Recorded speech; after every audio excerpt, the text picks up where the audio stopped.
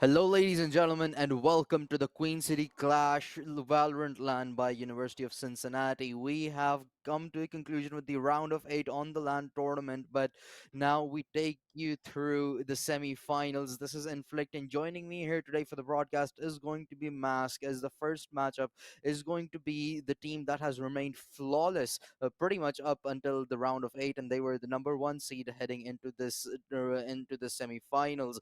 MBU Spartans, we're now going to have a face off against KSU Gold, who are now looking for revenge. Mask, how are you feeling about this one? How am I feeling about this game? I'm actually feeling quite excited. As a former player, I played against this MBU squad before. I played against the current and the previous iteration. Honestly, I like the changes that they have. They have a completely different new roster now, but they have some very individually talented players, and I think that they've had a wonderful showing here. Only dropped. I don't even know if they dropped the map in groups. I think maybe dropped like one. Guys played so solid. And honestly, like I cannot wait to see what happens the last match as well against Miami University for MBU. These guys, I will say Miami, they technically did go 0-3, but man, they showed out today. And that was such an incredible game. But MBU has a different level of composure that sets them a little bit further apart from the other teams. Similar to KSU as well. Them against UMBC, long-standing friends with some of the members on that team. Man, they're a very respectable squad. I saw them at DreamHack, and it was very unique. It was very unique, honestly. Very good game style. They have good players, very solid mechanically. Both of these teams are going to have a hard matchup. Honestly, this will be a close game, I think. Yeah, it realistically could be because yesterday MBU they had not lost a single map. However, in their game against Miami University, Miami ended up showing that gods do indeed bleed because Miami were the last seed heading into the round of 8, and they are the only team that have taken a map away from MBU Spartans. But now it's going to be KSU's turn to try and sort of upset here because still, regardless of that one map loss, MBU Spartans just sort of have to be the favorites heading into this bracket to win the whole thing out because again they hadn't conceded a single map against anybody yesterday. They were up 6-0 by the time the round robin came to a conclusion, and they had faced off against KSU Gold yesterday as well, and they sweep them out 2-0. So this, in theory at the very least, should be an easy round, semifinals for MBU Spartans. However, things may change as we are now in the semifinals, so the stakes are all the more higher. And KSU, they if they step up their game, there may be an upset on the cards. True. Some teams actually do step up to the plate whenever there's pressure. They are ready to take this fight. And I don't know, KSU might be that type of team. MBU might be a team that just falters under that pressure. So it really all depends, who's showing up this day and who's feeling more prepared on the day. That's really what matters. New reset. KSU Go could really take this. Yeah, they absolutely certainly can, and the teams. Meanwhile, as they prepare, something that was absolutely interesting to see from the side of MBU Spartans was their consistency, even while having a six-man roster. Yesterday, we witnessed one of their games on stream, and they played two different duelists. Two different players were playing the duelists on both of those maps. So I believe it was Seal that stepped in for map number 2 on that Waylay on Road and still absolutely blew out the competition. So to have such flexibility and versatility in your roster that you can just have a player step in and then still absolutely take over the other team when the other teams map out very comfortably as well speaks a lot about their individual prowess as well as how comfortable they are with each other as a team, and that can be really dangerous for their opponents. Exactly. And I did talk throughout the entire tournament because I've been also handling some of the graphics on like Twitter and all this type of social media stuff. And I was talking to some of the players on NBU and specifically Silly Seal because again, them and Zeke are doing like a one in, one out type of thing where they're kind of playing that six-man role and they're just like stringing out depending on who's like performing or who's feeling it or who really wants to play. And it's usually distributed evenly. But you know, it's interesting. You don't really see rosters like that very often because you want team chemistry and you want to have everyone have the best chance of winning possible. So you want the same five every time. But they've shown that no matter what, no matter who's playing, no matter what set of players it is, they can still show up on the day and perform. And if one of these guys isn't feeling it, sure, let's just go put Seal in. Let's go put Zeke in. And honestly, they've been pretty successful with it. And I don't know, this is something that you have never seen. Like, I mean, I've seen in APAC where someone like DRX might be playing that six-man roster, or T1, I believe 24. They played a six-man roster. And I mean, T1 did eventually end up winning a Masters event. Obviously, not with the six-man roster, but with Yeah. players that were a part of it. So it's like this can be a winning formula for some teams, and it might be something to look at. But again, like you said, versatility and also impact and performance. I think they've showed up on the day so far, and obviously they've had no issues because they did not drop a single map yesterday, and they've only dropped one to Miami University, which even though they went 0-3, they are a very respectable team. I will say that much. Yeah, that they certainly are. And given we actually had a moment of we had an interview with the players from MBU Spartans yesterday as well, and in that conversation we tried to get into their heads and see how exactly is it that they operate. And from most of what we could gather, it was just was plainly put that they were just winning out their duels. There was no thorough strategy to their rounds. They just preferred being consistent, being comfortable with how the roles that they're playing, with the positions that they're playing, and just winning out their duels. And I guess that is also something that allows them to have that six-man roster. That sure, team chemistry is absolutely important. You cannot win without it.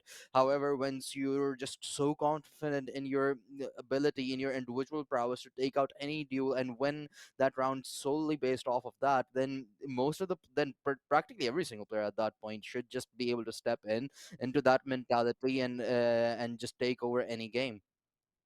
Yeah, and honestly, I'm excited to see this, and I believe our match will be ready shortly. And I'm super ready to just hop in. I'm ready to just see, with this game plan of just going in and shooting, how is it going to work again with a team like KSU Gold? How can they actually come back and sit there and be like, we lost that one map, we lost that one match, and it was a blowout too. It wasn't close, but how can we recover? Because obviously they had other games that Yeah. they won, and other games where they did well in.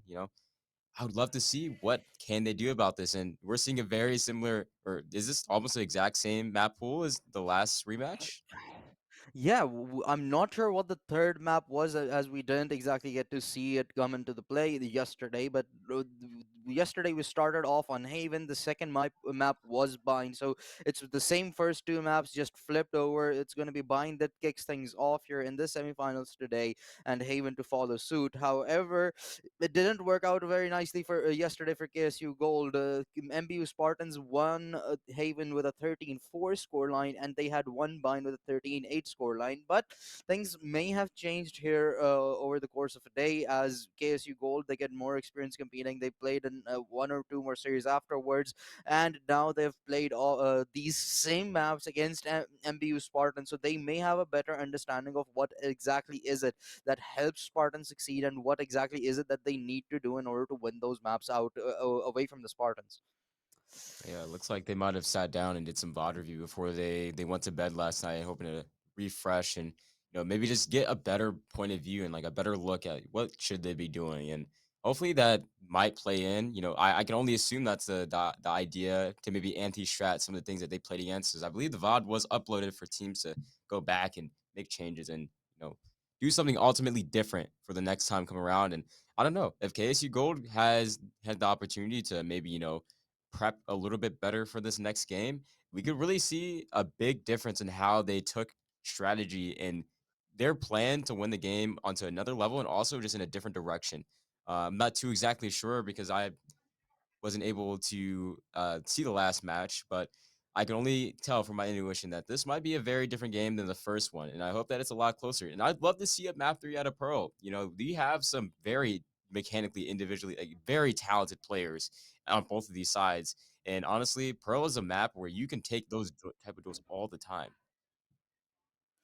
Yeah, it certainly is, and with the recent changes and over towards the A side, it certainly can be interesting. However, it's going to be Abyss. That's actually the third map, and Oh, Abyss gotcha. also recently got changes.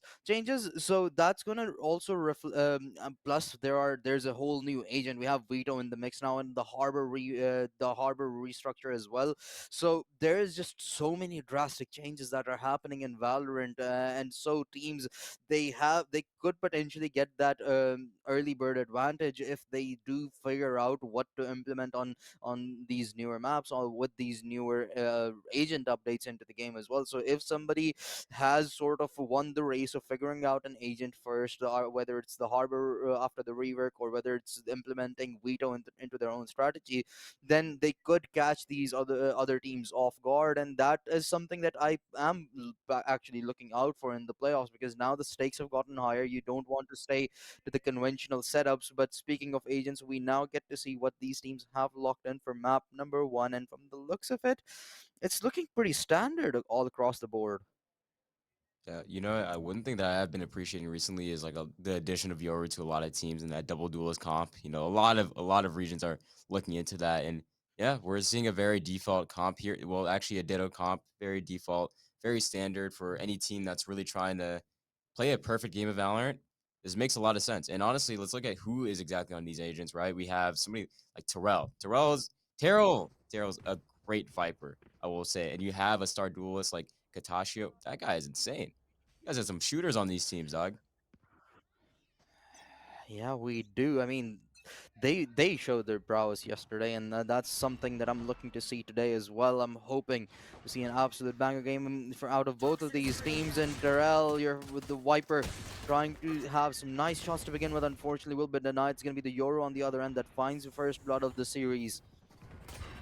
The Viper wall, as it fades away, it's going to allow the rest of MBU Spartans to flood onto the side, but DSNI, God, he's DSNA found three. backside Katashio does area, get the just really trade. out wide. That's beautiful. Katashio. We started this round with like a 4-1 walk up B long faking A almost. It's very interesting. Had the entire side of KSU just walking down and taking that gunfight early. But now we're in this 4v1 situation, and honestly, there's not a lot to be looking forward to here. This round is basically dead and over, but that was a very interesting start of the game. Very big bloodbath, and honestly, DSNI was doing a great job at controlling the space. Fighting on site bind is very difficult. These angles are so hard and cut close just for you to take these fights. Barely any winning ones, and Kitashio swings out and unfortunately is not able to get anything. And now that leaves KSU up one. They're winning this. They're winning the map right now. Yeah, after a good start, and that's something what that you're looking to do against a team like MBU Spartans. You want that, you want to build up that momentum very early on, and you want to keep it flowing and snowball it into perhaps a good lead to begin things. Because once MBU Spartans they start to fire on all cylinders, it's gonna be difficult to put a stop to that. So you want to shut them down early on and have a fantastic start. Keep your get your confidence flowing, and just ride that wave to victory. Yeah, and now we're seeing on this anti-eco or taking fights early. Getting one able to TP out. That actually was very close. So you had 5 guys just sitting, or 4 guys sitting near shower, swinging, taking that fight. And honestly, that could have been really bad. Actually, imagine if DSNI doesn't even get anything there. He just dies, and then that gives somebody an outlaw on the side for MBU, and that could have been very dangerous. But thankfully, he gets out alive, and there's no sky on the around the map either. I think that's something interesting that a lot of teams have been implementing. Just Oh, no sky, One just simply enemy fade. And remaining. now we have Strike down A. Apollo shooting through the smoke here, and we're just gonna close out this game. Close out this round pretty damn quick. yeah, those two frags from Mist Hollow were pretty sufficient to just decide the fate of this round, and an easy round victory from the side of KSU Gold. There was practically nothing that the Spartans could have done to try and infiltrate the side out. However, now the game actually begins for the Spartans as they get their hands onto the preferred rifles. So far, collectively, the Spartans only have one frag, that too on Katashio, while the rest of the squad has not even found anything out of their guns. But they look to change things up and put their first round on board with those rifles. Yeah, and now we're starting to see some heavy long pressure coming here from the Yoru and the Viper. Trying to take down this long control, playing kind of a in switch area, but actually over towards Shower, Polkin is able to get one through the smoke, or I believe that might have been some type of attempt at a crunch, and DSNI going through the TP, looking for something early, not able to find anything, and now it's up to Quacky in this 1v, basically a 1v4 over at this B site. They're about to start flooding out pretty soon. People in Garden, people in Hookah. The nade coming out back site, he's getting swung, and unfortunately dies to the nade, and now this is a strange situation for the side of KSU. There's not really much you can do, Oh, but he's now able to deny one back side, getting another turn to DSNI! Bobby, but unfortunately gets taken down by Katashio. And that actually was a pretty successful eco round for the side of KSU Gold. Being 3 guns out is pretty good.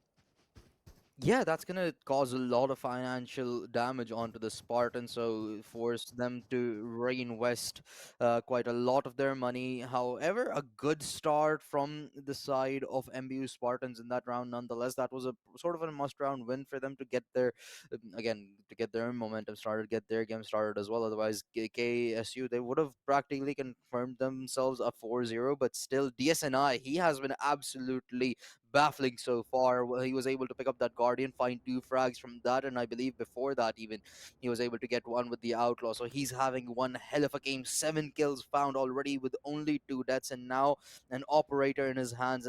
He could be absolutely lethal with that unbind. Yeah, honestly, that's a good point there. Bring out that operator, but also, NBAU barely able to scrape that round out. Only living with two rifles is gonna hurt your economy, right? You're not gonna have a lot of money for this round. If these guys lose this round, then they basically do confirm themselves forth. But Sagi still actually swing out, able to get the one towards B long here, and that opens up the door for a potential B hit. As we only have the site anchor here from Blackie. What can we do here from this backside anchor? He's not able to get anything last time, but is anything going to be different this time around?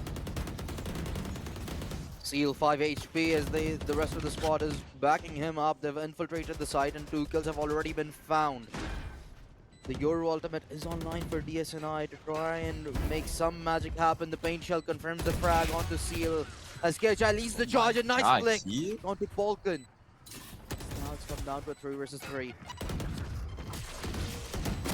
Another kill with a nade, and the Euro TP actually comes out, but fortunately, Terrell is able to get two, and wow, they actually do get to close out that round. That was looking very dangerous. Key was able to get those kills from the nade, two separate ones actually, on people that were low or sitting in quarters, and that actually opened up the game, or opened up the round for a potential win, but thankfully, Terrell and his teammate on MBU are able to close out that round and actually get things a little bit closer.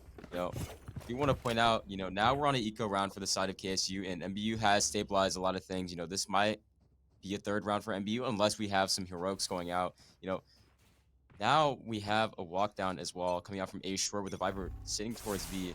Pretty interesting default round here. We're playing very slow from the side of MBU, going for these pushes, and now we see that they're running it down. They're literally just running it down A short, able to get 1-2 for the 1-1 trade, and now you're in a 4v4. What do you do here if you are the side of MBU?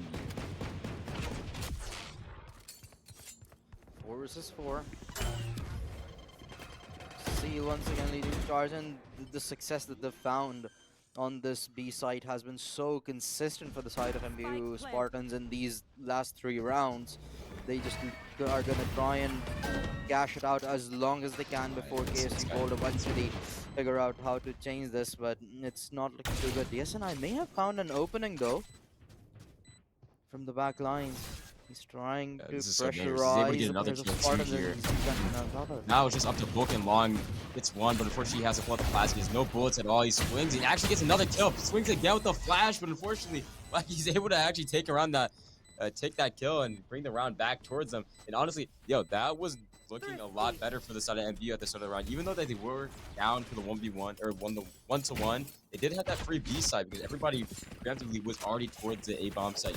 They had easy access. They could have set up a really good post plant, but that hookah crunch coming in and the long crunch well onto Polkin, just the two players alone, just running up and able to get that frag and secure that was big. And DSNI also, just saying, Disney was able to take his fights and win all of those fights and ultimately open up the round. And that's because they got that one kill. They got that one rifle. And man, he is fragging right now. 10-3?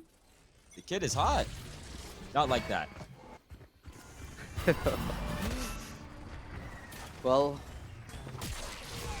may he remain high on that scoreboard.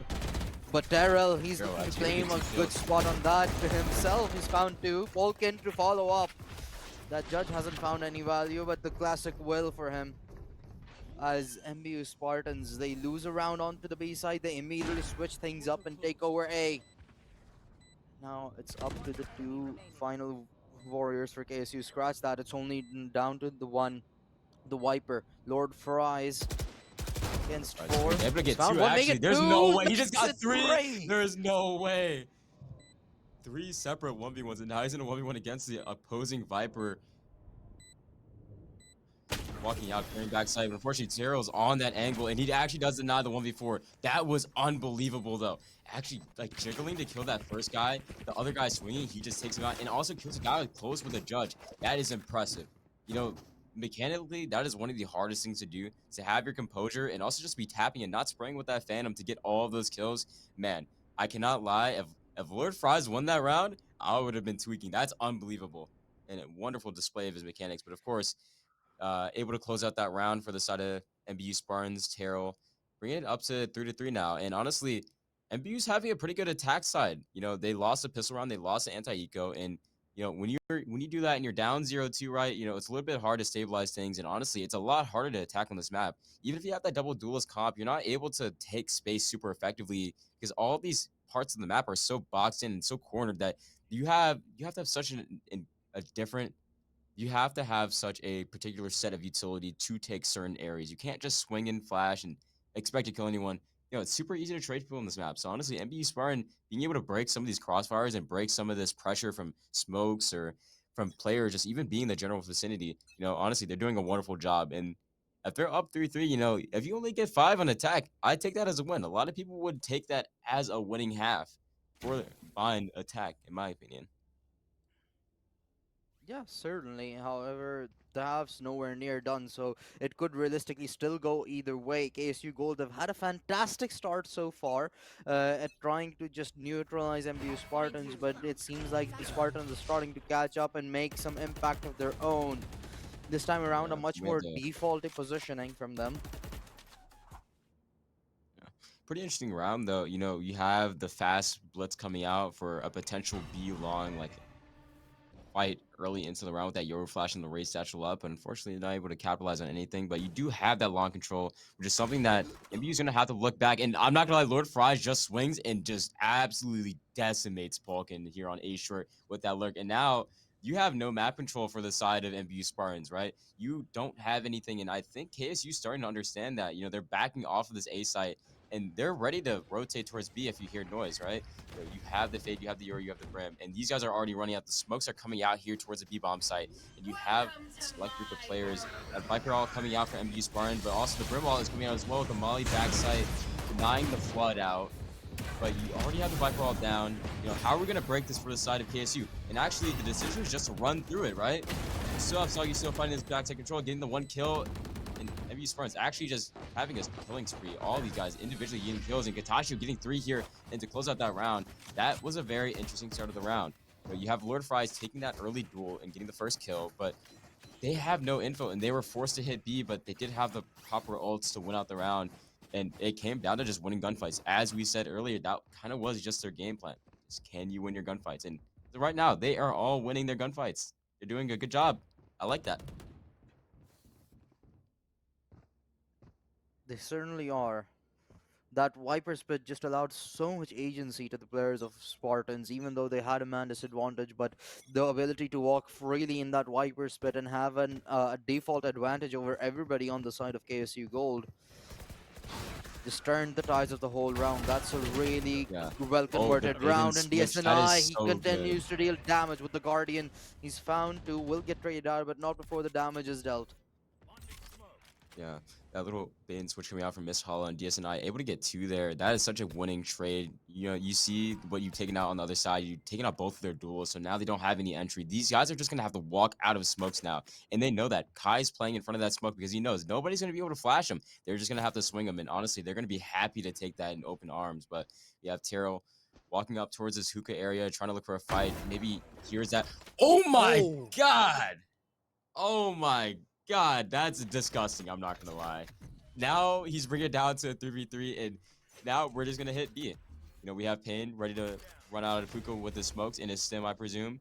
Molly coming out, clearing that cubby area, and now we see, hey, there's one guy here on site, pops that wall too.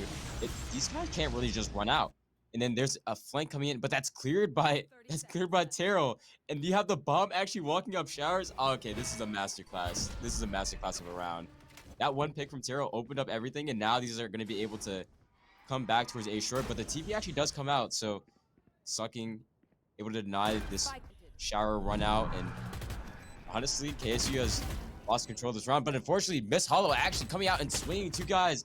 Other guy short 1 HP now. Miss Hollow looking for the third to end out the round. And the Molly misses. They hear that. And Lord Fries actually picks up the kill. I'm not gonna lie, that round looked like it was over about 3 different times. That is unbelievable. It certainly is, but a really nice clutch from Mist Hollow in particular, finding those two frags, dunking the final Brimstone as well. So MBU Spartans, they still it, it's not like they're feeling uncomfortable on the map. Their movement is still very unrestricted, and they're moving about as they please for the most part. But Kessie Gold is starting to get them in check as well simultaneously. So this round, this map, I would not be surprised if this goes to the very ends of regulation or perhaps even in OT from the looks of it, because at this point, both of these teams are just trading blows. Yeah, and honestly, a lot of these rounds, I feel like they are so much more decisive, but both teams are making these hero plays and just having individual rounds where they are able to get these frags and able to take space in such ridiculous ways that doesn't even matter. But opening up this round, we have a fast A pop here. Soggy Seal running out. Everybody is stuck right now. And the all is actually getting popped out because you know one guy is outside shower. Key, is he going to be able to live here, or is Soggy Seal actually going to be able to run out, or even just randomly shoot this in the corner? But looks like they fall out, and now we have the rewrap coming out through late shower because they're presuming like, hey, this guy probably left. He's not shower anymore, and don't we have the Razor Roomba? We do figure out that he's there, and now the ult's getting popped out, and Soggy Seal is fortunately going to get caught out by that. And now we're able to start the retake. High swinging out and put your keys swinging out, not able to get anything. But the rest of it, the rest of KSU is able to just swing out and get kills. DSNI on that late flank here, coming able to collect those 2 kills on short, and MBU not able to play any with any of their ults or any of their utility. That round got cut short, and honestly, that was a really good example of how not only pace changing sometimes can be a little bit difficult when you have that double duelist cup on the other side because these guys are ready to take space and ready to take those risks in flanking, but also a lot of gaps are opened up when you don't have that Cypher, when you don't have that Killjoy or Vito or any type of Sentinel that has info, you know, that gives you the downsides of the comps. And whenever you're playing against somebody like Disney, who's just shooting, literally just shooting today, he got the 2 kills. That round is, or he got the 1 kill, and Quacky able to get the other 2. And the round's over. It's just done. It's hard. Whenever you got good players on the other side of the board and there's so many gaps, you kind of just win. Presumably, if you're shooting, of course, and they're shooting very well today. I like this. Yeah, I mean, something that Spartans told us yesterday was just that the way they win is just by winning duels solely. And right now, it looks like they're not winning every single duel. In fact, it's KSU Gold in those end of the round situations, in those 2 versus 2s, 3 versus 3s. They're the ones who swing out, end up finding two, and go untraded, and that can be very dangerous. So this time out, very much understandable. MBU Spartans, they're gonna have to take maybe a little bit more diligence in their fights and be certain about their probability of winning one out, because so far their confidence, it seems like a little bit overconfidence in fact, and that's starting to cost them rounds here towards the end of the first half. Absolutely. And yeah, they have a core of experienced players who have all competed, whether it's GC, whether it's tier 2 or even tier 3. And, still, as a 5, you can have these issues where, maybe you're not feeling that confident, or maybe, it's a little bit stressful, coming off of a game where you're close to a team in Miami University. It's hard to keep that confidence. And now they're on an eco round and they're looking for duels. They're just taking 1v1s here. You have your player here fighting into hookah against 2 rifles, just swinging with the D, hoping to get one. And he doesn't actually find anything. And they're just KSU, but now we have people walking through this A site area, getting ready to maybe just look for a fight. Just having the strength in numbers here can really do a lot. And they're just walking through the Viper wall too. This is something that you can see very commonly. These guys are just walking around the map in big groups, just looking for gunfights. And obviously, they're not going to be able to find anything right now, but who knows? KSU might give up something like they just did right now. Pokken able to get one here. And now that takes all that UL control, and you can pop that ult and actually grab that rifle as well. So now they do have a rifle connected, but unfortunately, Key is able to get 2 here. Disney able to get 1, and Miss Hollow actually able to get the trade on Polkin after he was popping that ult and able to get that frag. And the Viper ult was committed as well this round. This is a done deal here. Not really much to say. We're sitting down long, able to save that rifle that you're or maybe they just had it from the other round. Actually, I'm not too sure, but able to save that rifle, whether it's a hero buy or a save, and we're just gonna take it into the next round and cut our ties, count our losses. Yeah, it's starting to look dangerous for MBU Spartans. However, this is KSU Gold's map pick, and given that now they have a lot more information about how exactly MBU Spartans play, given their recent matchup against them yesterday, so they're really converting on all of that knowledge and starting to pull some rounds. Yesterday, MBU Spartans had won the map out with a 13-8 scoreline, and so far KSU Gold they're only 2 rounds away from matching the amount of rounds that they had yesterday, and they're already in the lead. And there is a good chance actually that they might even hit the 8 round mark in the first half. Yeah, honestly, I want to say it looks like they definitely did their research. They have a much better game plan. They're taking space, they're taking duels in certain areas, and they're not afraid to take these duels either. And now we have a very big pace change. Polkin actually able to get the kill and the refrag on Soggy Still here, and it's just an A-pop. They're able to get the control. They go 2 for 1, and now it's a 4v3 for the side of MBU Spartan. But Key is still here on the site. They're waiting. They're tapping out the bomb. They're making sure that they are not going to die because of this. And actually, they decided TP. They call, hey, these guys probably over-rotated, but actually, Lord Fries is still here. Jumps out of hookah. Katashio able to get 1, able to get 2, able to get 3. Lord Fries actually I think that was a big blunder. I can't lie from MBU Spartans. It was a big blunder. They really counted on the fact that KSU was going to just over rotate, but Lord Fries stands strong and he's able to get 3 here, and now it's a 3v1, and we have Taro out hookah 1 HP. Lord Fries looking for that fourth and to close out the round and bring it up to 7. That will leave MBU on a bad bye for the last round. Bad buy and a Dang, disadvantage Lord heading into the Fries on second from the half. fourth.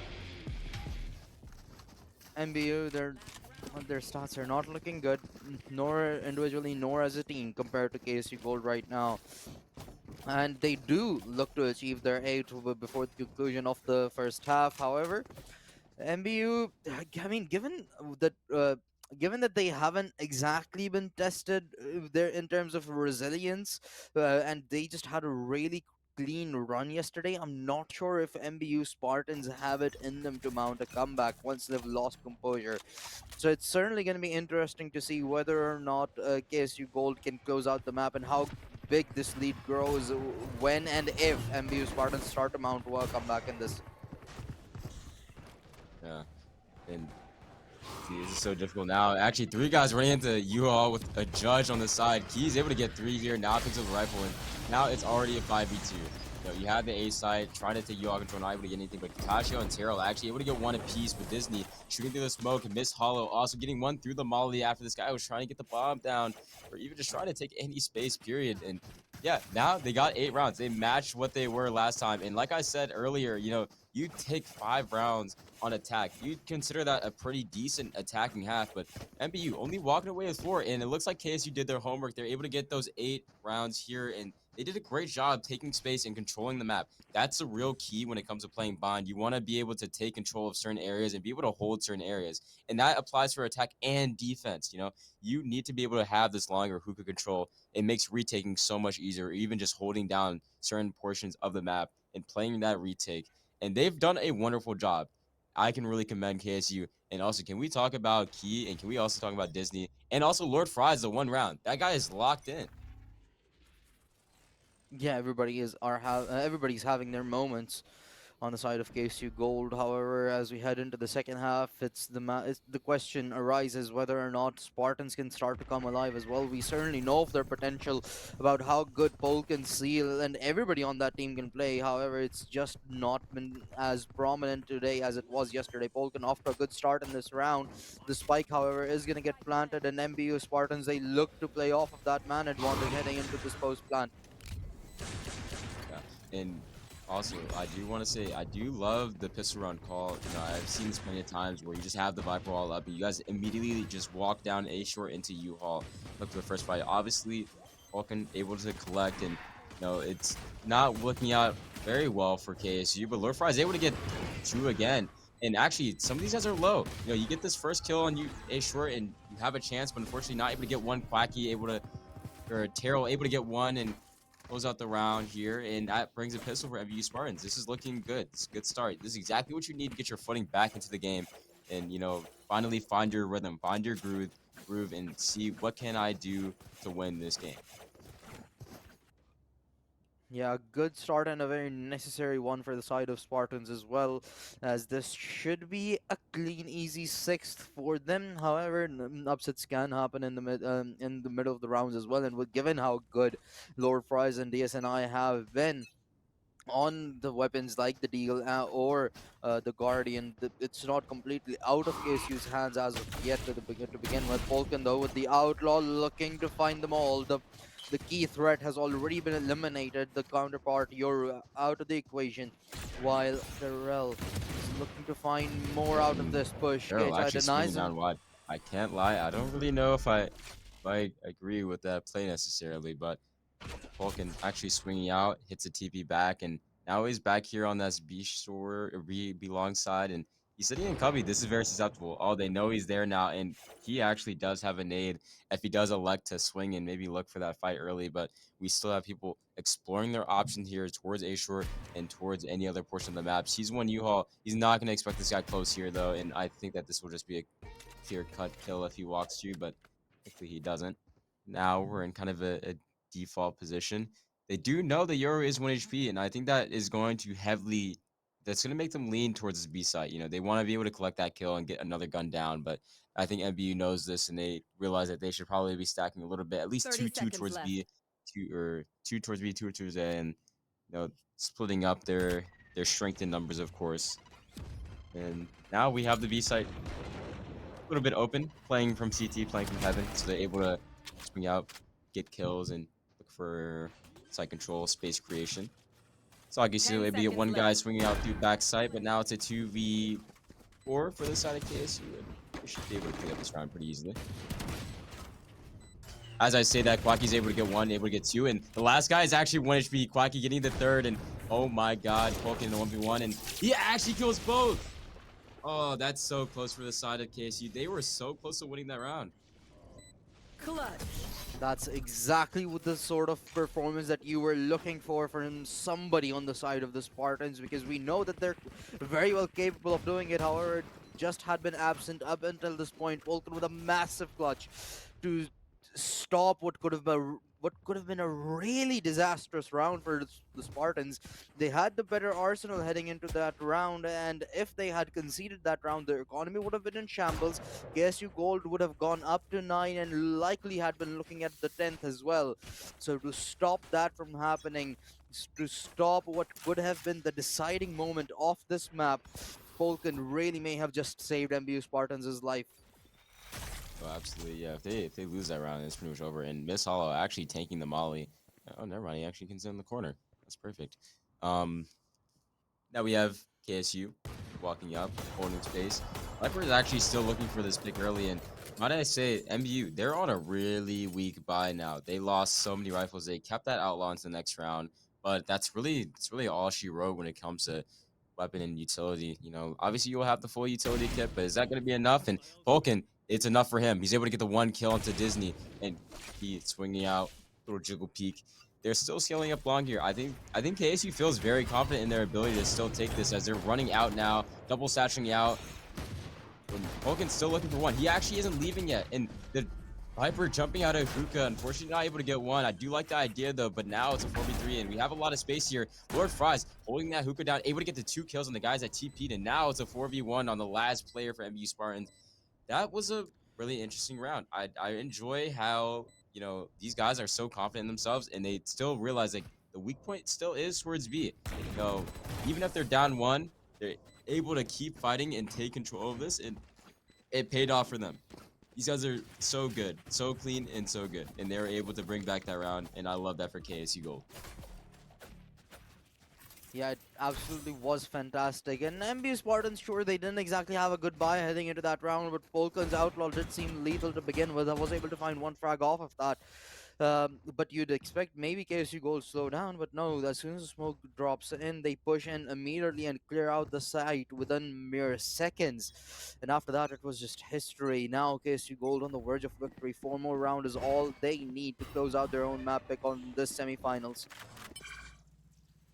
Yeah, and it's quite interesting, I think, for B specifically, because they realize that I think they already know there's just two players on B pretty much most of these rounds. And Viper wasn't trying to delay, but actually, as I speak about that, Disney is just swinging. He is just swinging, and he gets one towards Shower. Tashio, not too sure exactly what the game plan is, or what the rhetoric was, but swinging out. There's just a bunch of 1v1s happening around the map in literally every single place. Everybody is taking duels, and somehow KSU is just on top. And I usually have something to say about these rounds. There was really nothing to say except for the fact they were just swinging. And now they're taking a Push coming control. in. Disney Oh. flashing, swinging. Soggy still gets tapped, and Planted. unfortunately, it's a 4v1. Yeah, Polkan, he has provided his team with one clutch. However, will he be able to repeat that is going to be the real question. A Vandal in hand, and the likelihood of him being able to pull this off gets slimmer and slimmer as the clock ticks down and the defuse becomes inevitably possible. So he's just going to decide to walk away from this and hold on to that Vandal to try and work up some magic in in the next round, as KSU Gold have confirmed themselves double digits. Yeah, and this is kind of beautiful for the side of KSU Gold, right? This is exactly what they needed, right? They they needed to secure a footing. They really needed to have that start. They needed to have that, explosiveness. They needed to have the stability in which that they found.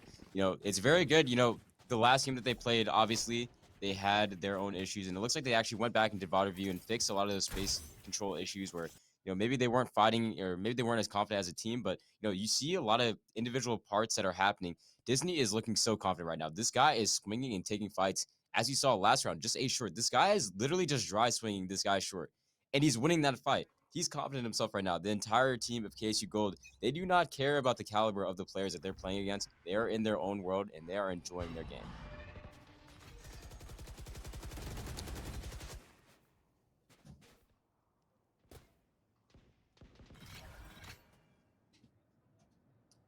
Now, as the round has started, we have a simple long control from the side of MBU Spartans with that deep B long smoke Yeah. to. Surprisingly, they weren't actually looking for the orb control. They might have or they should have some people on their old cycles pretty soon here. The Yoru walking up B long, and there's nobody there actually. They're able to clear that space and able to take that guard control. And now this begs the question, if there's nobody here, usually there's an op somewhere towards that cubby area or somewhere towards that backside. But actually, we have a stack over towards the A bomb site, and No. now it's a crunch. Miss Hollow being that solo 1-4 for Hookah. He is taken down, but man, we have the late rewrap.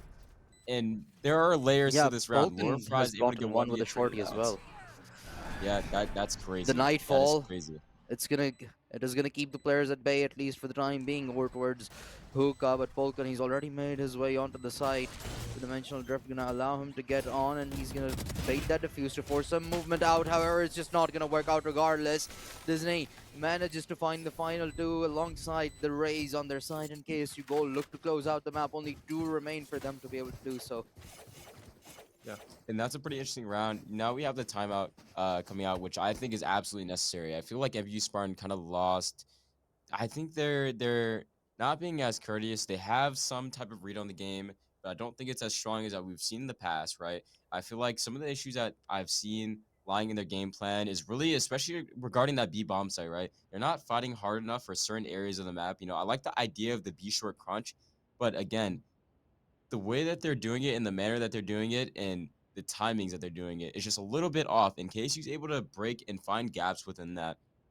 Um, but overall, though, I think that they maybe need a change in their game plan, right? Maybe fighting a little bit harder for that be long, or even just fighting for longer, keeping that control for a little bit longer. Maybe you're just playing two shower, two be long, and don't worry about hookah. You guys can hold hookah from garden. Don't maybe worry about A shirt a little bit. Hold for that U all swing because obviously you have the Viper on the other side. But maybe just changing up how you guys are playing and taking fights a little bit differently. We're seeing a lot of solo duels coming out, and I'd love to see MB Spar and be a little bit closer and be ready to fight with each other a little bit more often.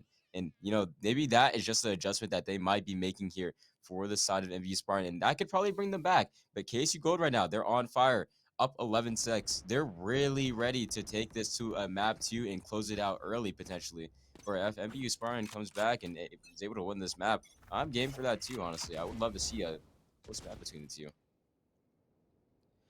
Yeah, however, it's starting to look slim, which is really crazy because given the stars that we had from MBU Spartans, you'd assume that MBU Spartans would have a really easy run in the semifinals in particular, given how that match went yesterday with KSU totally flipping the script and in fact having an even more dominant performance today in the semifinals on their own map pick. As they look to achieve map point, it's going to be the showstopper that takes Oh them yeah, onto the he's side. laying it down, Katashio, and he already first knows one what's to backside. He fall, actually and able to Kichai gets it ooh, that's so straight as good. off him.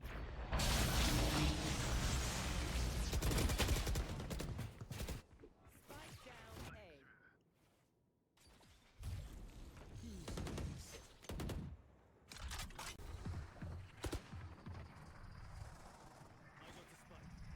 Two versus three, Okay, Spike picked up, and Disney's just going to make his way out. yeah, However, not really Lord too much. Fries is in a really dangerous spot. Yeah, this is pretty interesting. The thing is, he has no clue. Vulcan has no clue, and he has no right to actually have a clue there. And there's so many timings happening on timings, and will either of these guys know? No, neither of them will know. This. Oh, actually, we do know now. And able to get one actually is Terrell. And unfortunately, Disney's able to get the other kill. And now, okay, listen, what read do we have? Actually, it doesn't even matter. You don't have a lot of time. You're just gonna have to get this bomb down immediately. And it looks like we're ready to swing. Pain. Disney actually able to win out the clutch. Oh my god, there's no world where he should be winning that. Match point. Oh no, no, no, Oh, no, well, no. Pain not able to kill him. That's not good. That's not good. this is only getting worse and worse for the side of KSU Gold. Sorry, Yeah, for the side of it's Spartans, as KSU Gold are looking good. the KC But Gold are looking honestly, so fantastic. yeah, my brain just sort of automatically defaulted to KSU Gold having the worst start because that is what I came prepared to look at. Given I was not expecting such an outcome with Spartans being down by 6. Yeah, I'm not gonna lie, he's on the edge of the smoke right now, and he's ready. They're ready to fight that. Disney just swings through, and yeah, boom, they just have a short control. And man, I can't lie, these guys are feeling so confident. That last round too. Now we're seeing these guys come to fruition and feel super confident in themselves. Thankfully, though, MU Spartan actually does have some shower control here. They're playing properly. They have space control. It's gonna be hard for KSU to plant this bomb. There's so many smokes around this map. And there's a gap in the smoke, actually. Lord Fries is holding it, and he takes down Pain. And now it's a 5v4 for the side of KSU Gold. Trying to find to U-Haul. Soggy Seal able to get one, and now we have that showstopper now. Let's see what we can do with it. Disney is holding U-Haul. They hear one close. Do we like to take this with the showstopper? Yes, we do. The Viper Ball comes out, and he's able to get two. And Oh, actually, A. 3 for the round. Soggy Seal. The Viper Ball's already down, and it's so winnable. Miss Hull actually able to get two, and now it's a 2v2. And my God, this is a close round. 30 seconds We left. have could one realistically go either way. Yeah, one player walking back from A short, one guy clearing out pocket, playing around that ult, and now they actually make a wonderful read. They're like, hey, both these guys are probably here towards this A site. Let's just leave and go back towards B. And now we have Terrell trying to follow that trail here, actually being the molly, but oh, he misses it. Miss Hollow, swing, able to get Terrell, and yeah, now it's a 2v1. And honestly, this is going to be Spike so hard for him to planted. win. We know he's through the TP. Guys, just play the drop, play the cross, and then the round should be over. But it's Katashio. This guy's nice. Gets one, all comes through, and yeah, that's game. Miss Hollow, able to get the last one. Yeah, that This you orbital strike to conclude things out. It was absolutely fantastic seeing that turnaround from KSU Gold, given how yesterday's performance was. They absolutely blow MBU Spartans out of the water, and that too within a very unexpected result. I was expecting that if KSU Gold were to even win this, it would have been a very close scoreline, similar to like with both teams hitting double digits. However, a 13-6 victory speaks volumes about KSU's potential in this playoff.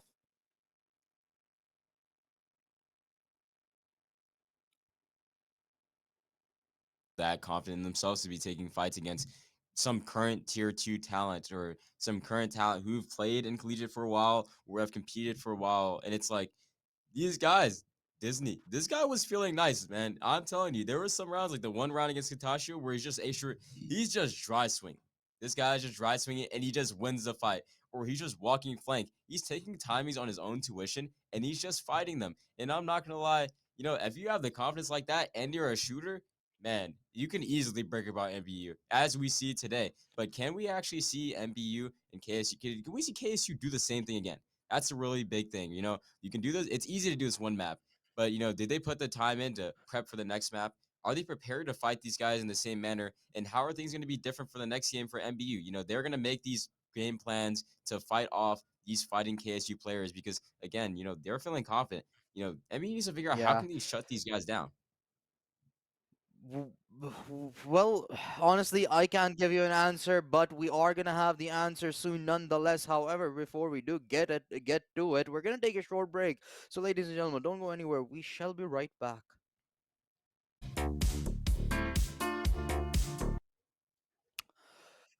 Welcome back, ladies and gentlemen, to the Queen City Clash by University of Cincinnati. We just saw an upset for the map number one of the semifinals, where KSU Gold have taken their own map pick against the Spartans with a in a very decisive fashion as well. A 13-6 scoreline to kick things off here. But now it's time for the map number two. We're gonna be heading on to Haven, which again is the Spartans map pick. Mask, do you see a 2-0 happening, which in itself would be a really drastic upset, or do you think that there's a reverse sweep on cards? That's a really really good question. I'm not gonna lie to you because of the fact. I mean, okay, listen. Whenever you have a team like Kennesaw, which they just looked really good mechanically. And the thing is, they bested MBU on their own game plan. So whenever you have a team like this who is like just they're going head first into whatever it may be, like just taking gunfights and actually feeling confident, and they already are a pretty solid team. I could see a 2-0 like really realistically just being on the Haps. I mean, I feel like it's very possible for KSU to sit down and just win all the gunfights, but now we're looking into the agents. Like this is really where it gets interesting because now we have another double duelist comp, and man, I'm extremely excited to see this. We have the Waylay Yeah. and the Yoru coming out. Hey, Pain's Yoru is nice, and Zeke's back in the lobby too. This is gonna be an interesting game. I can't lie, guys. It certainly will be. However, I'm really intrigued to see how Spartans utilize those double dealers. They have the Waylay and Yoru, but arguably one of the most aggressive duelists that they're on in the game, combined with the Jet and the Rays. These four have to be the fastest duelists that are present. But we're gonna have to wait and find out how aggressive they decide to take it. For the time being, they're just slowly creeping up onto the seaside, and there's only one player to try and hold on. Quack, he's found one, but will be immediately traded out, and the spike shall go down with ease. Yeah, and now we have a 4v4 coming out for the side of KSU goal and that retake, and they're in pretty good position. They have the breach, so they do have good flood utility. Honestly, MBU Spartan's gonna have a difficult time to be fighting, but they are fighting ahead of this at the garage door. Lord Fry is able to get one, dashes in key, not able to get anything as well. And actually, MBU Spartan, now they're coming back. They're able to win all those gunfights here and just fend off of that push. And it's a lot easier on that pistol round whenever you just have a bunch of guys facing on that post plant, and they're able to just get the kills and collect. And now that leads us into that 1-0 anti-eco round. MBU Spartan, they obviously should pretty easily be able to come out this pretty fine, given that they don't get one tap again. Yeah, MB Spartans, a much needed start to this map here with the pistol round victory. However, KSU Gold, we've seen some really nasty headshots with those sheriffs. So if they are able to walk away and deal a lot of damage in terms of the finances and lives onto MB Spartans, then we could see a shift in things very quickly as well in this map as well. However, a good start for the Spartans at the cost of one life as they look to infiltrate the A site. Yep, and we see that slow default coming in on that side of A short. That's exactly how you want to be playing this round. And oh my god, Oh! if I can able to get one, and I was about to say if he gets that second one, I'm not gonna lie, this round is very dangerous at that point. But he does get traded out, thankfully. We have Lord Fry swinging out. Vulcan able to get the last two, and yeah, they're able to clean up this round. Not that bad. They're only losing 2 rifles there. Or I believe that they had like kind of a fanatic buy, so the rifle should be Yeah. recovered. And now they're in good hands. Yeah, Polkan's dive not been primed. I think there's a really good chance that Quacky actually ends up finding both of them. So that dash quite literally saved Polkan's life and may have saved Spartan's round as well, as Polkan was the one that concluded the round out with the final two frags as well. So a 4K delivered uh, from him to push Spartans off to a really, really good start. But now with KSU Gold getting their hands onto rifles, this could turn dangerous. The Outlaw from Pain getting shut down very early on, but Zeke to equalize. Then one thing of note to change, we have Disney actually playing that Spike. playing the Omen this time instead of playing the secondary duelist, which we're swapping the roles around. So things might be I don't know if they're a little bit uncomfortable. He's gonna shoot the same, but actually, as I say that, Ben Hollow swinging out wide early, dying to Polkin. He able to get that trade, and now we're in a 3v3 here. Bombs planted for long. We have one outlaw on the deep right angle. Books are coming out as well. How are we actually going to be able to come out of this alive? Keys swinging out wide, getting the kills Oh, here, and actually that is insane. That is actually kind of insane. And now they find Pitachio's long, and he's able to get one, and the bomb will be able to get defused, and now that's going to lead the first round for the side of KSU Gold here.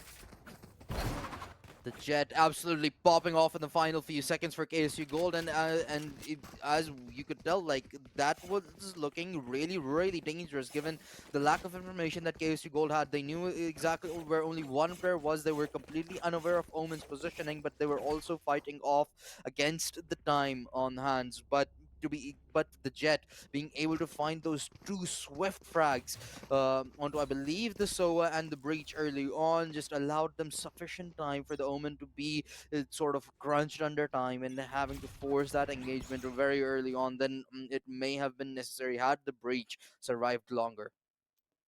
Yeah, and now we're seeing another slow default this round. Disney actually able to get another kill on this guy fighting up long, and Miss Hollow also walking up a double walk up A long with P and Miss Hollow. I actually really like that play. I'm not gonna lie to you. Able to take that space a little bit late in the round, and now they're able to back off, and they realize it's a 5v3. Hey guys, we don't have to overextend. We don't have to look for any more fights. We don't have to look to overextend, and we're gonna just play that crossfire on site with the long. A C2 stuns coming out, and MBU Spartan's gonna look and try to take some gunfights here, but this round is practically speaking all done and over. He able to get all three actually, just a nice Oh little my cleanup god. 3K with the knives, and that's a beautiful display of his mechanical gold, right? You have a guy like this who could just go out and shoot people. He's just gonna go ahead and do it, and they close out that round, and now that puts MBU, I believe, on an eco round, or at least close to it, with that Whaley ult coming in as well. Ult cycles are coming in. We're gonna have a big ult round soon, I think. Yeah, we certainly are. But before that, KSU Gold are actually they may not even be too worried about it, given how good the Jet is playing right now, and we've seen Disney have his moments as well. With and MBU Spartans, they did have the way they're showing up big time to kick things off here, but now with ever since the rifles have gone in the hands of KSU Gold, that sort of has been neutralized as well. So KSU Gold keeping that momentum going from last map, and they're carrying it forward onto map number 2. So if this keeps up, Oh Spartan's my likelihood is not god. looking good, and He's Vulcan, actually just running what it a down. That shot! is unbelievable. Yeah. There's no way this guy kills. I don't actually know how that genuinely kills him there, but that was beautiful. Double dash into the garage door, and he's actually not punished at all. And he's able to get the kill on the Eiko, and now this opens up the opportunities, right? The land opportunities where you have this way though. You still have the Omen ult, of course, too, if you really need to rotate. And it's like, what? We're in a 5v4. We do have bad guns, but we might be able to. I don't know. They might be able to recover this gun from window here. They might be able to pop that ult and actually take more fights. And actually, Lord Fies just swings, and now that's over. Omen ults backside, sees the other guy plat, so he knows that he can't necessarily go out. And actually, KSU might be kind of reading this, right? They're not overextending. Actually, as I say that, their Jet is leaving now, 30 but seconds now they're left. hitting onto this A gun site, and unless we have something to say for it, the Silva's still backside hell, able to get two here. Quacky, he's able to find his mark, leave his mark here, and now it's a 3v3, and they still don't have guns. They're gonna have to wide swing this guy hell. Jumping swing, G2, but Quacky able to get two more, and now we're in a 3v1, and he actually shut down the round and saved KSU in their lifeline. Polkin swinging out, looking for a fight, but unfortunately, the round's basically over now. No time, almost have to live here, and he is able to get the last kill and close this out for the boys in blue, or boys in wasn't gold actually, not even blue, in gold. I love gold. Who doesn't, given the value that it has? But right now, it's actually Quacky. That was absolutely golden for KSU right there, having found out those four frags when it looked a little troublesome for the side of KSU. But Spartans, they did not have a proper buy heading into that round, so to be able to walk away with any financial damage or stress that they could land upon KSU, they must be at least a little bit happy with that. However, having conceded the lead on their own map pick, that certainly got a suck in. MBU Spartans, they cannot let this go on for much longer. KSU Gold are playing absolutely out of their minds today. And we have an A-long default here, the Brooks default to take that A-long control here for the set of U Spartan. It's an anti, usually you're doing this default in case there's actually an op on the board. And that was a realistic possibility, but Key, I'm not gonna lie, this guy is frying everybody on uh on Jet with his just with the rifle. He doesn't need an op. But now they're running out, and I'm not gonna lie, KSU is already here with open arms, able to get all these kills with the three guys here standing here. And yeah, honestly, they just have perfect crossfire set up. They did not have anybody really making any pressure towards short, really, or at least got canceled down really early. So these guys fighting short, they have that control. They already are graffiti. They already are backside, and they're already on this like close stuff angle. There's nothing you can do. MBU is just trying to hit with limited utility, and even though they do have the double duels comp, where they should be going out and taking duels early, they're not able to find Yeah. anything. Their spacing's a little bit off, and it looks like they're just not prepared to take some of these fights, and they don't have enough space to take some of these fights sometimes, and they're kind of forcing the issue just a little bit too much. Yeah, it certainly isn't working out for them so far, but I think a really good counteract from the side of KSU Gold to try and nullify those two duelists out are the initiators. They went with that double initiator setup, and that breach just being present with those flashes, with those fault lines and aftershock to try and hold that aggression back and try and set up the jet actually in order to allow KSU Gold to themselves be aggressive, to themselves prepare them to be prepared to take that fight head on and bring the battle to the Spartans, puts them at a much better advantage. Yeah. And honestly, that's really the key thing here, right? You do have that double initiator, and if you're prepared with that double initiator, you can make a lot of trap setups or even just have utility for the flood against this double duelist. They do have a Yor and they have a Waylay, which can definitely mediate and actually get past a lot of the utility, but it doesn't matter whenever you have the right people on the right angles and that forces them into taking a fight in a way they don't like. They're just gonna win that fight 9 times out of 10. And it looks like Casey Gold knows that, and we have a setup over here. Breach backside B, getting ready to ult actually. Vulcan able to get the kill though before that ult comes through, and now, KSU still going to be getting ready to flood out, and Kane stays on site, not affected by the ult, able to get one rifle here, and now we have two rifles. One still backside, of course, not able to be received. So actually, it's more as like they have one rifle, but they had Terrell lurk up towards this A bomb site, and now they have a good post plant in the works. They do have the silver ult as well, but again, we had this happen the other round, and we had Spike Quacky planted. actually sitting backside, able to get 4 kills, and you close out the round. But now you don't have the luxury. What are we gonna do to break around this crossfire and graffiti in hell? What are we gonna do to kill the guy default? Can can we win this round still? Can KSL still win this round? I wouldn't put it completely past them. However, with Zeke finding two, it's now gotten out of KSU's hands as the KJ is the Yep, lone and warrior surviving, and it's only a matter of time before they fall. Zeke is looking so nice right now. Little 3K with the Spectre. He's looking really nice right now. Little 3K. Him coming in for Silly Seal. Not looking too bad right now. Even though he is down one in the round, and they're on the attack side, which is a little bit notoriously difficult. But this is a pretty even map. Um, Nobody's looking bad. Nobody's looking that good. Actually, I don't know. Key's looking pretty good right now, and Falcon's looking pretty good. They're looking really good. But both teams keeping it close. Yeah. Yeah, he has had a monstrous performance so far, and he is looking to replicate it with that operator. His positioning still unknown, but that's gonna give it away. Unfortunately, the shot missed as well. He will eventually re-engage. Actually, never mind. Spartans, they heard the shot and they do not want anything to do with the operator, so they walk all the way towards the A side. They spotted two players towards C, so they want to make this as fast as possible They're clearing out, I get clearing it. out I the get it, closer MBU. You know, if angles. I saw Key on the other side, bro, I would have left too. Can't lie, that guy's frying right now. Yeah, Who's next? that too with an operator. It's only Oh gonna yeah. make matters so much more worse. But a lot of information Now gained off of this that dimensional drift. But Zeke out with the ultimate. He's found one. However, Quacky was able to get another, and KSU starting to this book's gonna shut get the one. Oh, he Spartans gets it. out. Oh, yeah, that's nasty. That's actually nasty. Terrell actually getting the trade though. That was a 3v1. And they're just holding the bomb. Triple up long. Yeah, it's a bar. Now this round's basically over. No, they wait. They're Talk to me, anticipating this Terrell. push. No, Well, now here we go one.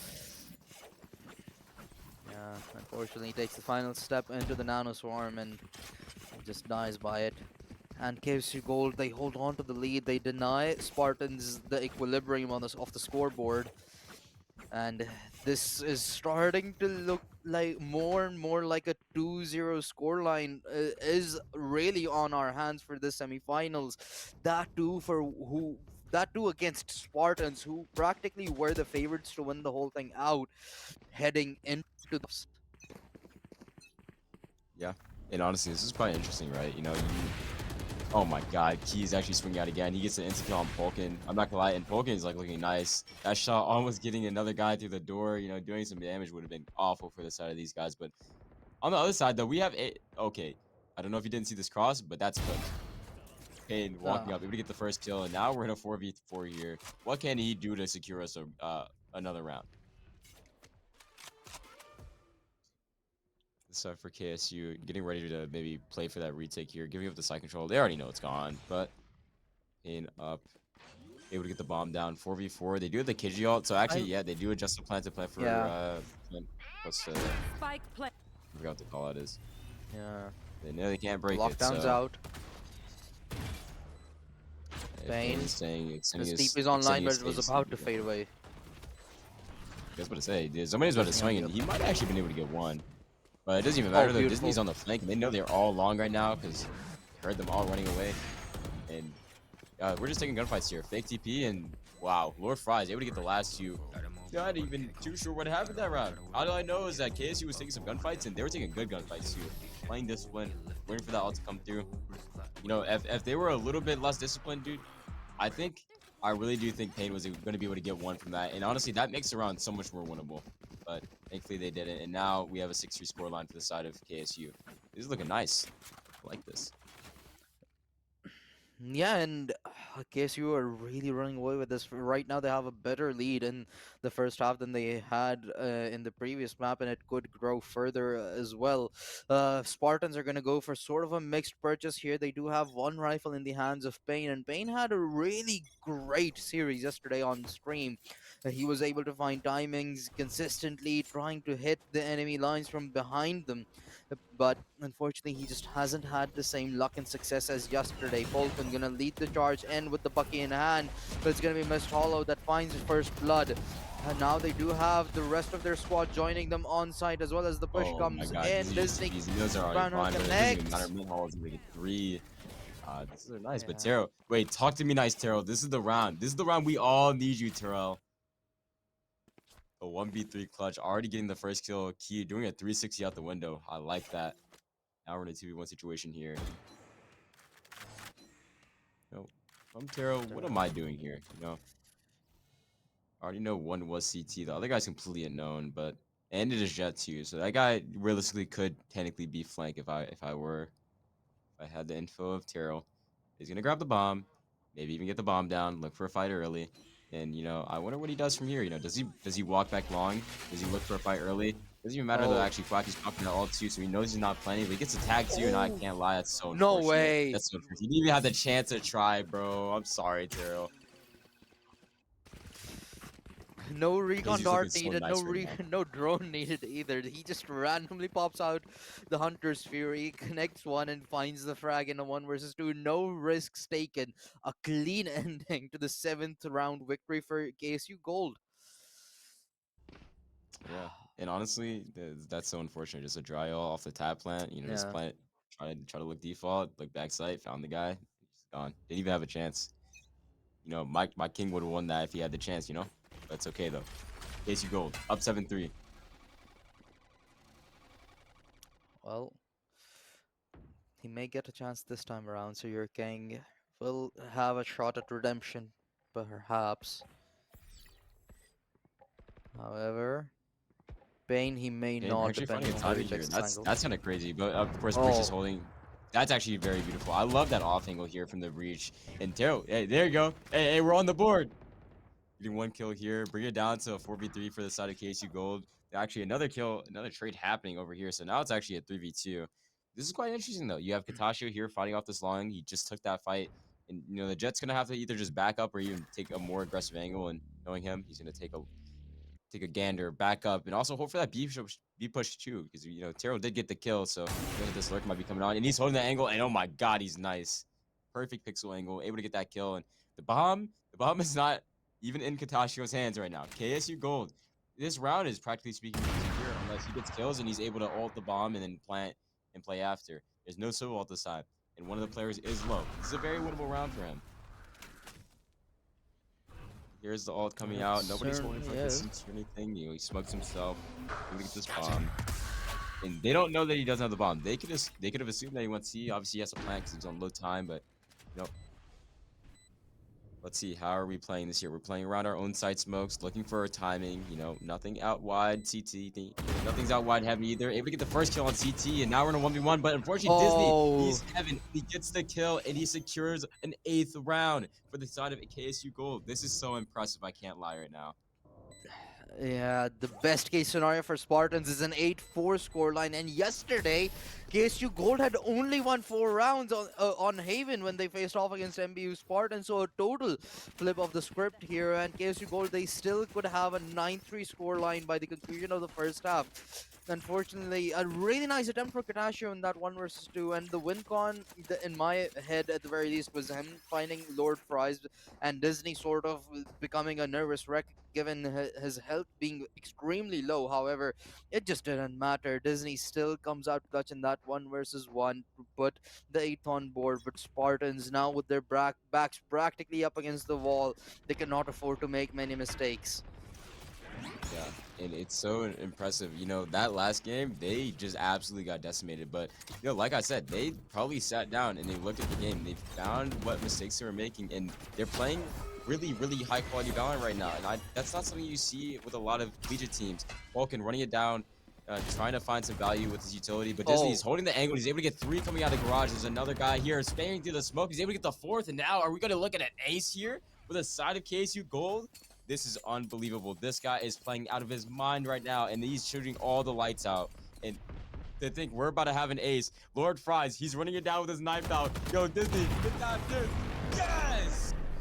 Ace out for Disney. uh, Oh my god, this guy is so nice. Switching sides. the first ace on broadcast for the Queen City Clash so far, I believe. I'm not sure if we had one on the Group A of the round robin yesterday, but there was none on the Group B, and this is going to be the first one that we've seen ever since.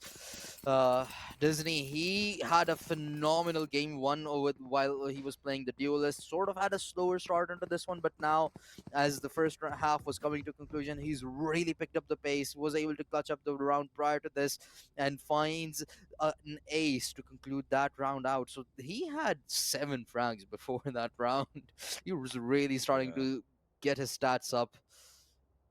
Yeah, I will say, he's been amazing too. He's like right under him now. That just shows you how good like the individual players on this team are right now. These guys are just playing out of their mind. Yeah. And now we have the 5v5 coming out. Actually, we have kind of a B pop coming out on the defense. This is something you don't really see that often anymore, but I don't know how that slow hits him, I'm not gonna lie. But now we have Disney. Actually, able to get the first kill as well on the guy coming out right side of sight. Lord Fry's also able to get one on the flank. Spike planted. Kane trying to take these into his own hands, but unfortunately gets caught out early. And now Key also getting another kill, I believe, through the smoke. Man, this round is over before it even began. And now we have another kill coming out from Disney. And yo, what are these guys on right now? They're feeling it. They certainly are. 3 rounds is all that Spartans have been able to get so far, and that's exactly the amount that KSU Gold need to conclude the round and the series out and eliminate perhaps the favorites to have win the playoffs here. But the game's not over yet. It's not over MBU till it's Spartans, over. they're going for a forced buy. They're going for a forced buy. I'm not sure if I'm a fan of this. However, I do understand the I'm not sentiment. gonna lie. You can If only I'm down afford to seven make rounds, two you guys more believe I'm mistakes. forcing two, dog. They need this. They need this. But I can't lie, not with a Deagle and light shields. I don't know. I don't know. I mean, I guess there's really not many other options. Obviously these guys are him. These guys are nice. They got it like that. But I think KSU is just actually expecting for some type of like crunch or some type of just slow, methodical round coming out or some type of stack. And they're just playing slow. They're not gonna waste their potential. Pain getting ready to fight long. This is gonna be a very long fight or a very big long fight here. And it's getting trapped by either the guy or actually the guy jump peeking long really or jiggle peeking it. The second this guy gets contact on somebody, man, this is going to go down for the worse on KSU unless they're just feeling it. But they're sniffing this out. They're like, hey, there's nothing mid right now. There's nothing peeking towards A. Man, these guys might be stacked towards A. So now they're walking back towards C, and I'm not gonna lie, this is worst case scenario for MBU. They have no chance to win if they don't get kills here. But thankfully it's Terrell, the savior here, able to get one, gets a kill on Kai, swings again, 30 gets a seconds. lot of damage. Unfortunately, only goes 1 for 1 here, and now we have a 4v4. But thankfully, Miss Hall is 1 HP. I mean, hey, this might not Spike be great planted. in the favor of their odds right now, but they actually do have a realistic chance at winning this round. Payne's down here on the flank, and he's looking. He's hunting for that kill. Nobody's coming back long. Lord Fries not even taking a gander at this area. They have no clue. So if he walks up right now, he might have a wonderful timing, but Polkin running out, unfortunately, not able to get one. And Lord Fries does check the flank, and now it's a 2v1 because they're able to get all these kills on sight. Season 1, and the round's over, and I can't lie. You said the game might not be over yet. I think it might be done and dusted now. I can't lie. Yeah, 2 rounds, all they need, and MBU Spartans' economy has been broken down as well. This is what possibly could have been the worst case for them, and unfortunately, that's where we've set foot as well. KSU Gold, they seemingly are now much more dominant than they were even on their own map pick. Spartans have completely fallen apart, and there is practically nothing that they can do except for forcing into this round as well. They're working with some specters, some rifles being bulldogs and guardians across the board. Yeah, and honestly, now we're in that stage of the game where, there's not, it really comes down to either you guys really lock in as a team. Yeah, I'm just saying, Fnatic versus Loud lock in. They could do it. Can we do it too? These guys have the capabilities. Payne actually able to get one, and I believe he's gonna TP out and look to play the rest of his team now. Now it's a 5v4. And look, we're gonna be able to find the opportunities here for the side of MBU where they can get these 1 kills. And they have the mechanical prowess to do it. Do they believe in themselves to do it is a real question. And looks like Payne was, and now they're ready, and they're actually stacked here. This is the correct stack here. A little bit of a gap in the smoke. Zeke able to get one, but gets traded out, and now actually it's a 3v3. No, it's a 2v3. But Payne in the Oh, corner. No, oh he wins. No, no, no, no, no, no, not my no! dog, not my That, dog. Oh, it's a that's just 3v1. gotta That round hurt. looks so good on paper, dog. No. Oh no. Now it's a 3v. What do you Payne even was do here? could It's have Terrell. easily found Listen, we've two. counted on this guy's a lot of time, but he has not been able to capitalize on anything. Doesn't even get the kill, and now it's 12-3. Man, that's Yeah, there so was sad. no Payne could have chance. really put them on the map for a second, but they not a single kill. Not a single kill. What an absolute blowout. Payne. I mean, realistically, he had two players right in front of him. Had he connected the shots, we could have averted map and series point. KSU Gold, one more is all they need, and they will be heading straight to the grand finals, eliminating Spartans. And now, in a moment of desperation, the Spartans have called out for a timeout. What? Okay, Musk, tell me, what is it that you change? You need 9 rounds in a row just to get to OT. This is your own map pick, and you were winning everything up until today. What is going wrong that you need to fix? I can't lie. It's already too late because I think it's a mental thing. Oh But if God. I if I'm MBU Spartans and I gave my team a wonderful timeout. Hey boys, let's lock in. Let's win this game, right? You know what? What I'm doing is I'm fighting as a team. I'm finding every chance I can to utilize my double duelist. Polkin's frying. Let this guy take some first duels, and they had a perfect game plan last time. They had that sack on A. They just didn't shoot them. They literally Payne just didn't shoot in that corner. I just lost him the round. Listen, these guys need to focus up on the. These guys are too good to be losing some of these gunfights. Be prepared, be confident, be ready on the day. And honestly, it feels like their minds were shocked from that last game. Maybe it. Now we're looking at this, and it's like I don't really have an answer to it. I usually have a perfect answer. I don't have a perfect answer for this. But now they're running up towards this A bomb site here, and the stack is towards B. They're playing 1-3-1. I love that actually. It's a great idea to play that 1-3-1. Play that fast rotate towards whichever gun or whichever bomb site where they think the stack is, or the hit's going to be at. Um, and they're rotating to A, but that's actually off of the fact that they just droned an aftershock long. They didn't even throw that much utility. And this ends up being the wrong gamble because now they're exploring into garage. They're gonna walk in and see nothing. They're gonna have this for free. They just walk through and they'll have the free B's that C bomb site. They'll have everything. You know, it's unfortunate because it makes sense on why they did this, but unfortunately it's a blunder. And now with weaker rifles, you're gonna be playing a retake with double Spike duelists. planted. No, you have the dart, you have a drone, but there's no stun or anything. You do have the waylay slow, but that's so hard to use on a retake scenario. It's so hard to play for a post plan. But they walk down. They're able to get the one kill onto Mist Hollow here, and that opens up the round for them. They have a chance. But as I say that, 2-1v1s 4 versus happening. 3. Trade coming out here. Fighting CT, Payne able to get one, Disney able to get another one, and now it's a 2v2 actually, but now they get another kill, and now this is winnable. They're not looking garage though, whatsoever. He knows this, swings out, and Oh, Terrell actually getting the kill. Thank God. They secured this round. That was looking Team dicey Ace. for a second. it was very dicey, and it came down to Key's unfortunate timing there. I believe he wanted to try and swing a little bit and find information on the second player as well. That's why he didn't immediately shoot at Daryl. But that moment of hesitancy possibly have cost them that round. Of course, the game is much further from getting out of their grasp right now, but it's you can build a comeback brick by brick, Spartan. So staying alive, winning that one round can be just as crucial as anything. Yeah, and honestly now it's like, you win the first round, MBU Spartans, we could really dial it up, They're really confident. I do appreciate this, walking down. And also he does get the alarm bot out and he's gonna be able to get out for free, TP out for free. And guess what? They're gonna have to use utility to get out of this area, which is wonderful. There's a lot of things that I think they are doing right. This is one thing.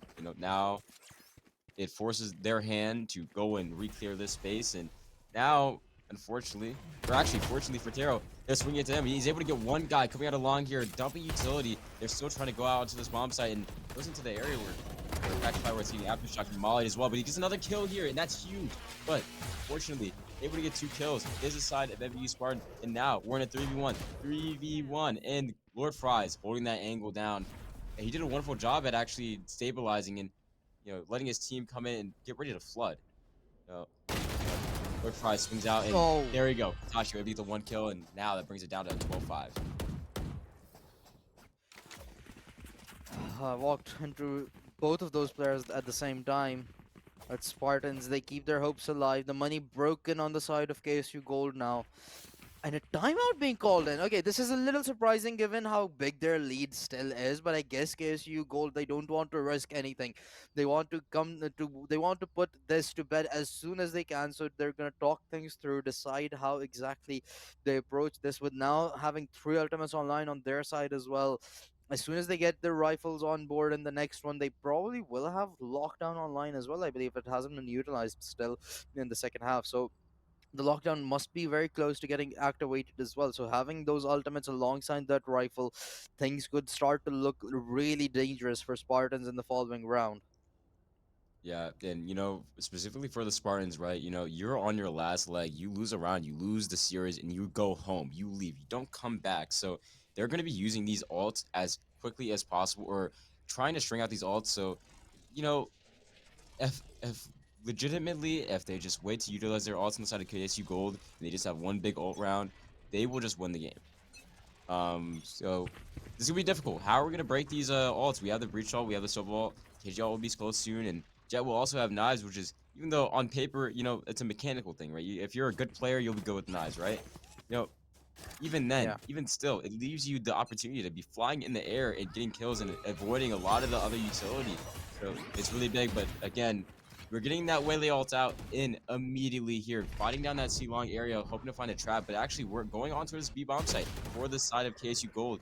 And Terrell also walking down. And this is good. They're on an eco round. This is fine. You want to get those ults out from the other side or on the opposing side. And this is wonderful for the side of KSU Gold, right? They're gonna have a better opportunity to win the next round with all those big ults. And we have Katasha, we have Taro getting 3 and potentially getting the 4th here to close out the round. And that's beautiful. They played this very well on the side of NBA Spartans to close out that anti-eco. Maybe the ult wasn't necessary, but it's all right though. Got to close out the round somehow. Yeah. Hamby Spartans, they may be starting to give me a tad bit, a tad bit, just a hint of hope, but um, I'm still not too confident in that ability to do so, given that they still need to win 6 more rounds. And now, again, as I had stated, KSU Gold, now they have every single piece of utility that they possibly could have wanted on hand. All 5 ultimates online, rifles all across the board. This does not get much more difficult for Spartans than this round right Yeah. here. They have already invested a lot in the previous round. A lot of their ultimates got utilized to win that just against pistols alone. So to have to stand up against 5 ultimates against KSU at this point, this is going to be a really nerve-wracking round. Yeah, because you're probably gonna just use the breach ult to get onto the bomb site, and after that they have the KG ult, and oh my God, Payne is swinging out wide, and Lord Prize is just ready for the fight. Taro holding the off angle for Barrage 2, looking for that fight, wants to equalize something here, but he actually does get one, and he gets a lot of damage. This is so winnable now. And Poke able to get one, Taro on for the second, and he's gonna be on for the third. Pull out that surety, go swing him, King. You know he's 1 HP. Ah, he's not gonna overextend. But now to 3v2, Paki actually able to get one as well. Um, and now this begs the question: what do we do next here for the side of KSU Gold? Are we going to commit to B? We do have the B bomb site, but Taro actually walking out, going onto that off angle behind the box. That's such a powerful angle because you can't really properly clear that whenever you're going out mid. That's not an angle you really see. So he's gonna be able to get this one kill here. Or he did reposition. Now he's in a different angle, but finds the timing as well. But not able to get the kill. Oh, this might be huge. If he's able to get away too, he might be able to get away and get a better fight, a better chance of fighting this. And he swings, thing. But Oh, he comes back. He comes back. Oh my God. But it's up to Katashio now, and the, they have no clue that he's gonna be on the back of sight here. This is super they're super both so winnable for weak them. as well. Yeah, Yep, and one Katashio rifle wonderfully spotted, holding the one lineup player here. spotted, Yep, headshot there you delivered, and go. the final Katashio shot through the 1v2. box. Yeah, wonderfully Absolutely played from fantastic. Katashio. Good positioning, just ready to take that fight immediately. Knew they were gonna go A because of the limited amount of time, and yeah, now this is where it really gets dicey, right? Uh, I don't know if they're on an eco round or they shouldn't be on the eco round for the side of KSU Gold. This is the round that they probably should just straight up win. This or the next round, or actually definitely the next round. They're on eco this round, but the next round for sure, they will just have the right weapons. They will have everything they need to possibly win the game. It is literally just down to one round now. But can MBU Spartans Get keep out of this my way! lead going or keep this comeback going? I believe in them honestly.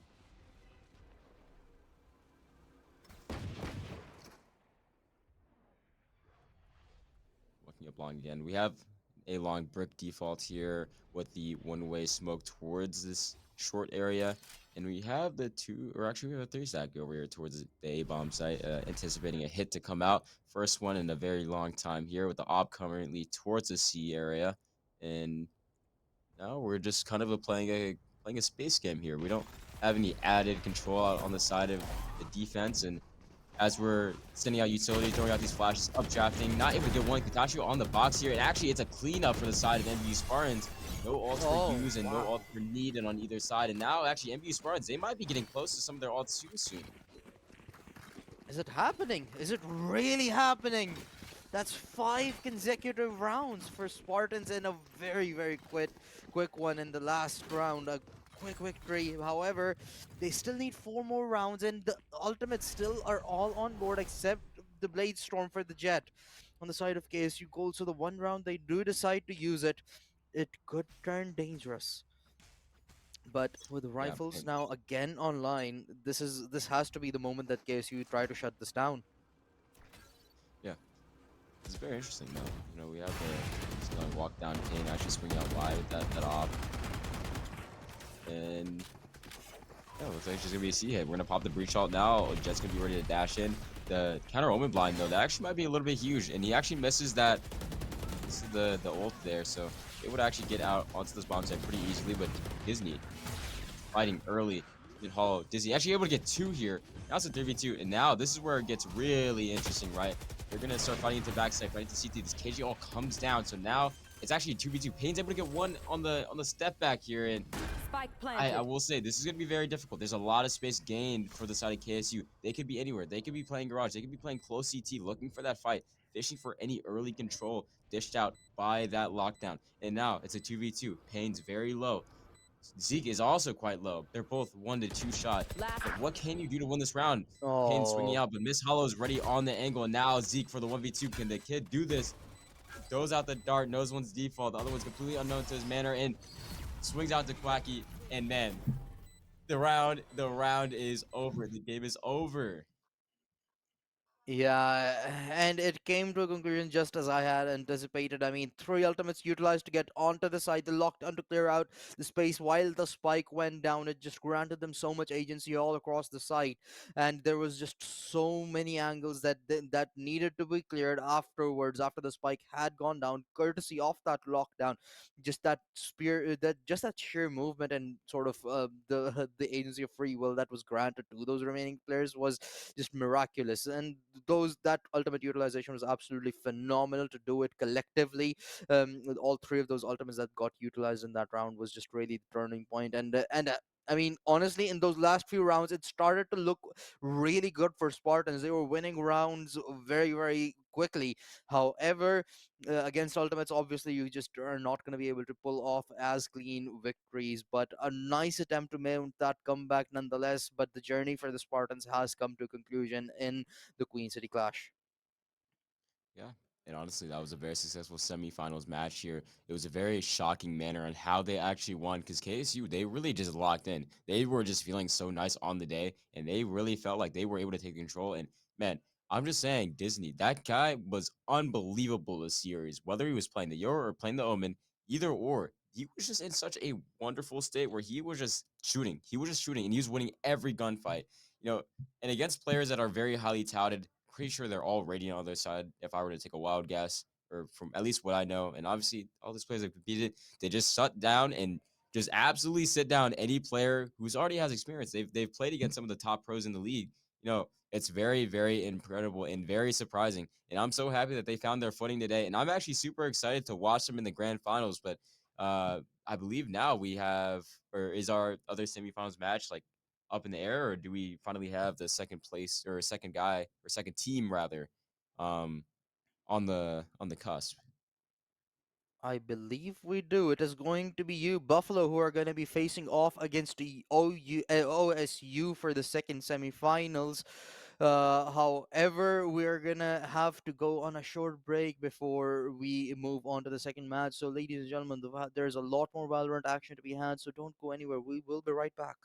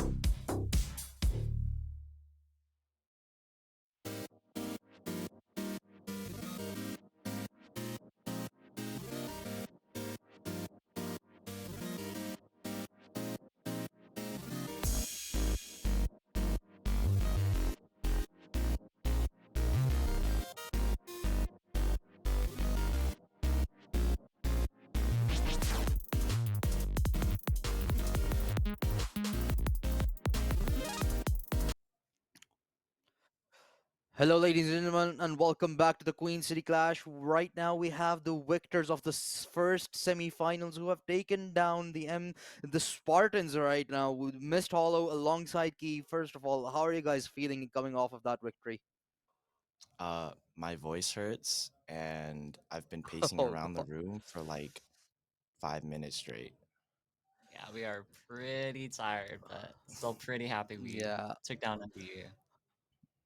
Yeah, I mean, understandable given the tiredness and everything. However, talk to me. What happened today? Yesterday, you guys faced off that same roster, and you had lost 2-0, and the game looked pretty clean on their end, particularly at least on one of the maps. But today, it was a completely different script. You absolutely blew them out of the water. What changed in a single day?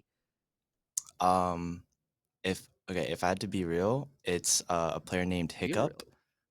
So yesterday, like our vibes were down, and then next map, all you hear is I don't remember what team he's from, but OU, Ohio OU, yeah, he's University. just yelling his heart out, having like a blast, and honestly, like that's what like kept us in it, Yeah. kept us locked in, hyped, you know. Yeah, initially when we started Oh. when we were playing them in groups, we would just hear him throughout like the room. He would just go, "Let's go," or he would just talk, oh sorry, he would like talk trash, and it would just inspire me. So when we played against him, I typed to him, "Go, I'll scream every round, win or lose, just for you." And then we just kept it up, and we kept the momentum up. So Oh, it that was good. that's It was good. actually awesome. That a domino effect led you guys sort of to win the semifinals. But now that you've beaten sort of the favorites to win this thing out, do you guys feel confident in your ability to perhaps close out the grand finals as well? I mean, I mean, can we never have, be too yeah, we confident, have played this team before, but and it was pretty close. But I don't know. you It was know. online. It was Yeah. online in the Queens Qual regional. Yeah. So Well, we do know what the second semifinals is now. It's either going to be U Buffalo or OSU that you're facing off against them. So, any thoughts about your potential opponents heading into the grand finals before I let you guys go? I mean, we've only seen Buffalo. We haven't seen any of the Group A players. So, I mean, we're just gonna be watching the games, yeah, figuring them out. We're coming for you. Oh, okay. Well, that's perhaps a good ending note. Then thank you very much, Key and Mr. Toller, for joining us on the broadcast, and hopefully we get to see you after the grand finals as a celebratory interview as well. However, for the time being, I'm gonna let you guys go and prepare for your for your grand finals actually later in the day. But this has certainly been an interesting conversation. All right. likewise. Well, well, it was absolutely pleasureful to hear those guys talk, and it's such a crazy storyline as well that it was sort of a domino effect that has led them down this path where they eliminate the favorites of the playoffs and are now the first team into the grand finals. However, the action is not done yet. We have you Buffalo who are going to be facing off against OSU next. But before we head on over there, we will be taking a short break, so do not go anywhere, ladies and gentlemen. We will be right back.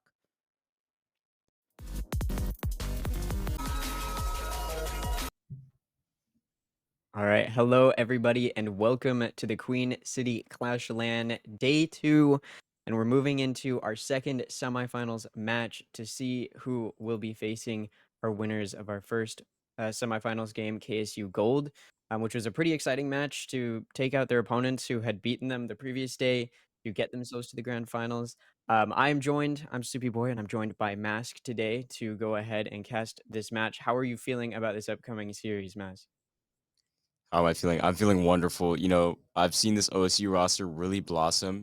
Actually, one of the players on their team currently is Waldy, aka Elliot, who used to go to UC. I used to be somebody who we played with and was a great addition to our roster. And now he's at OSU. He's really flourishing with that roster. And I'm excited to see. This is a difficult matchup, honestly. You have players like Snowing on the other side of U Buffalo, where, they are very talented. They are very good mechanically, and they have had such a stance where it's like, these guys are so good. They're always going on to that next level to actually compete in like challengers.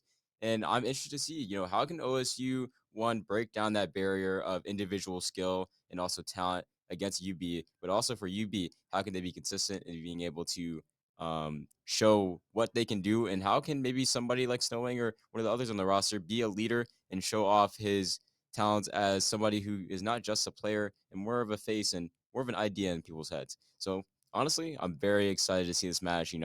I'm ready to see, like, what are we picking too? Like, what are our maps and bands? What are we looking at here? Yeah, well, I believe we do have.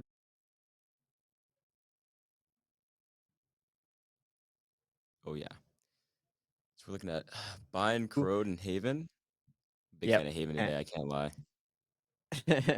I saw yesterday the series that I was casting in the group stage. Both of the ones that I was able to do, the decider ended up being Haven, but we didn't end up going to the decider. In fact, there was only one group stage match that went all three maps, and I believe that means that there's only been one series that has gone all three maps in this entire tournament up until this point. And it was actually U Buffalo versus UMBC Black. So U Buffalo is one of the only teams in this tournament who has gone and seen all three maps in a series. So that's going to be interesting to see if we end up back there this time. It's definitely been quite interesting, especially that previous series. I would have expected to go all three maps, just given the fact that the two teams had faced each other before, and it was a 2-0. So I thought it would have been a little bit more competitive, but it ended up being the opposite team 2-0ing their opponent this time. So this time around, we are seeing U Buffalo and OSU, who have played each other obviously in the group stage. That's the way that the format of this tournament works. And U Buffalo came out on top last time, and so, obviously for OSU, this is an opportunity to try and bounce back, get back in this. Starting on U Buffalo's pick is probably not the best for OSU as far as trying to bounce back, but I do think that it's going to be likely a pretty close match, considering that when they did face each other in the group stage, it was a did end up going into overtime. Their first map was Bind, and so we saw U Buffalo take that 13-8. So as we go back into Bind again, it will be interesting to see if they're going to end up in that position again. Yeah, and I'm excited. And might I add too, there was one other series. I'm just gonna say Miami University versus I believe it was. I'm losing it a little bit. Miami University versus what was the number one seed? MBU. They took them to map three. They were 2 runs away from beating them. Just gotta point that out there. The boys in red were looking nice. But now we're looking at the agent pools here, and we have the Euro coming out as well. Very interesting. We have a Deadlock Viper Senti on the side of U Buffalo, and then adversely on the other side for OSU Scarlet, we have that, not a double duelist, but we have the Chamber Viper adversely. So you're kind of changing out for when it comes to stopping power for firepower. And honestly, they have the mechanical prowess to be able to do that. And now we're starting the game off. We have OSU with a little bit of a walk down A short, looking for those fights early, but we actually have one guy out wide, and he's able to get taken down by Des. And now we're instantly in a 5v4. Interesting. We're on a default round for U Buffalo on this pistol. It looks like they're kind of exploring their options and looking for fights, and OSU takes it to them. Adversely, though, U Buffalo able to get another one to even things out a little bit more. This takes out Vanna, and that makes it a 4v3, as the offense is going to try and reposition here to try and see if they can make their way in towards one of the sites. They do have a little bit of working over towards Hookah, although now they're backing out. They want to take this short, and J Zippers is going to kind of be leading that here with Pandora. Des is probably going to be the first to spot it, holding this from U-Haul as Pandora's inching up with J Zippers. Nobody's really swinging anybody. Nobody wants to be the first one to take an engagement. It's actually Des who's going to be the first one to see it. It's J Zippers to fall. That's 3 for Des, on for the ace, but going to fall to Pandora, as it is now a 2v3. That spike does finally get the opportunity to go down. Actually, they've canceled the spike plant, and they spray through the smoke, and Pandora finds Waldy to make it a 2v2. So suddenly, this round flipped on its head, as it's now evened out, and there's an opportunity for U Buffalo to get back in this one. They just need to play a good post plant. And as we see the re-entry try it to happen, Pat's going to be swinging over, and Bot's coming over from U-Haul. And Cody's going to be able to find the kill onto Pat. It's now a 1v2. The health is low. If you are Bot, what can you do? Trying to find a kill. You get one onto Pandora. You need one more. You can't do it. The stim a little too That's good, so and close. Cody's That's able to so find the close. final kill. Yep, and that was a wonderful round from U Buffalo. Actually, good recovery on them because of the fact, they died immediately towards that A short. They're in that 5v4 with Des. And he was also doing a wonderful job at just picking off these players coming up into A short, but unfortunately, a little bit too overzealous, looking for these fights too early, going into that reswing from U-Haul. Des gets taken down, Elliot taken down, or Waldy taken down, and now it was a 2v4. And honestly, they did play very well for the side of U Buffalo. Now we're on to that anti-eco for them. We're going to see a much more slower round, very slow pace, holding, looking for that early aggression, similar to how that pistol round went, and also fishing for some fights towards B-Long with that outlaw. And yeah, we're not really going to see much action going on. We have kind of a default stack on both sides. Chamber Viper towards B, Russ over towards A. Yeah, I think they're going to be leaning heavy to one side or the other whenever they get a little bit of an inkling here. But as of right now, nothing being shown, no map space taken. There is a smoke deep A short, and just to make them a little bit curious on, hey, could these guys be playing close? Did these guys take any space anywhere? But no, Buffalo is actually just holding everything and making sure nobody walks through. And it looks like we have a 3-man fight over towards Showers, and Deza is actually able to get one, which is huge. And Pandora's down to 1 HP. That's really important. And Pandora looking for the fight. They would like to deny that weapon. The second they get that gun in hand, things get a little bit worse. But Snowing able to actually get a kill, walking out A short here. And now things are looking a little bit different for the side of OSU. They don't have that man advantage, and they don't have the rifle. So now things are an equal playing field. And Snowing wrapping around Shower, able to get another kill. And now it's a 4v3. Bombs down, anti-eco. Another one swinging through the smoke. Unfortunately, gets taken down. And I think this round is almost done and dusted. Yeah, although it looked like maybe OSU was going to be able to put up a bit of a fight. You got Snowing just running through with the Spectre. Vanna's able to take up Pat with the Outlaw, and it's just down to Hamburger with the Bucky in U-Haul. You get blinded, and you get swung from the left, and Snowing finds 4 on the round to secure U Buffalo their anti-eco round win to get them in a 2-0 position. Yeah, that round was pretty much just, we've got better weapons. Let's see what we can do. Let's play a little slowly, see if we can get them out. As you mentioned, they were definitely defaulting for quite a bit of it. And then eventually they just had, I mean, you got a player in Snowing who's just going to run through from Showers, find all the players that they can. And that's exactly what happened. So for the side of U Buffalo, it's a good start. Obviously, you win pistol, you're probably going to be able to take the second round. So for OSU, it's now the opportunity to bounce back. They've got better weaponry, and we'll see what they can do. Going after go on the attack and the Shower control, getting the info on the 2 fighting into Shower, that's really huge. And now they're able to they did not run through. The wing actually does swing through, spraying through the smoke. Daz able to get one as well. Bot is also able to get one through the smoke, and now that attempt at fighting into that Shower area is just completely denied. And now it's down to a 5v3, and actually Chamber able to walk out onto this angle here.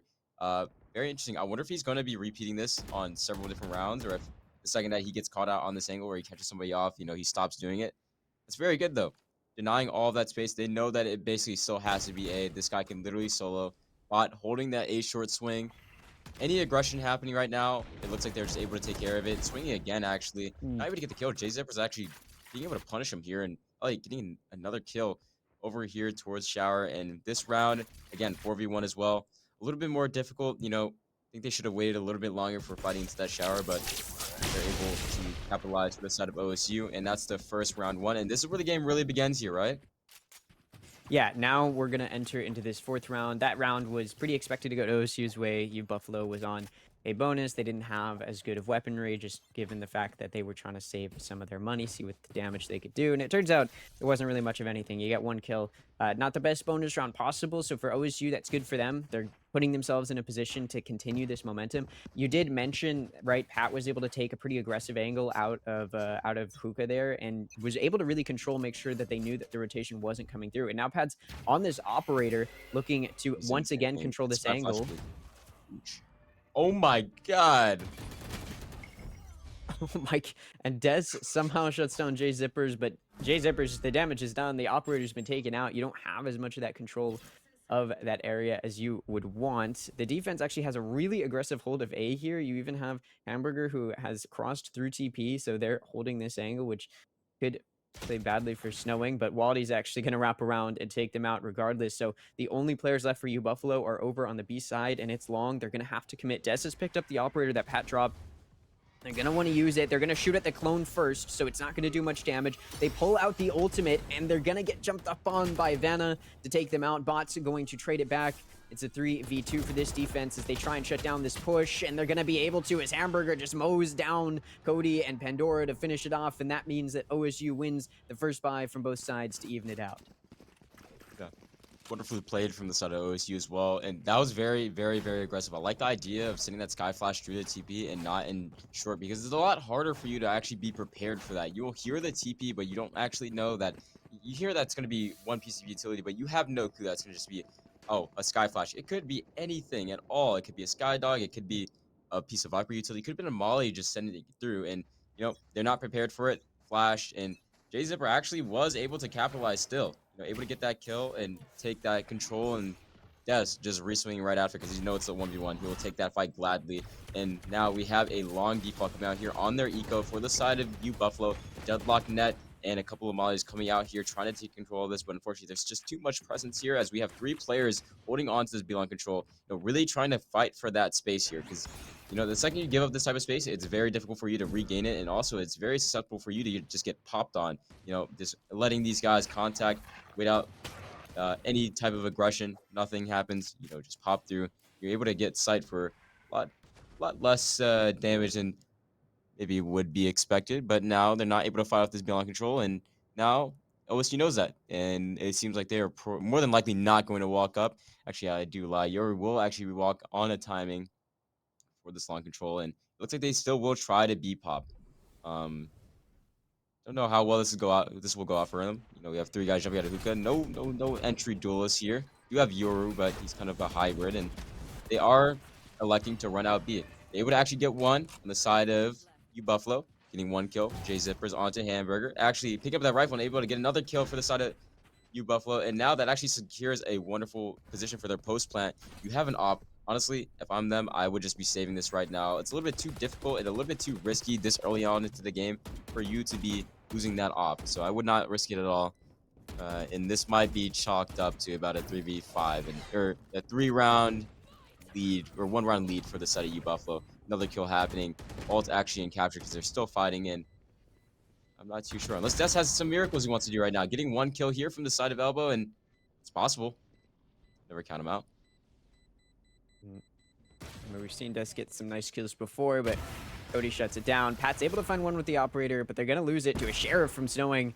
Going to hit them in the head. And those Sheriffs did quite a bit of damage that round. We saw that initial pick from Zippers was huge to get that gun up in Elbow for their Yoru to just then run through the rest of Elbow with. And you were able to find another pick up some more rifles. And U Buffalo made a really good attempt there out of what was an eco round. They're able to get away with a thrifty win just because of those early picks. They were able to get onto that site, and that Deadlock barrier wall did a really nice job of just stalling out the defense. They could not try and play for a retake for just way too long because that barrier wall pushed them back. They were not able to, I think, play for as much as they would have liked, and that kind of just made time a factor. Pat not going to find anything on the short angle with the operator. Whiffs the first shot, continues to get shot at, repeaks, continues to miss, and now they're just going to back off the angle entirely. Such an interesting fight to be taking right there. I'm so surprised that he didn't actually get punished by Snowing there.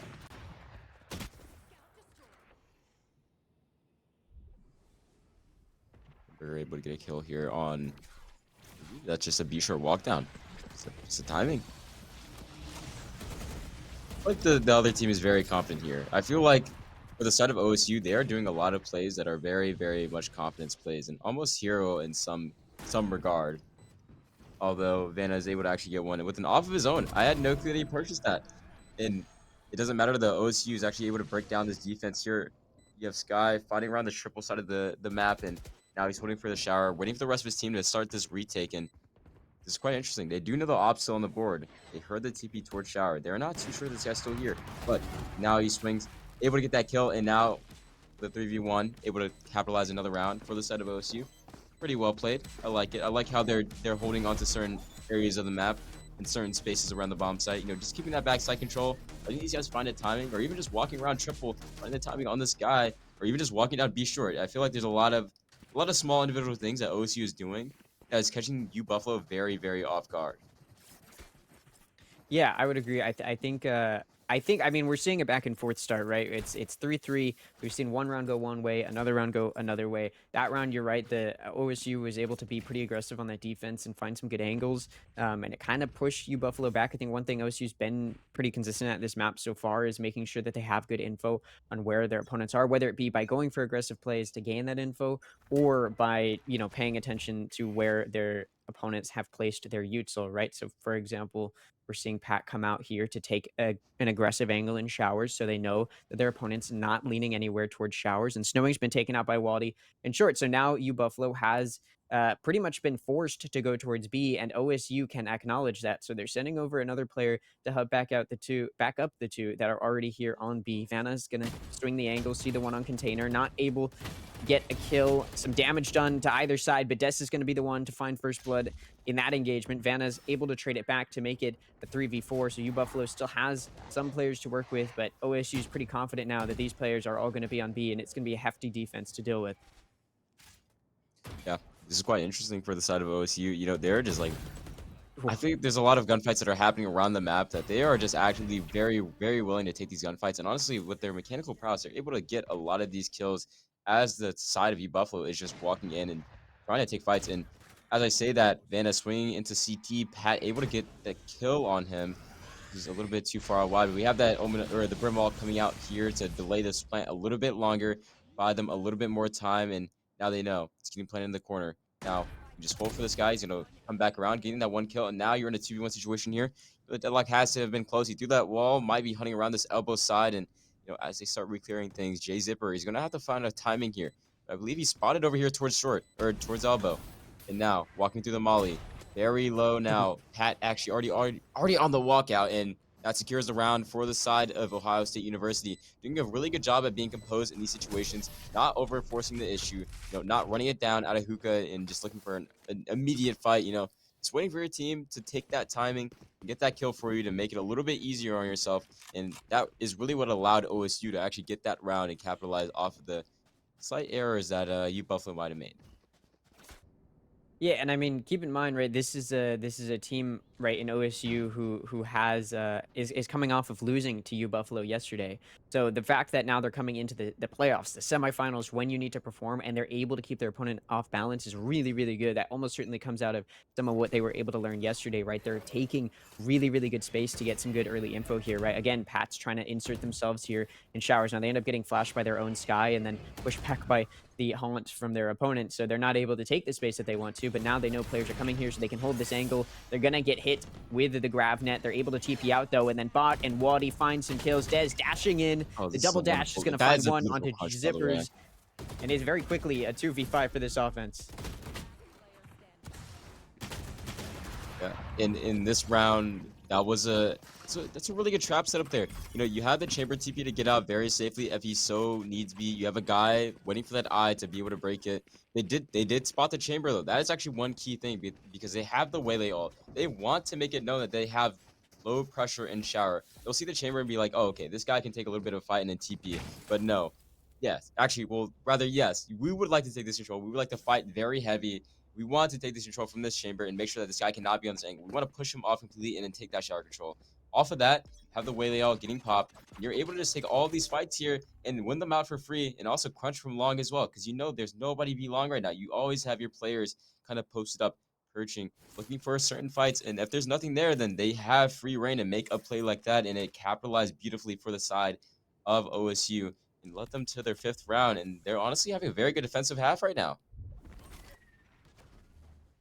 Yeah, this round, I will say though, they have managed to just take a bunch of space in showers. They decided after losing it so heavily in the previous round, they wanted to just go back there, hope that their opponent would have weakened their defenses, and they really have. You see this tripled up setup. They're really expecting somebody to peek the angle. I think mostly they're expecting that operator, but of course Pat's on the other side of the map, so we're not going to see that here. And eventually, after a bit of time, now they're getting a little bit antsy. Let's go ahead and make a play happen. The flash is going to expose their ruse, so Vanna's going to pop the dimensional drift and going to be able to clear out. They know that there's 3 players here, and so they take TP. There's already some players pushing up towards Hookah, and it's going to be Pat to have to defend and see, but Vanna's able to take Pat out with a nice shot, and then another onto Dez, and this has secured the B site very handily. Oh my! Find a third onto Waldy, and the Viper's Pit goes down. It just comes down to playing a good post plant in a 5v2. Yeah. Then Vanna able to drop down, or actually get the first kill on the drop down, get 2 more on the walkout, with Hamburger actually able to, at least get a little bit of a sacrificial lamb going here, getting 1 kill out of the 5. Honestly, for a round that they committed the Viper Wall, I'm honestly not too mad. I'm not too mad. This is any round where somebody has Viper Wall on the opposing team. Honestly, it's very difficult for somebody to retake in. So honestly, kudos to you if you're able to get like 2 or 3 kills. That's something better than nothing. Snowing able to get 1 more kill before this round. It's probably gonna have a proper send off with Sky and Hookah looking for 1 more. Jumps up close, actually able to get the kill onto Snowing as well, which is wonderful here. Gets hit by the trip, but unfortunately the round was pretty much decided the second they got onto that bomb site. 5-4 instead of OSU. I'm seeing a lot of good things out of them. A lot of good solo plays that aren't unreasonable. I think there's a big difference between other teams where they just solo walk down somewhere every round. Like OC's very, very, very cordial about how they're taking space and how they're taking gunfights, even if they're alone. Only certain characters like Chamber and Yoru, of course, or Yoru simply as actually no. Waylay and Chamber, my apologies, for the side of OSU, actually having the ability to get out of certain areas. They're using a good chunk of their utility just to set these guys up and then letting them get out on their own. And now we're seeing the op come out towards Belong, and we're going to see the same default for Belong. But again, we have Viper supporting the Chamber here, making sure that, hey, this guy can get infiltrated if he's fighting long, and maybe he happens to get taken down, or even just playing a bait and switch on some rounds that we've seen from other teams like KSU in the last game. There are certain micro plays that set the standards for teams like OSU. And right now, we are stacked towards B for the side of U Buffalo, and it looks like it might just be a B pop. Now we have a assortment of players over here towards the B bomb site, so it will not be necessarily easy for them to take the site control. But now it's up to the team to decide: will we win or we lose? And now we are just waiting. We've taken all that carding control. We've taken all that long control. Now we can calm down. We don't even have to re-clear anything. Realistically, under what we see under our guys, they should re-clear something, as we have Waldy taking all of that space towards A short. There is no chance. If these guys walk out, there's going to be 3 here. Cat able to get that 1 kill on Tavana. And yeah, now the 3 stack, it's impossible to hit this B bomb side. Bot and Hamburger able to get 1 on their own. And actually, even trades is able to happen for the side of U Buffalo. I was not expecting that. Yeah, I mean, they had really solid control, OSU did, of that A short entrance, so they knew that a rotation wasn't coming through. So 3 players were stacked on B, and they were able to get 3 kills on the offense, but the attackers just traded them all back, and now they get to play post plant in a 2v2, and so Dez is going to come up. There's an operator in one of their hands, so that's going to make the retake a little bit more difficult, although guns can be picked up here as the retake comes through. Dez is going to double dash. They're aware that these players are likely playing from elbow, just in case Amali's going to watch tree. Almost lines up, but Dez can only get a head tap, and it's a phantom moment as Pandora will be able to take them out regardless of having been hit in the head. Now they're going to be taken Oh out, my and the God, bait isn't Elliot, good. able to get Waldy's able multi to take kills. Pandora and Oh Cody, my. but there may not be enough time. There isn't. And No. Oh Buffalo my, that comes was away with the beautiful. win early. It's so sad. That was such a beautiful attempt at a clutch there. Being able to kill the one guy jumping, of course, should be the easy one. But then having the spray control to be able to get the last kill on the other player for U Buffalo and being able to close out that round would have been absolutely huge. He does get the kills, but obviously there's not enough time. And honestly, wow, that still was a very beautiful thing to watch, though. Nice shots from Waldy, able to maybe take down their economy just a little bit. If U Buffalo, they lose a couple of guns here, they might not have a proper full buy for the next round. They should have enough rifles, obviously, to sustain the course, but sometimes it's not enough. And Bot able to get another kill. They see 2 guys there, and they're actually going to elect to keep fighting. Waldy able to get 1 as well, and Des as well able to get another. And now it's a 2v2 with a couple rifles down on the floor, and it was a crunch. So these guys are going to be able to walk back on the flank and actually grab these rifles, and it puts them in a good position here to maybe close out a 6th round on their eco. And honestly, with U Buffalo's funds, they would be going down to potentially having an eco for the last round or having a really bad and weak buy. But as I say that, now we have Vana coming back, but Ooh. Pat is holding for it. He's very prepared for that late wrap over there towards the spawn area. And Cody electing to do the opposite, late wrap around shower. Pat actually looking and ready to take the fight, but unfortunately was not able to get the kill. And now it's a 1v1 situation here against Hamburger. Pulls out his smokes. Unfortunate timing. He reswings and kills him with the Spectre to close out the 6th round. That is absolutely huge for the side of Ohio State University, as they are now on 6 in the bye. It's going to be pretty bad for you, Buffalo. Yeah, this has been a pretty big back and forth that's just continued over and over and over again, back and forth and back and forth. And it just seems neither team really ever fully figures out their opponent. Obviously, what I will say is OSU has won a lot more of the bye rounds. U Buffalo's 2 of their rounds are from the pistol and then the subsequent anti-eco where they had the gun advantage. So as far as the team that has the upper hand right now, I'd give it to OSU just because they've been able to show a little bit more prowess on the rounds where it kind of matters a little bit more that you perform. And so as we switch into the next half, it honestly looks a little bit better to OSU for OSU. But in this last round, U Buffalo does have an opportunity here to bounce back, and we've seen them be able to just kind of rush into some of these sites. And so that's what they're trying to do coming in towards A. Unfortunately for OSU, they're mostly positioned over towards B. I mean, they invested that Viper's Pit as well. And so that does mean that this A site's pretty well opened up, and the dimensional drift's going to confirm that. So the spike is going to have the opportunity to go down here. The orbital strike delays it from the defense, so that does mean the spike can't quite go down yet. Now it will. There's quite a few ults being popped by this defense as they want to make a very quick retake before the spike even gets the opportunity to go down. Waldy has found a pick onto Pandora, and the wraparound comes through from Bot. There is going to be the use of... Ooh. Snowing's able to take out Pat, and that does make it a 4v3, but the offense finds themselves in a bit of an awkward position here as OSU is in a really good position here on this retake. Yeah, and for this Birdman U-Haul, you'd love to be able to use that ult this round, and obviously he does get that ult down, and as he's placing it, actually, we're able to get the kill, or Viper able to get the kill, jumps up towards Short Sky, able to get the last kill, and to close out the 7-5 half on the side of Ohio State University. This is big here. 5-7 and 7-5 can be that's the difference between winning a game and losing a game sometimes. And honestly, Ohio State able to close out that one thrifty, or it wasn't a thrifty, but definitely a weaker bye round, and then also being able to capitalize this last round puts them in a great position. Like if they decide that, hey, let's lock in this pistol and win this pistol, they're gonna be up 9-5. I'm excited to see, what are they gonna call for this pistol round, especially with the Waylay instead of a Raze or a Yoru, and also having the Chamber instead of maybe adversely a Deadlock or adversely it's Cypher. There's decisions that have been made with these comps, and I'm excited to see, how does this work on the other end now. And I definitely am looking forward to seeing how it positioned. I mean, U Buffalo is coming off of they won this map yesterday against OSU, so OSU being able to bounce back the way that they have so far and kind of shown their positional awareness is definitely going to bear well for them. And that barrier wall, this is why Deadlock's such an annoying agent to play against. Is you just completely deny space with that wall, and now they can just focus on short, and Vanna's going to take out Waldy. The push not quite successful yet, although Hamburger is able to take out Cody, but Zippers and Vanna will follow it with a kill each to make it a 4v2 for this defense. And this should be a round that they're able to take. Dez has sneaked past that wall and has made their way onto the site, but they're going to be taken out. It's just down to Bot, who finds one onto Zippers, but it's a 1v3, and Snowing is behind you. You're unaware, and that does mean that U Buffalo is able to take the second pistol round. It's 2 now that they've taken, and it does give them an opportunity to tie it up. Yeah, and yeah, exactly. Now we're seeing another pistol round for the side of U Buffalo, very dominating on the side of on the side of this defense, right? We're winning both of the pistol rounds, and hopefully you're gonna win both the anti-ecos, and even converting a bonus here, that would definitely change the tides, and that guarantees a potential 4th round.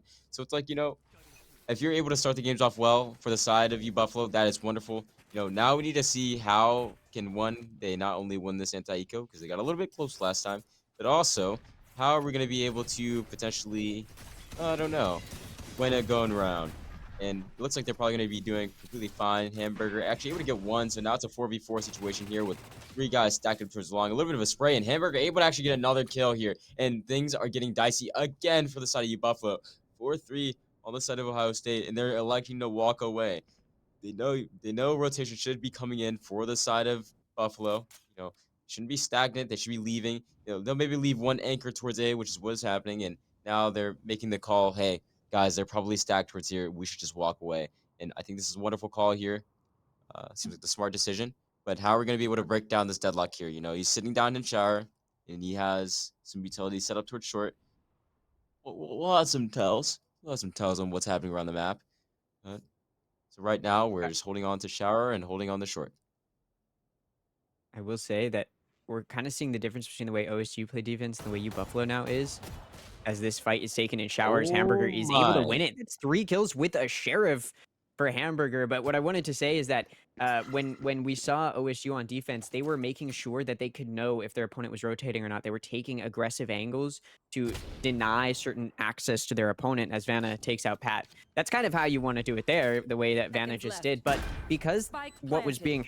what was happening was that the deadlock playing in showers rather than playing short, we just didn't see U Buffalo have much vision as to whether or not their opponent was rotating. So too many players were over on B, and that gives up this A site completely.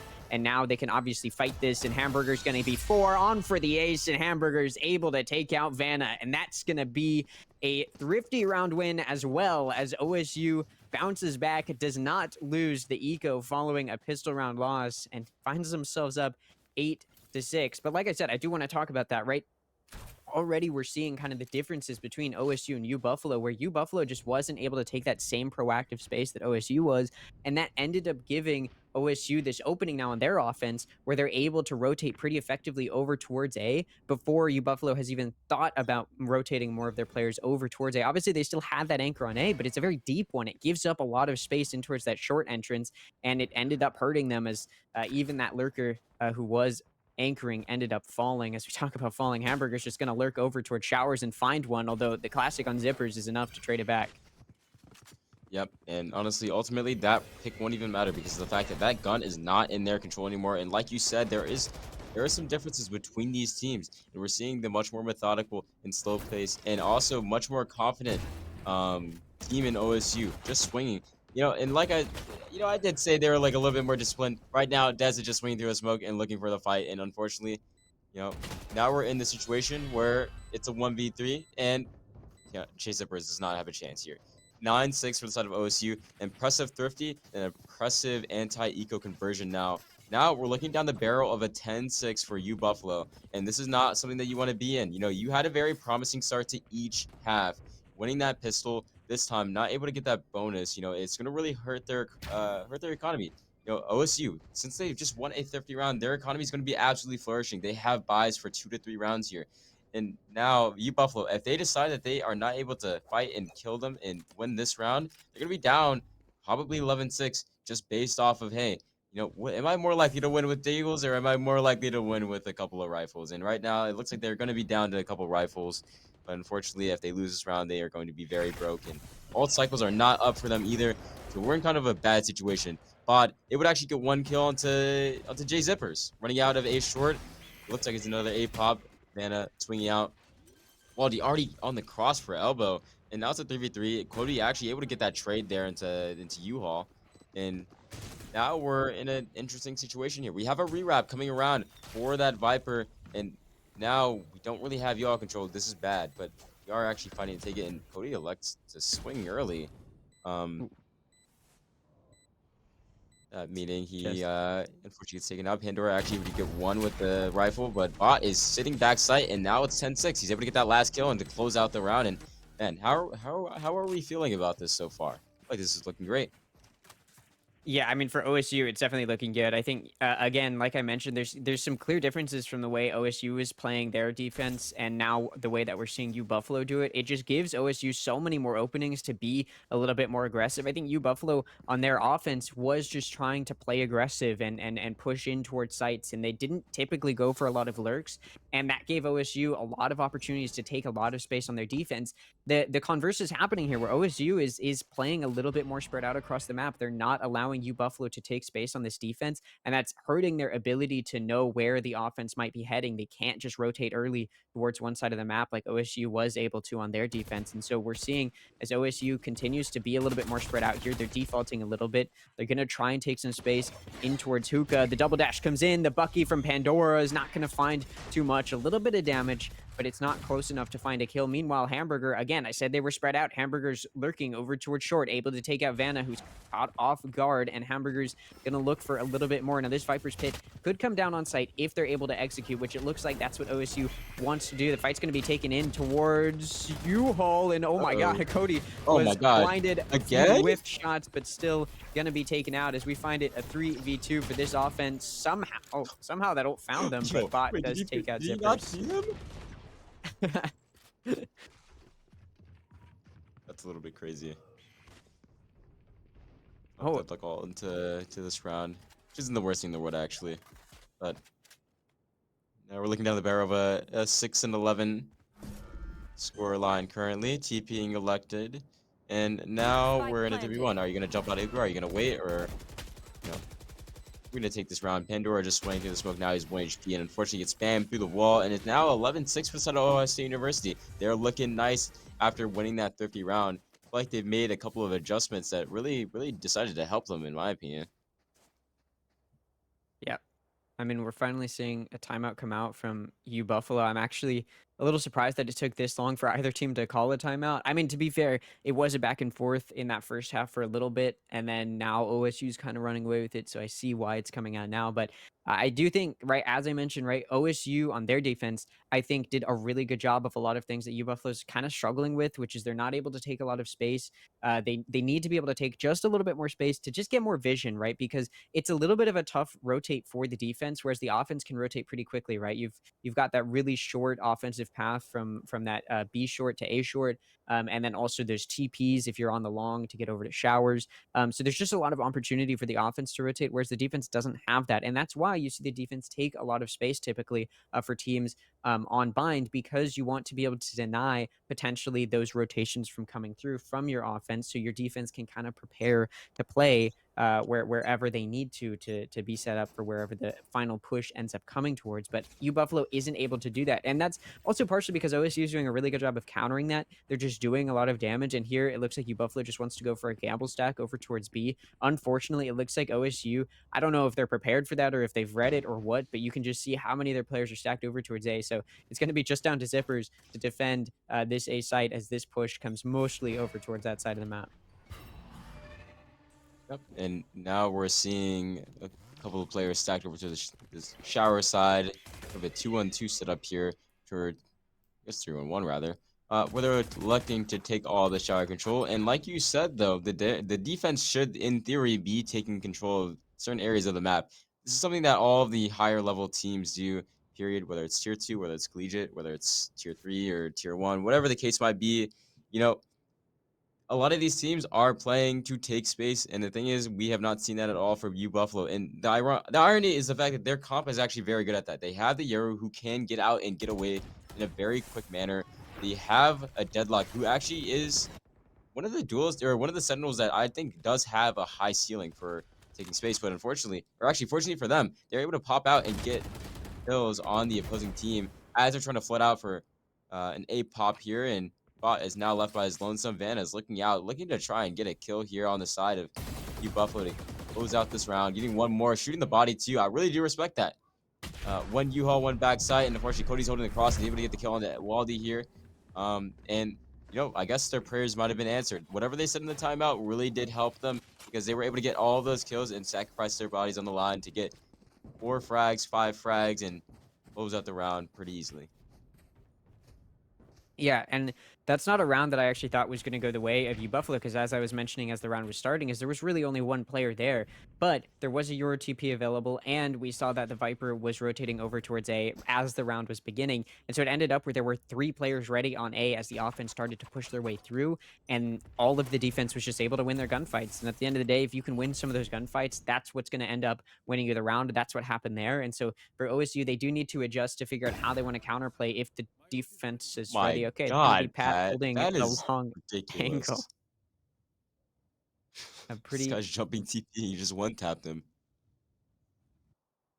I mean, you know what? You're trying to get some info and then you're denied. I guess U Buffalo's trying to do what OSU is doing, but OSU is not gonna let them, as you see this offense playing around, defaulting a little bit. Even though they've got a pick, they're not quite yet decided on where they want to execute. There's a few more players leaning over towards B, but that Spike is leaning over towards A, watching to see if anybody tries to take space from Showers. And again, that's OSU being proactive, denying U Buffalo the opportunity to take proactive space on this defense.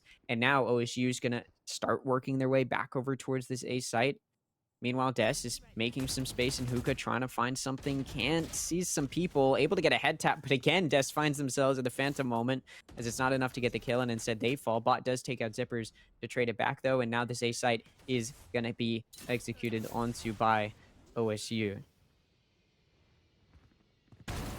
And now Cody actually looking to take that timing here, popping the brim all too, the fade all as well, clearing out all the space, and now he literally can. Actually, no, he can't. The brim wall does come on for both sides. The Viper wall also comes through.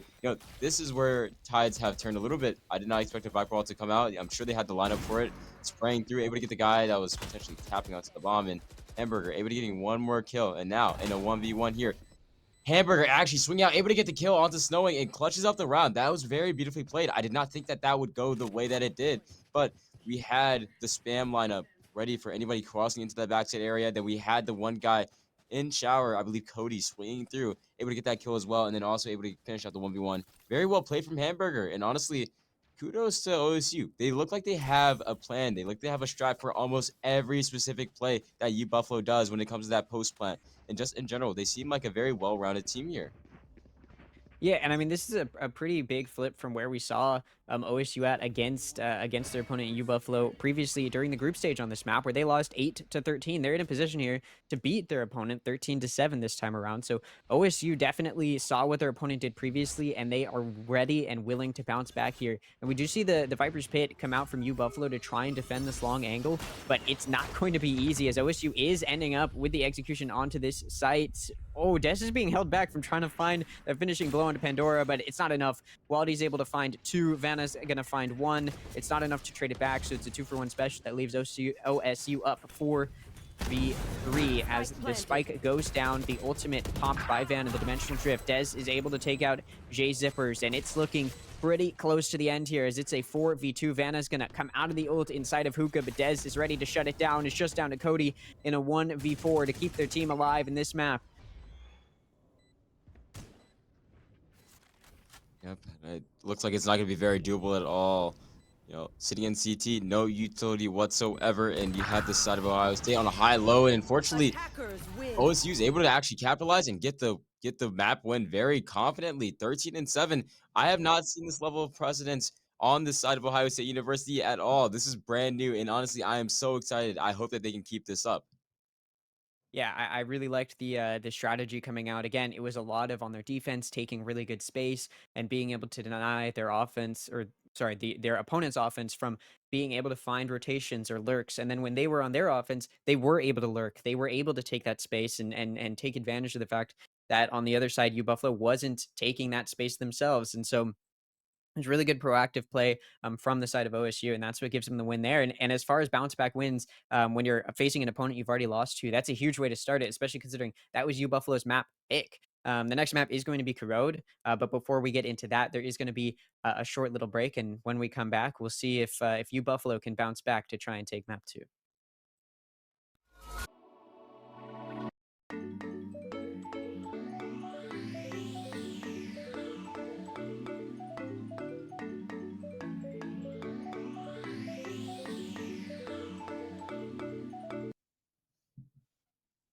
All right, we are back once again with the Queen City Clash LAN, and we are in our second round of semifinals. We are in our second round of semifinals between the between sorry, my brain's fried right now. Between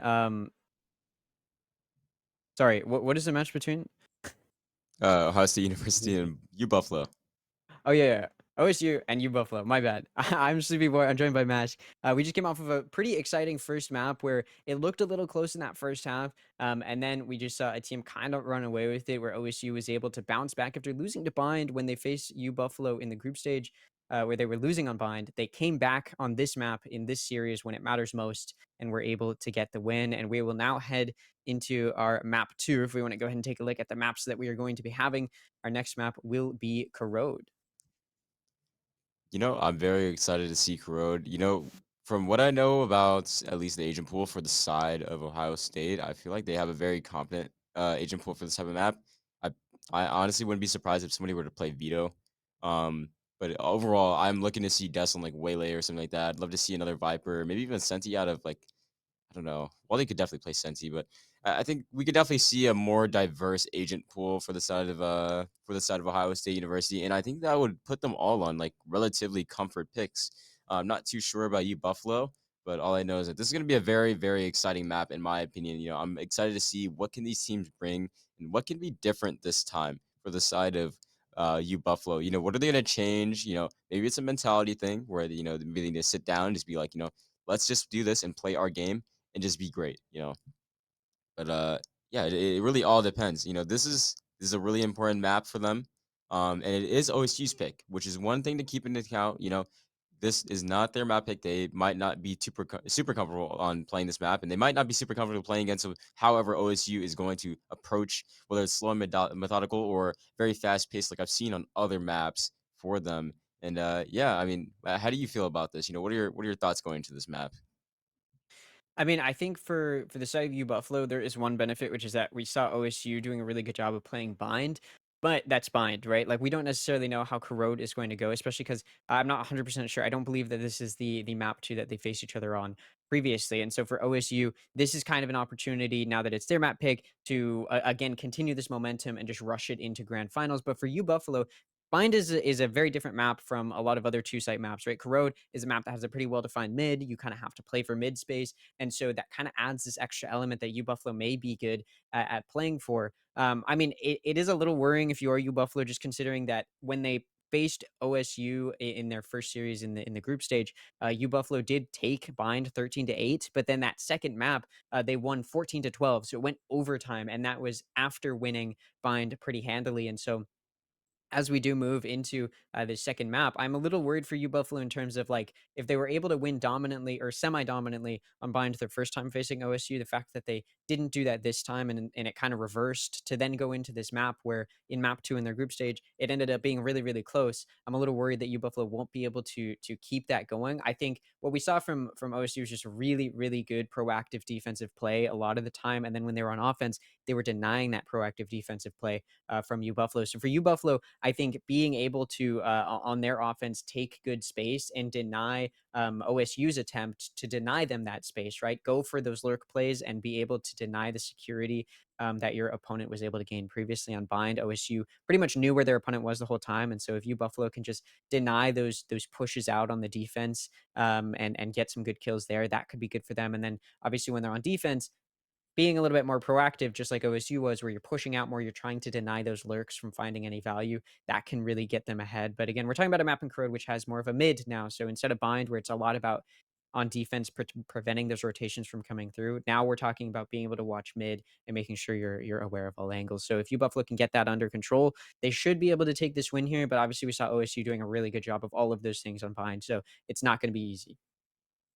Yeah, and especially like you said on a map like Herod, where you have it's very traditional in the sense where you want to be fighting for the mid control, but mid is a lot more important on this map. You want to be taking this control on the defense and on the attack. You really do want to be fighting on it, whether it's the start of the round or later into the round. The second that one team or the other has control of mid, they also control the rotates, especially for the defense. Right, these guys lose mid control, it's gonna be so much harder for them to get from A to B. That walk is like 15 to 20 seconds. That's a long Yeah. time. That's a plenty of time for an attacker to get onto site and also be ready to play that post plant and be ready to take those fights as other people are trying to flood in. And that really begs the question, is U Buffalo going to be ready for that to be happening? Are they going to be ready and are they going to have an answer for whenever the other team is going to be fighting for that control? And if they do, what really is that preparation going to look like? It could be something as simple as, yeah, let's just fight mid every round.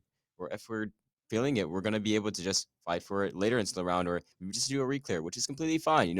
Whatever really floats your boat for each side. But now we're in agent select, and we're seeing we're seeing a double duelist comp again coming out of Buffalo University, snowing onto that Waylay and Vanna onto the Euro again. I'm excited to see what's happening. We're seeing Vise, we're seeing Fade, but that double duelist over the double smokes. I'd love to see how this pans out for the side of Buffalo versus for the side of Ohio State University. Yeah, I think obviously this is a bit of a compositional difference. Now, Corrode is a map where we don't have a super well defined meta yet. The two agents you typically see a lot of are Vise and Fade, and then also Omen. Omen's a controller that you see on every map a lot. He's probably the best controller right now.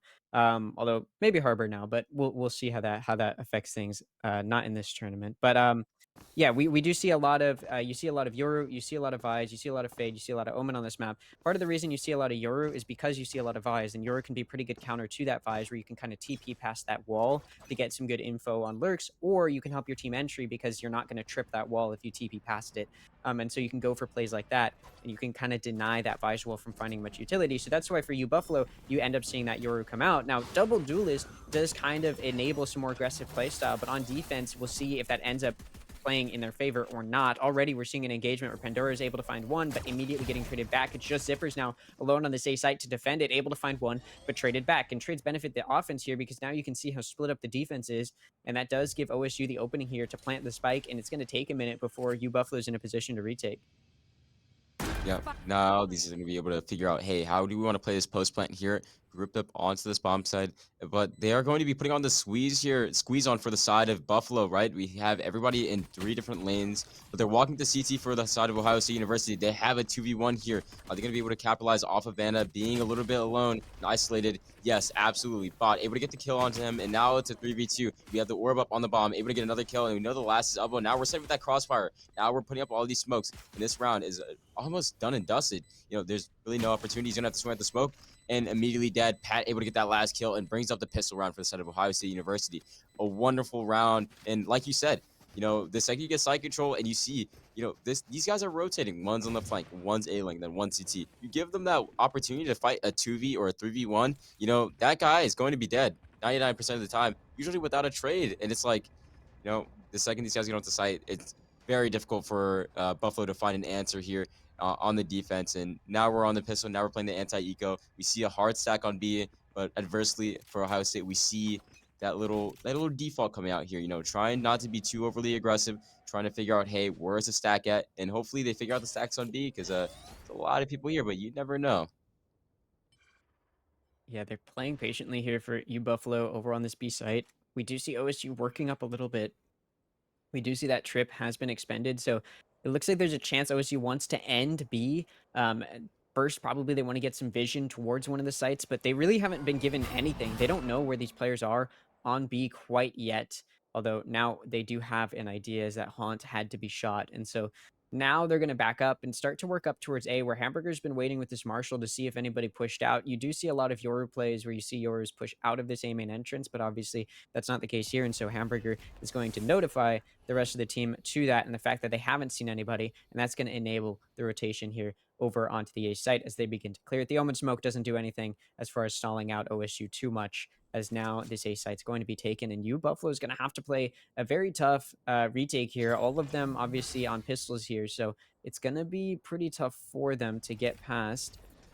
It's just going to come down to trying to play this from mid. It looks like they're potentially all of them could end up coming through this A-Link entrance, although it does seem a few want to go through A main instead, which is probably a good idea, although you can just see how aware OSU is of where these players are likely coming from. No matter which entrance they push through for this retake, it is going to be tough, and it looks like they are getting ready here to maybe just play exits, as you're probably not going to win this one with the amount of time that's already been expended. And we see one on the Ooh. flank. Nice little swing, one tap, able to get that one kill. I'm sure Pat's going to be hunting, or everybody collectively is going to be hunting, looking for a couple of kills. You know, they didn't actually buy that heavy into this round, to be honest with you. A Marshall, a Ghost, a Bulldog, you know, not too heavy, kind of similar to a Fnatic buy, you know, just living, keeping your life. And, you know, these guys are going to have rifles. They have a very promising bonus buy where some of these people can actually afford to buy a rifle. And this might turn the tides here, right? You know, whenever you have a couple extra weapons on your anti-eco or on your eco and your bonus, you know, you have a much better chance at actually converting that round and, you know, snowballing, right? You know, we have the outlaw still in play. We have 3 rifles and a Spectre. That's not bad. You know, you can do some real damage with that. You know, we have 1 guy on light shields, or really 3 guys on light shields. You know, we're gonna be able to get some kills and some value out of that outlaw, depending on who's the right guy who swings. And, you know, now we're fighting for this A main or B main control, kind of a default this round. Viper walking up that A little bit quicker than we saw last time. We are also seeing, for the side of Buffalo fighting for that mid control, Waylay on top of that wall, falling back, and actually, Burger getting a little bit overzealous, trying to look for a timing a little bit too early and walking into that vise, getting taken down here. And, they don't have a lot of control here for the side of Ohio State. They don't really have mid control. For anything they know, they could have just walked down. They lost that A control. They do know a main should be clear at the very least. There are a couple of options in this round, but not too sure on what exactly they plan to do. They don't have a Viper wall, which is not the worst thing in the world here. Um, Now they're electing to walk up mid. Don't really see anything. I think I at mean, this point in the round is where you want to start either looking for a kill as a group or you start getting ready to exec. And as we see right now, still exploring the Vise over here. And on either side, both of the sides looking for duels. That's looking to fight for that A control, grabbing that rifle that was actually taken down for Hamburger. And while he's doing that, there's also going to be a B push on the premise, seeing one B link and not able to get a kill yet, but he is swinging out wide, snowing, not able to get one. Pat actually getting that trade here, which is huge. Cody actually able to get one. Waldy able to get one more before falling down, and that is actually the anti-eco for the side of U Buffalo. This is necessary. They really needed this round, and honestly, it looked a little bit scary for a second. They had the proper weaponry to make this round into something, but it's completely fine. They're expected to lose that round, and now it's really where the game begins. yeah, I will say for you, Buffalo, that was a really, really good round as far as how we'll likely see them play their bye rounds moving forward. I think we saw what we needed to see from them on Bind. Now we're seeing it here. We saw them really doing a good job of taking proactive space. OSU was trying to play really slow and find some picks, and they instead were picked off because of the fact that U Buffalo is waiting for OSU to push into them. Here, U Buffalo is going to be a little bit more aggressive down towards mid, although OSU's not really there. There is a vice that may have to be dealt with, but OSU is mostly going to be pushing in towards his A main, where there is also a Vise that has to be dealt with. Zipper is going to be playing from elbow. We see the double dash come through from Dez. Blinded, not going to get punished, though. Able to swing around now to try and take this fight with Zippers. Not going to win it. Zippers is going to take out Dez, and Bot tries to follow up for the trade, but Zippers shuts it down to make it a 5v3, and no space has been gained by OSU as Zippers is just completely locked down this site, just waiting. Vanna is also here in towards the actual site, and that does mean that there's so much vision gained by U Buffalo right now. So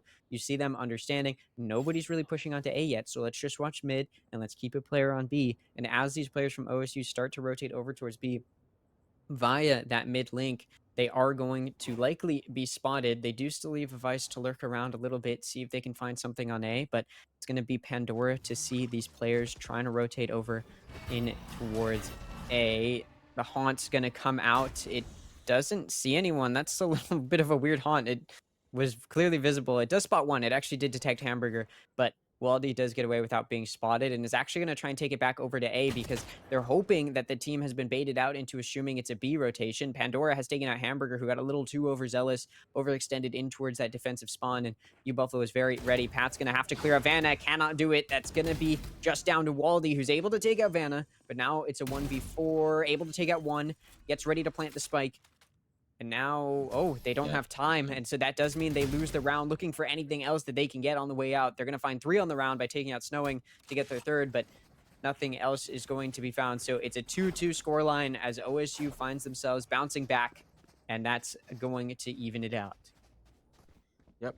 And we're seeing, as you said earlier, Buffalo, they did have some issues earlier, last game. Just not able to capitalize off of the spaces that we're getting on the defense and not really actually being too active in gunfights. Letting Ohio State really take a lot of duels really harm them. But now they're looking to take more fights into their own control here. And look, it's honestly doing them very well. They have very good mechanical players again, and it should be pretty easy for them to go and take some of these aim duels, like Snowing, swinging through that smoke, able to get the kill, and Pandora also able to get a kill through the smoke, spamming with the Vandal here. And yeah, that puts him in a very good position here. Pandora able to actually get one more of the guy peeking over the top, and Snowing also another one. And this is just a decimating round for the side of Buffalo. They're just swinging and killing the guys out mid. Obviously, they have deagles, and it's not really a real force buy, but still, they're very confident in themselves. They are willing to take those gunfights, which some people would think are high risk, low reward. I'd say it's high risk, high reward if you're getting a kill out of it and living, or potentially dying. Usually these guys are getting one kill and they're able to get out. And obviously, whenever you have a Waylay on your team or a Yoru, they're able to just get out with a TP. And you can even still spam from safe distances like Pandora did to get a couple of kills. And that mid fight went a little bit wrong for Ohio State, but they didn't have rifles. So let's see what they do this round. Actually going into an A pop or a B pop.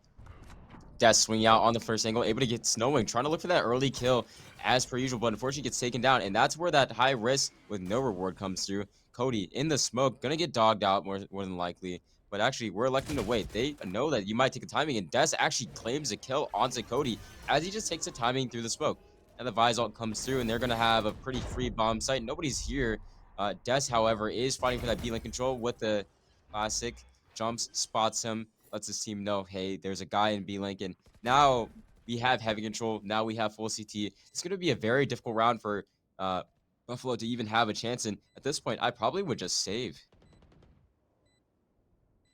Yeah, it does look like Buffalo wants to try something. Zippers is going to find one coming in from CT, aware of Bot having TP'd to Heaven, but not going to be able to find the kill. Vanna's going to try and flood out from mid link, but going to be taken out by Bot from Heaven, and Bot from Heaven is also going to take out Pandora. So it's a very swift end there to Buffalo's attempt at a retake. So after what looked like it was going to be a pretty decent attempt at a run from from Buffalo after that previous round where they had a flawless round, they were able to deny that quick aggression that OSU tried to pull through mid and then in towards one of the sites. But Buffalo did not get the opportunity to then deny this push. OSU just kind of got some easy picks in that B main entrance. They were never traded back, and that enabled them to go into that B site post plan with that player advantage. And so OSU is in a pretty good spot here to try and get some momentum moving. They've got 3 ults on the line that they can try and utilize here as they make their way over towards a site. That's probably where it's going to be taken initially. Snowing is here to maybe try and deny it. They too have some ultimates online. You've got your Waylay ult, you've got the Steel Garden for Vise, and you've got the Nightfall for Fade. And that's pretty similar over on the other side as well for OSU. So there could be some big ults in play here, especially as the economy is starting to dwindle. So both teams are pretty much on their last buy. Whoever loses this likely going to have to take an eco. So we may see these ults come out here. The attempt at maybe finding something for OSU doesn't really end up with anything. The way they double dashes pulls themselves back is going to instead take it over towards mid. They've decided to smoke off this top mid, so that does mean that they're going to likely come in through this A link from mid, and there's going to be 2 players that they have to do it, that Vise and that Waylay, which will likely be able to see them. You see Waldy here getting prepared, being the first to swing the angle. Snowing is here in that corner, but not going to see them as they push out of link. Instead, it's going to be Zipper who finds them. Some shots come through. The Nightfall is now being expended. The Steel Guardian comes out as well from Zippers. And now the site has been taken. Waldy was able to take out Zippers, but those players do not have guns. Cody's coming from mid to try and do some damage, able to blind Pat and nearly takes them out. But Dez, who's not blinded, swings out to trade their teammate back or prevent them from dying in the first place. Snowing's going to find 2, and that makes it a 3v3 post plant as the defense needs to retake this A.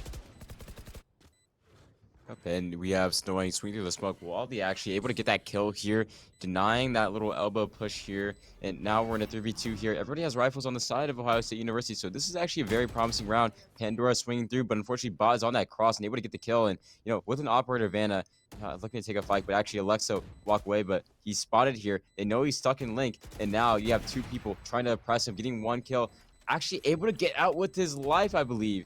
And assuming top mid's able to take care of him. Actually, he will probably end up dying here. Unless he gets 1. Is he able to live? No, Bot actually gets a kill. So that means the operator's out of play currently. This is very big. Now we're going to have to see Buffalo on a very, very low eco this round. Buying light shields with a deagle. This is good. This could be the start for something bigger for Ohio State University, where they're going to be able to buy more or keep a better economy for the next couple of rounds, start snowballing a couple of rounds as well, potentially, especially with their ult economy on the up and up. Cody, however, maybe a little bit of a hero buy this round, but now we're starting off on a slow default again. Looking for a little bit of B main and A main control, giving up mid control this round, and as we see, Des, the very signature. Ooh. Still trying to walk up towards it, but however. Towards B, they tried for a walk down flash pop, but double swinging, holding for that. And also Desi to info that there's another A-Link outside of the Vise who is the permanent A anchor. Similar to like how we've seen on the past couple of rounds. And we also have a mid walk down. A lot of hero plays happening, but Ooh. actually Pandora able to get 2 kills this round. Hamburg trading it out, and now it's a 3v3. And now the round's a little bit more promising, however. And you know there's 2 guys towards A here. You spotted out the Omen and A-Link. You know the Vise was set up completely in A. And actually Vise is able to re-walk down A. So this guy might have a complete wrap, or he definitely will have a complete wrap if they end up trying to go back towards A or even towards B. You know, he'll be in their spawn, but now they're a little bit aware of it. They know there could be a walk down.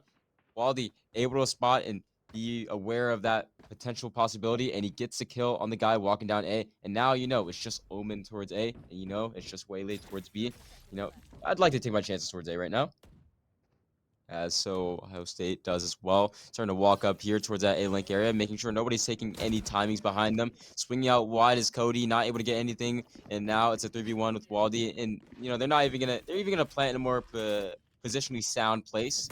A little bit more favorable for them, planning for that CT and electing to have at least one guy elbow holding and looking for that cross. So you know, hey, you know this guy didn't cross without us knowing. They couldn't be timing behind me, and yeah, now it's up to the Waylay on the side of Buffalo in snowing to look for a couple of kills.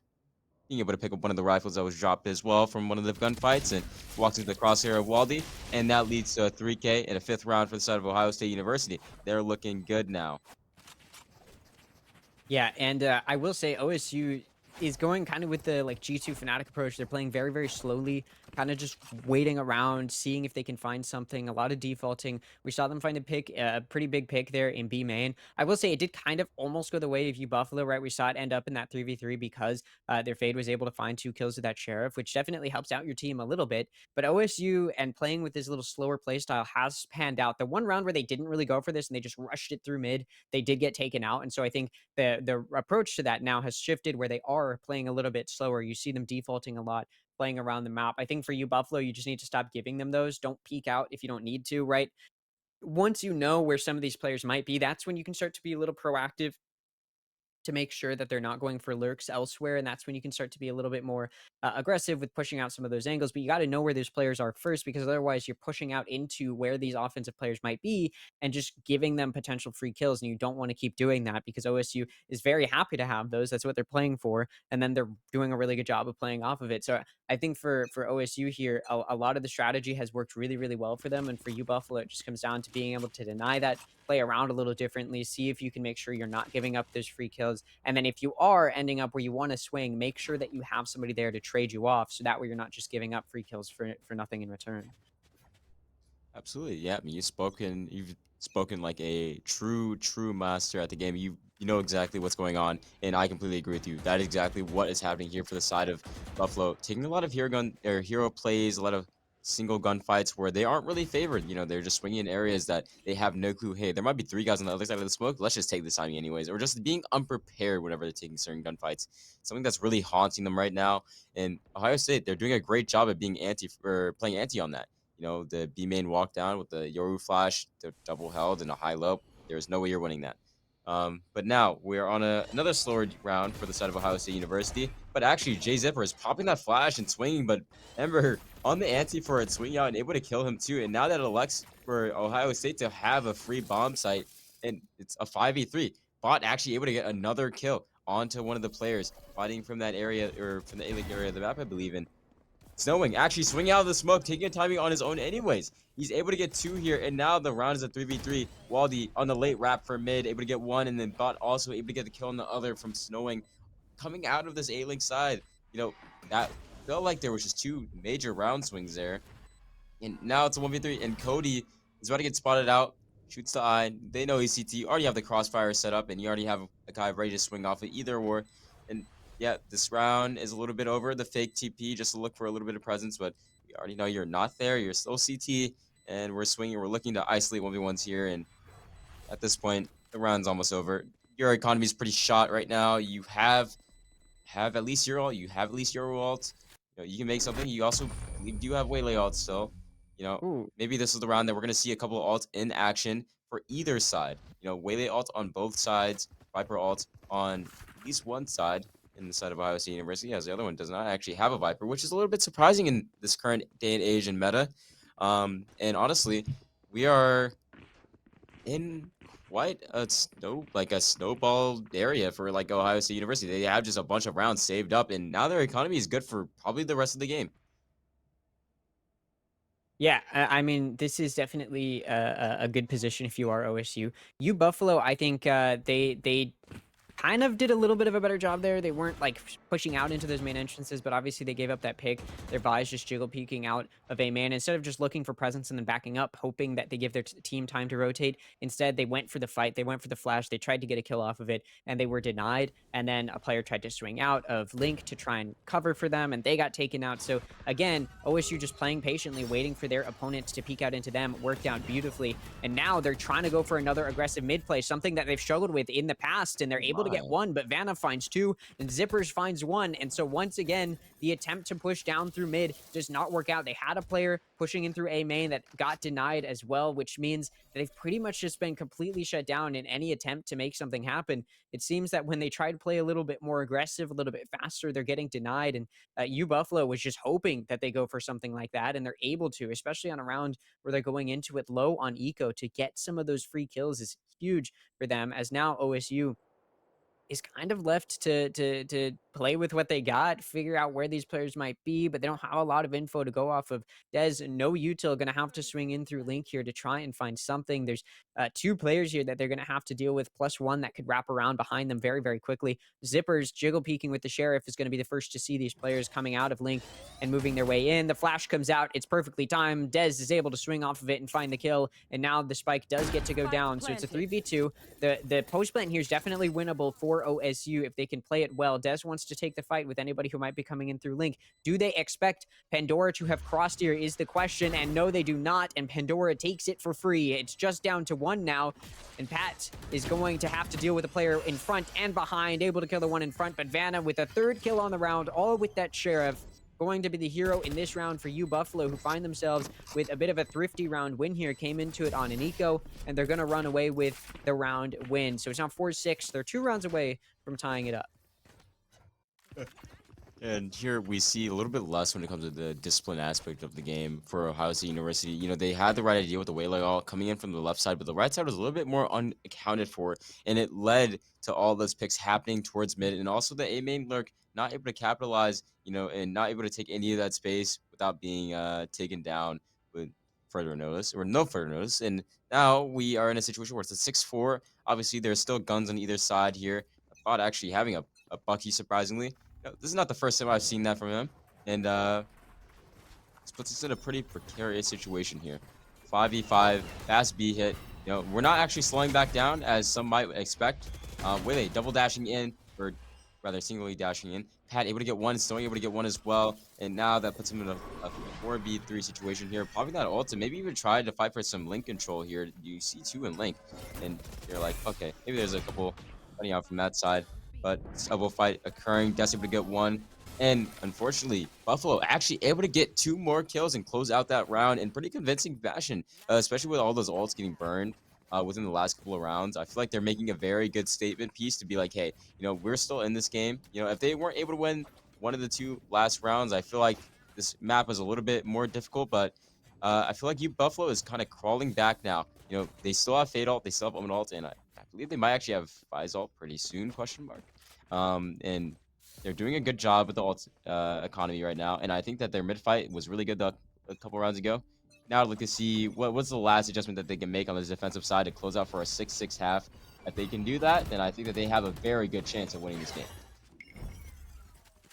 Yeah, for some reason, OSU kind of abandoned that slow, methodical, wait out your opponent play style, and they've been denied in that. So now they're slowing down a little bit more. Some of the defaulting, you get Hamburger to lurk over to A to bait out the trip. Dez has just completely dashed up mid, trying to find something with a Bucky, and finds one before dying to their counterpart. Snowing takes them out, their fellow Waylay, and now it's going to be an evened out 4v4. Now, trades do benefit the offense, and so this is a little bit of a better position for them to be in, right? You have more players, which means no matter where you hit, you're going to be in a better position. And so we're going to see, or well, you have the same amount of players, but no matter where you hit, you're going to be in a better position, as I meant.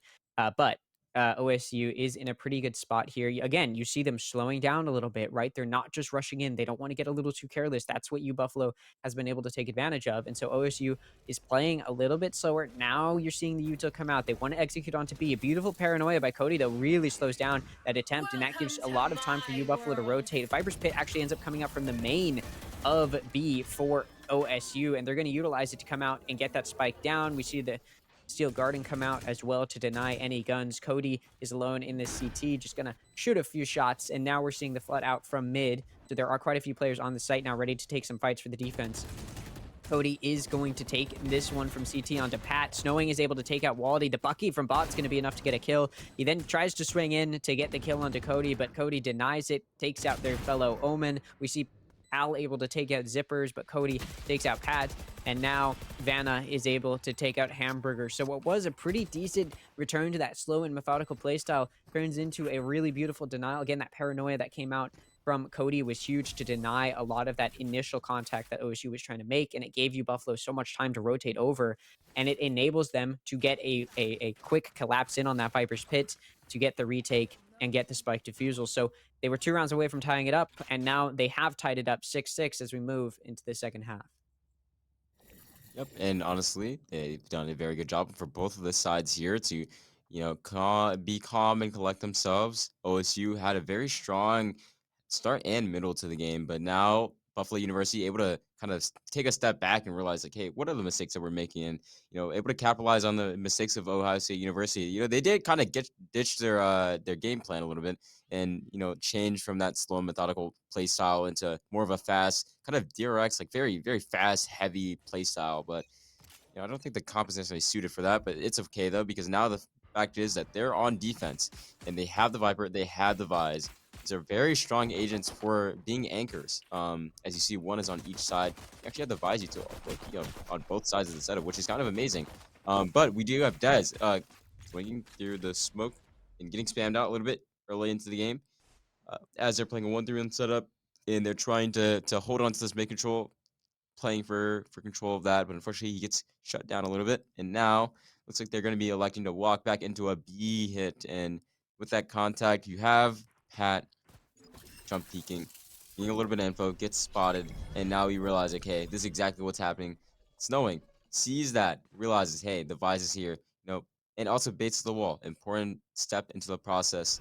Now what is the plan for Buffalo? Are we going to go back towards A? Are we going to go re-clear mid? And it looks like we are going to re-clear mid. Bot actually getting spotted out, and now he's about to get crunched on. That Haunt coming out as well, and unfortunately not able to see that and not able to shoot that. They're able to start going to that B split and splitting onto this Vise, but not even needed. So able to get the kill onto Pat and link it down to a 5v1 for the side of Buffalo University. Thankfully, able to get all these kills with practically no effort. Just good utility, good spacing, and just being ready to take the fight, which is exactly what they've needed to make sure that they could secure some of these rounds, and especially a pistol where they're already on a 6-6 that puts them in the advantage. And the round is over now, 7-6 for the side of Buffalo University. Now we're going to be going to the anti-eco. We're going to see probably another slower mechanically stable round, and hopefully they get into 8, and then we can see what happens from there on forward.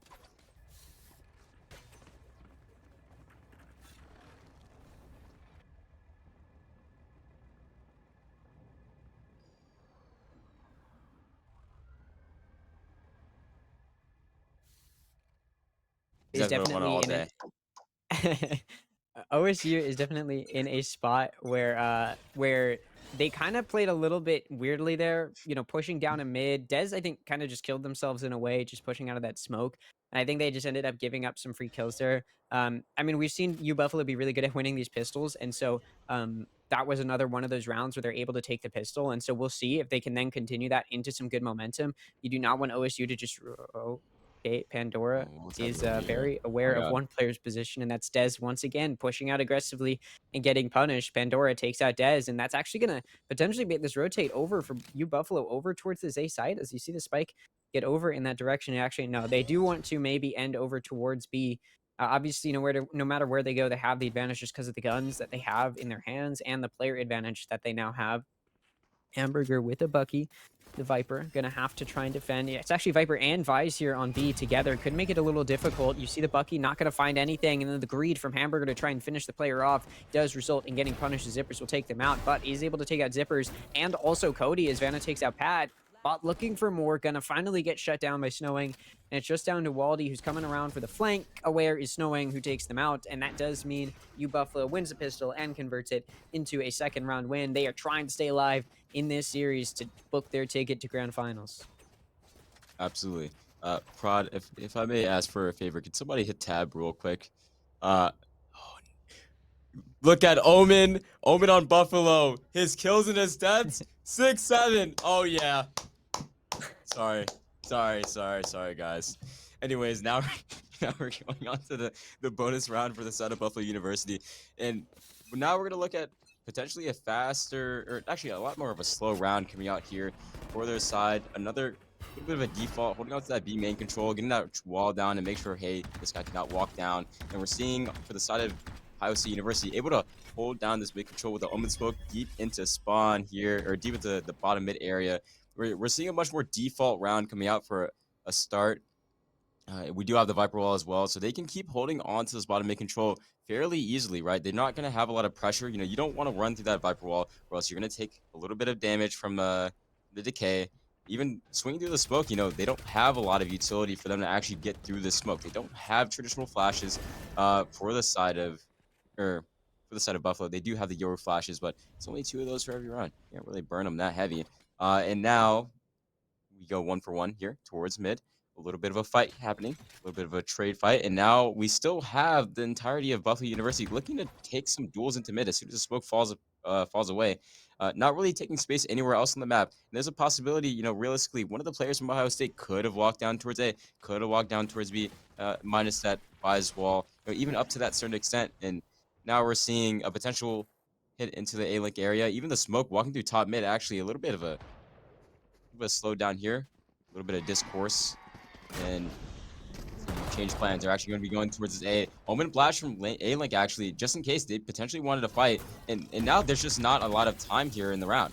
And the hinder comes out from the side of Ohio State University with the Waylay. And look at this round, is almost over. There's no time. Pat able to get 2 kills from the site here, and there's just no time to get the bomb down. And wow, it's 8-7 for the side of Ohio State University, able to collect that anti-bonus round, and actually getting another kill on the side for the Ohio State University. Bot able to pick up 1 more before the round's over, and now we're back into 5v5 action is live. And honestly, I guess well played from the side of Ohio State University. A little bit late for the side of Buffalo, as they kind of elected to take so much time before they could really walk out.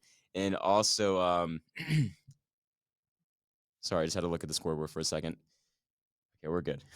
They had to wait and just see their options before they ran to Link, before they ran into A main, before they ran anywhere around the map. And we're gonna see another default round. They're actually looking to fight a little bit mid early, but realistically, they're probably gonna have to re-clear this as Ohio State University is taking all of this mid control again. Buffalo gonna play slow, similar to their counterpart Notice you did on their offense, and on the first play from both sides, this is the round that really matters. We'll see how Buffalo ends up playing it. As again, it looks like they want to take this over towards B. They use that prowler, see if they can spot anything out. A quick swing off of a flash results in Pat taking out Pandora. Zippers does trade it back though to take out their counterpart Vise. Not sure what that was from Dez. A little bit of weird dashing around the site, and Vanna punishes. So Bot and Hamburger can now try and work their way in. Hamburger. Oh my god, he really just. What is going on Bot this round? Just takes out Cody right after the plant. They just know exactly where both of them are too. Wow. Vanna is able to take out Hamburger, evens it out. Zippers takes out Waldy. That makes it a 2v1 for this offense as they try and play this post plant. I'm not even sure what just happened, to be honest, for either side, as Bot comes in, try and get the defuse, aware of where these players are. Might be heaven. You gotta be a little bit aware. But they are both from CT. They're both low, both one shot. Oh One can get straight through the wall there. Just down to one. The again. tap onto the spike. Zippers doesn't buy it, banking on the fact that it's a fake. The second tap, Bot is going to get ready to do some damage. The flash, not well timed, as Bot is able to see where Zippers is, and although the flash goes off, there's no time. Bot gets the final kill, but the time was played beautifully, and Bot cannot get that spike diffused. So somehow, some way, U Buffalo ends up winning that after what was a bit of a strange take and then retake. It ends up going the way of U Buffalo. Yeah, that was a very interesting round here. Honestly, Bot literally just walked out and found a timing, and that was almost Yeah. unbelievable. Yeah. Just walking out and finding the timing and being able to get the kill. It was quite amazing to see just that, but unfortunately not able to get the other kills as Waldy falling to the side of U Buffalo from the Euro from heaven. Unfortunately not able to get those kills, but now we're seeing a fast B main take this round, getting a lot of kills, getting a little bit antsy. He's just swinging out wide as Des, able to get one, and able to get two or able to get the second is Waldy. Swinging out again. If they're able to get a third and a fourth kill here, then that would be round over. But unfortunately, Snowing, he's looking really nice right now. He's able to get the kill coming out from B main and able to maybe send this into a 10th or maybe send this and make this a Spike 10th round for the planted. side of Buffalo as they runs it down and is able to get the 2 kills on the Deagles, just swinging out wide B main. But it was a good effort for Ohio State University, just trying to take some fights with the Deagles. And Mm-hmm. I like it because of the fact that it was together. They're doing it as a team. They're not making solo plays here, and maybe they're a little bit lucky, a little bit more lucky. A little bit better timed or a little bit better paced. They would have been able to get a little bit more, but 2 kills on an eco is perfectly fine to me. And Hamburger sitting here in elbow with a Bucky, hoping that maybe one of these guys is like, you know what? I honestly don't think they have a Bucky and elbow. I'm gonna go swing that. But fortunately, I think they're all getting ready to exit out. More than likely CT. We actually do have a guy in spawn behind them. Not really sure how that happened. Maybe he just walked up on a timing for mid, but that did happen, and the round is over. 10th round for the side of Buffalo University, and now we're looking down the barrel of potentially an 11-7 or a 12-7 if things snowball a little bit harder. Ohio State, they need to capitalize and they need to convert one round, or else they're gonna let it snowball a little bit. I'm a little bit scared on, are these guys gonna be able to break that trend of rounds lost right now? I'm not too sure if they can, but let's see if they can make any adjustments right now to win this next round. What do you think they can do a little bit better? Honestly, I think right that previous round on an eco, I think they did exactly what they needed to do. Before that, I think U Buffalo's just kind of been allowed to push up a little bit too much and get some easy picks here and there. And I do think that OSU can do a little bit of a better job of kind of denying that. You don't want to peek too much, give up too much info. You also just want to be able to stall out your opponent a little bit whenever they do start pushing into one side of the map. You do want to be able to give your team some time to rotate because again, as we talked about even before the map started, right? This is a really difficult rotate for the defense. It's a really, really long rotate. So you do need to give some opportunity for your team to rotate. So that's where that stall comes through.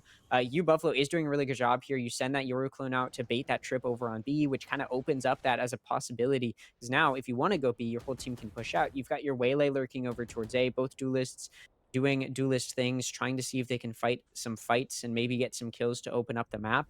We do see 2 leaning over to B for U Buffalo to try and find some kills. I think for OSU, right, this attempt at mid control is working out really well for them. And it does give them a position to rotate to either B or A pretty quickly once they know where the offense wants to take it. And U Buffalo, who's kind of just been defaulting, hasn't been able to find anything. But now Snowing is pushing up into elbow and actually has taken a lot of space, sees a player in link, bot swings out, sees the presence, and starts taking a fight. And that has baited the entirety of OSU over towards that A site. They've all started to leave B, and that does mean that this is an open and free site. The Nightfall going to confirm that, as well as the Dimensional Drift. And Vanna has taken quite a bit of space up in towards B. In fact, 3 players are here in this CT to try and take a fight here. Snowing all the way back in their spawn, hoping to maybe catch a late lurk on a flank. Dez and Pat each find one. Vanna is able to find a pick to try and keep it even. Snowing will be able to get a trade pick to make it a 3v3 on bot, as that late lurk ends up being rewarded. Pandora is able to take out Waldy. There's a player in heaven with a shorty. It's Cody, but Pat is ready and is able to find the kill. Snowing does take out Pat to return it. That does make it a 1v2 for Dez, who dashes out, then reels themselves back, and now has to come in for the retake. Able to, very well timed on where Snowing might be coming from. Able to find the pick there. Completely unaware, though, of where this Fade is playing from. Sticks it all the way to half and then continues to stick, and Pandora is ready. Now, to be fair, you kind of had to there. The time was ticking down, as it seems has happened so many times. OSU just took too long to get that retake moving, and no matter what you really did there, you weren't going to be able to get that win at that point. So U Buffalo finds themselves with another win, as we do see OSU continue to struggle with, again, kind of denying a lot of what U Buffalo has been really good at, which is kind of just playing very slowly, very methodically, looking for openings. And OSU didn't quite. I mean, they did a decent job there of just holding their ground. They had really good mid control. They were taking advantage of it in terms of being able to rotate quickly. But U Buffalo just made some noise on A, and it was enough to get the entirety of OSU to bait themselves over towards A. And after that, you couldn't really do much to follow it up with, as Dez does open up this round with a nice kill into Pandora. Now it's how will U Buffalo respond in this round? Yeah, and honestly, we're seeing a very similar case here for the side of, or for either side. Ohio State University, though, Des actually able to open up again, like you said, with that nice little B main play where he's able to run up and throw that hind in, or hind, I guess, perhaps rather, or hinder, whichever one it is. I'm not actually too sure, but still, even able to throw that, able to get the kill in the fade, and bring it down to a 5v4. But now it's a 4v4 as the opposing Whaley is able to get another kill, and now we're seeing a couple of different things happen around the map here. We have two guys walking up B main, but we actually have the bomb towards A right now. It almost seems as if they're doing an A fake with Omen ulting probably back towards B. If I were to take a wild guess, Dez still full running, and Vanna actually shooting the body here. You're able to get that kill, and oh, it's okay though, because Pat is here, and he's looking to take a couple of duels here. It's a little bit of damage on, and he knows, okay, the bomb is towards B right now, calls for his teammate, calls for that rotate. The Euro was very low as well, and this puts them in a very interesting position, right? If they do pop out of the smoke, there's a very good chance that they're able to kill one, but Vanna actually spraying through the smoke, able to get one kill on the hamburger, and now the round is a little bit less winnable. Still is a 2v3, and you do have one of your players coming in from CT who can actually fight and take that timing, which would be very good. If he's able to get this kill here back or a mid site, he's going to be able to open the round up a little bit. However, they still don't know, hey, the Yoru left, but now they're figuring that out as they're walking out back site, and Omen is playing around the smoke. He's going to be able to get caught out. I don't really think so. I think Bot might walk into the smoke. He sees them.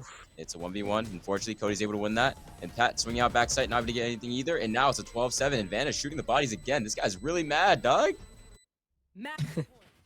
And I mean, to be fair, you go from what looked like kind of losing your grip on bind, not really sure how you wanted to play it, to then going into this map and you're succeeding. I mean, it's no wonder that you find yourself with your left click getting stuck every now and again when you're looking at someone's body. But we do see it 12-7 as U Buffalo is now just one round away from forcing this map 3 to determine who will be going to that grand finals between these two teams. So it's definitely getting down to it. I think U Buffalo is continuing to just do a really good job finding those openings. OSU not doing so good of a job of denying that. They've been able to find some early picks here and there, which has really benefited them, but then they just don't play off of it very well. So even if they are able to get first blood, which is hard enough to do on defense on Corrode, but even if they do, they're not able to play off of it very well, and U Buffalo just continues to run through. And Hamburger, once again, able to find a first blood on Vanna, who was just overextended a little too much in towards A main, and not able to win that fight with Hamburger.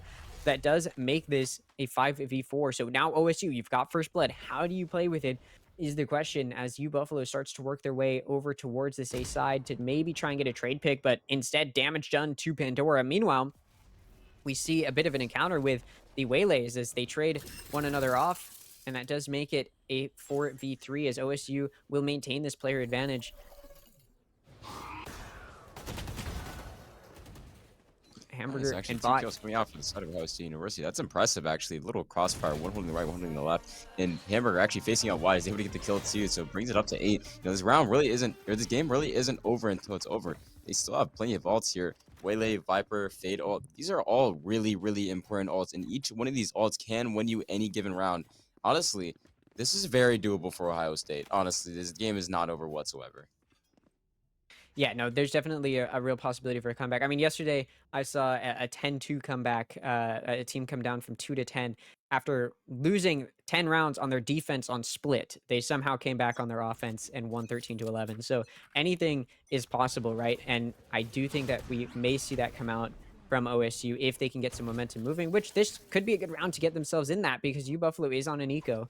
So there's that opportunity to find this opening. They did a really good job of denying U Buffalo any of that contact that they wanted, especially over towards that A main entrance. So if they can get, you don't even necessarily need heroics. If you can just continue to deny that and delay time, you may end up forcing U Buffalo to do some movements that they don't necessarily want to do, put themselves in some awkward positions, and then you can take advantage. So OSU going to be attempting to do that once again. It's a little easier, of course, with their opponent being on an eco this time around. Yeah, and now we're again seeing for the side of Ohio State University, or for the side of, or really both sides here.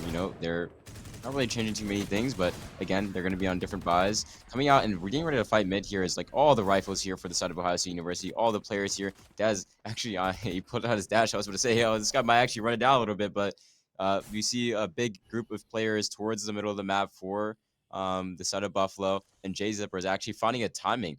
Um, this is trained. This is something. Hamburger has no clue that this guy could be walked up bubble, and there's already guys walked up blank. This guy might just find a timing, but they literally timing each other. He's walking towards CT, and they have no clue this guy could be on site. But now with that inkling, they also have no clue this guy could be in spawn. There is just so many things that just went wrong this round. But Hamburger is able to get one. He's looking at CT, and unfortunately, he's not able to get another. But now we don't really have that many ults coming. We do have the fade ult coming through. Hopefully this can break apart the round, make it a little bit easier for these guys to Oh, win. But Snowing one taps him and gets one kill. Now it's a 1v3 for the side of the buys, oh, and he gets the kill, and Pat taken down. Buffalo University able to get the 13th round and closes out this game pretty handedly against Ohio State University. And we bring it down to map 3, baby. yeah, and I mean that was a pretty impressive way to end it with the share of shots there to the head. But yeah, no, that was a pretty textbook, really really good way to close it out. If you are if you are on the side of U Buffalo to bounce back again, this is a team that beat OSU 2-0 yesterday in the group stage, and so then to come in and lose on Bind, a map that you had beaten OSU on yesterday, to lose on that map did not feel good, almost certainly. And so they wanted to be able to bounce back and prove that they can be in this, and they did it pretty well. I mean, they beat their opponent with pretty much the same scoreline as they were just beaten on the previous map. And so as we take it to a map 3, this could definitely be a map that goes into overtime. It could be a very close map. It seems like both teams have really good game plans, and we're going to get to see Haven as our third map. But of course, that's going to be after a really quick break, and then we'll find out who will be going to the grand finals.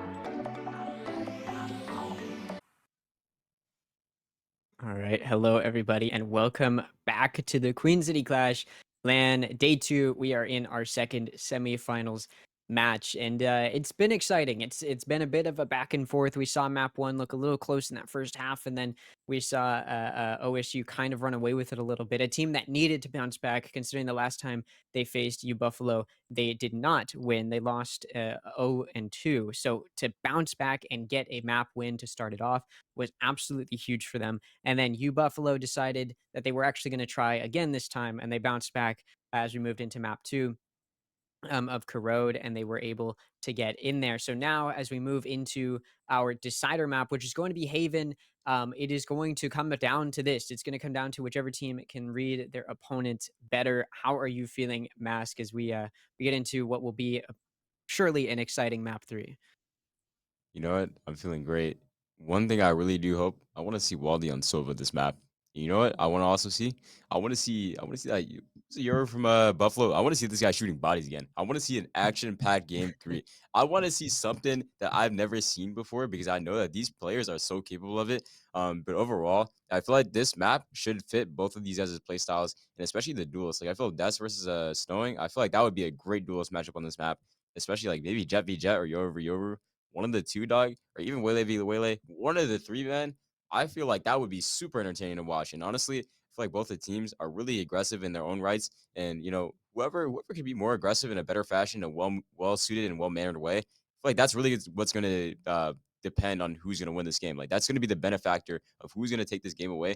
And I'm presuming, like I'm sure that every team might have found their own play style, but realistically, I really feel like these guys are going to be playing a more aggressive play style and have an aggressive game plan to take away the win. And I'm excited to see this. I'm so excited.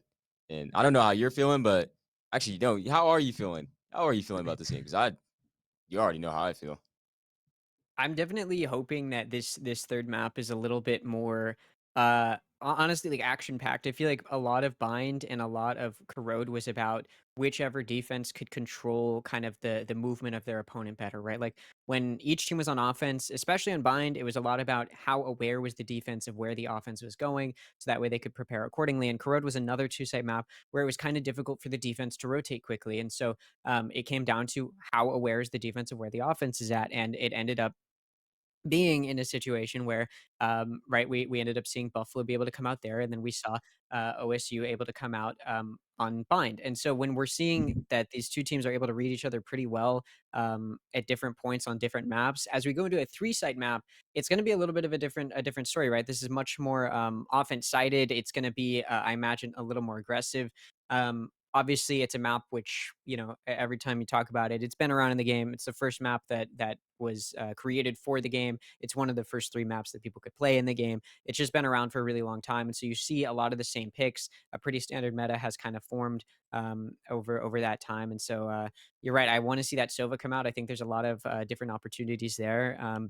Really, I'm just really hoping that it doesn't come down to a lot of really slow, methodical rounds like it has been. I want to see like a lot of fast action, kind of quick executes. And on a map like Haven, that really does lend its hand to the offense. If you can get set up, post plant is really, really easy for the offense on Haven. It's very difficult to retake a lot of those sites. And so for the offense, you really just need to be able to get onto a site, get that spike down, and then you can pretty much easily play post plant. So I'm definitely Yeah. looking forward to it. I'm looking forward to seeing the team comps too, just to see where we end up. Honestly, I think whatever the outcome is, it's going to probably be an exciting one because both of these teams, I think, are it's now do or die, backs against the wall. You have to perform. Exactly. That's something that I'm always like looking forward to when it comes to these type of matches, especially at the stage where it's a map three, right? Listen, this is literally everything for these guys. These guys need to win this, or else they're going to lose. But like all in all, especially even the slower methodical rounds that I see played out in Haven, where like maybe they're defaulting big garage control. I feel like even those rounds are still better than anything. Defaulting on this map is so much more interesting. And actually, dude, I didn't even mention Neon, but we're getting a Neon out of Desk. This is exactly what I wanted. We got Waldy on Sova, and we got Vanna on Yoru. This is exactly what I needed, guys. I need these guys to go run it down and go get some kills, especially Des. I would love to see this. I'm excited for this. I like the comps that we have here on this side, this map.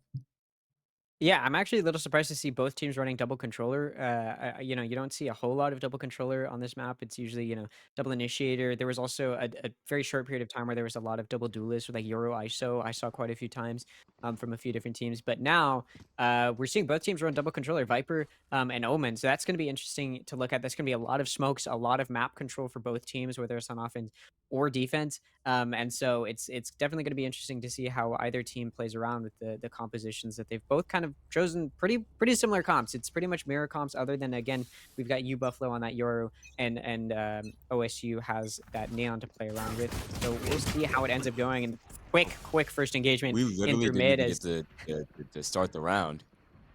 Oh my god. That spot got to be just literally just swinging out a window, going extremely fast. That is exact opposite of how I thought the game would start, and now we're just running it down. Nova seeing A-Link able to get that kill as well for Des, and we're able to recruit and take all 4 kills, and now it's just Cody left alive, and he's dead. And honestly, the round was over within like 15 seconds, something like that. 15, 20 seconds. I mean, I wanted to That was see quick. an explosive offense. I wanted to see some explosive rounds. That was probably about as explosive as you could get. Just immediately off rip, you saw OSU get a pretty nice opening there into B site. I honestly wasn't expecting a mid fight. You do see a lot of teams end up going for mid fights, especially on defense. To push down mid on pistol is pretty common.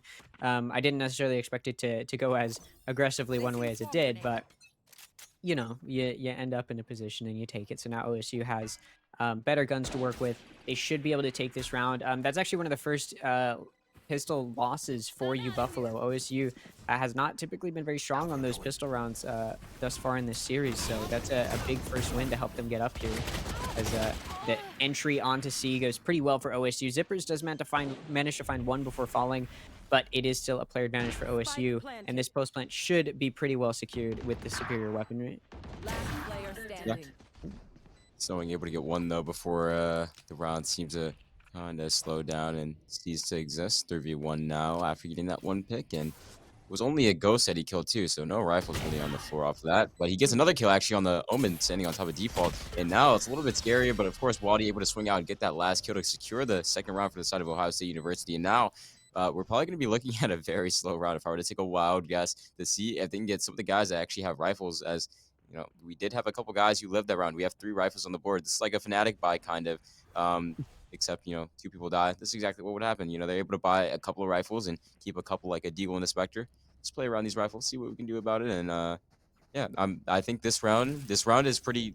It's definitely more favored to Buffalo, of course, but it is a little bit even. Like Ohio State University could have a realistic chance at taking apart these guys and getting this round. But now we're seeing the default come in. Silver joining on top of A Long to get that little bit of information, seeing if anybody's swinging out wide with maybe an outlaw or another weapon, and Guess is walking up. Looks like they're actually just going to play fast and go for an A pop here.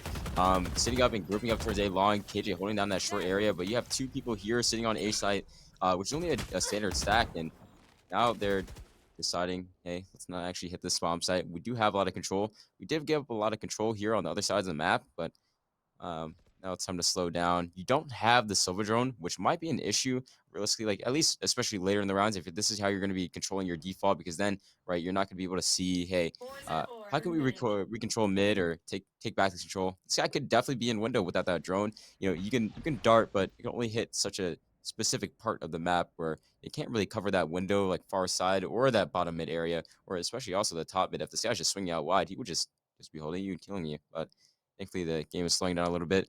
And if we're looking at the setup here towards Ohio State University, they do have this right side Viper wall, which is a default lurk wall for not only A long, but also for B. And it's good 30 for seconds left. like later in the round if you need to fend off a push and you took C-Link. But disregard that because now we're actually taking the bomb site. Swinging back side is Des not able to get one, unfortunately, but Zipper is actually getting caught up by that Sofa tag. So now you spam through the Viper smoke here on default. Or the site smoke, and now the 3v3, the Yoru is actually very, very low, and he's back site and not able to kill him as Waldy, but now it's a 2v2. Still 1 HP here, and the other guy is actually completely unknown, but actually should be known at this point, or at least soon, because of the fact that, hey, we have one guy lurking and taking that timing in their spawn. They already know, hey, the other guy either has to be heaven or has to be on site, and now we know this guy's on site, spamming, making sure we can get that kill. Able to get the one from Hamburger, side of Ohio State University, Jiggle peeking. Making sure this guy's not able to stick, stays out wide. Snowy gets a kill, and he definitely has a time. He's able to actually secure the round for the side of Buffalo University. That was a little bit scary and a little bit dicey for them because, hey, leaving it all down to 1v1 against the eco round is a little too close for my liking. Yeah, Ohio State University definitely made it pretty close there. I think they did a really good job of you know, keeping themselves in it. They went for some good lurk plays. They were honestly just winning some really key gunfights and allowed them to pick up some guns with which to utilize.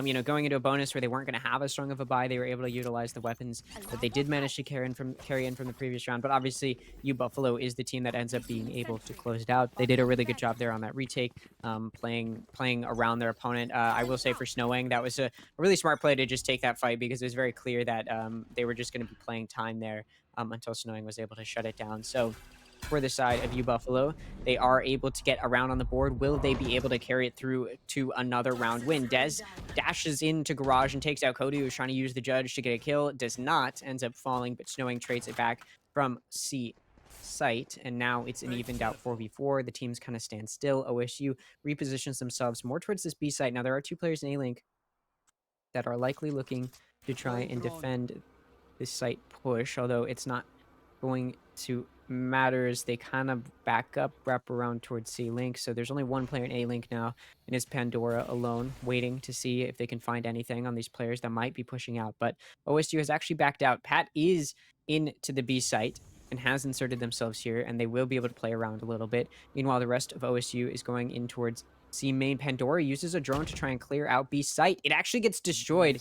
So Pat gives themselves up. They definitely did not need to do that, but they decided to take out the Sova drone. Meanwhile, Waldy is able to take out Snowing. So they're aware that there's a player on B, and they're aware of a 30 push coming into seconds left. C. There's a little bit of paranoia, not sure where to look for the defense, and nobody's watching Waldy. Vanna just pushes out into backside, gets a free kill, eventually gets shut down. Now Pat and C-Link needs to be dealt with, and does, as Pandora takes them out. It's now a 2v2. Pushing into CT is Hamburger, trying to get the final two players down, but only gets one to make it a 1v1. The spike has been planted. Bot wrapping around, going into Garage window, or just watching it, expecting potentially for a drop down from Garage window, which will not be the case, as we see the lurk up through this back site to get onto the spike. No, it's not planted for the Omen here, so be careful as you swing at. Now it is, and you do get to take out Zippers, and that's going to be a round win for OSU. It's expensive, much like U Buffalo's previous round win, but OSU does get away with the first full buy from both sides going their way. Yep, and honestly, it's not really that bad to me. I mean, I feel like this is a best case scenario when it comes to the side of what you call it, Ohio State University. They brought them down to such a weak bye the round before, and now this round, obviously, they got them down to a 1v1, but that round really breaks the back of Buffalo University's economy, right? They're going to be on Deagles now, but thankfully they do have an ult cycle. They don't have a Jet on the board, so they won't have any Jet knives, but they will have the Euro ult, they will have the KG ult, so that'll leave for them to be able to play a perfect post or retake going on for the next round. This round, though, however, they should just be looking or electing to take some of these gunfights head on and just try to group up in numbers, try to take a lot of fights with a lot of people together, and just hope that you can get a lot of damage off and also grab orbs if possible, which might not be possible at the start of this round. The Viper might actually, technically speaking, be able to walk up and grab that orb if everything else fails and they pop A. But now we're seeing an A pop out of the side of Ohio State University. Um, Sitting here, waiting, letting everything else collect dust here. Smoke's coming out, Neon stunned backside, and he slides in, gets a kill on the guy close graffiti, tags the guy CT, and also gets a kill backside. And this is just a perfect execute for the side of Ohio State University, getting all 3 kills absolutely clean and flawless, no issues, nothing about it. And honestly, we're going to be closing down this round without too much of a hassle. However, J Zippers is closing in on everyone's CT, holding down this angle. Viper is also coming to support him, so Stowing and J Zipper is looking to take some fights here and see if they can find anything. Anything I think would be kind of huge here, to tamper with the Ohio State University funds here.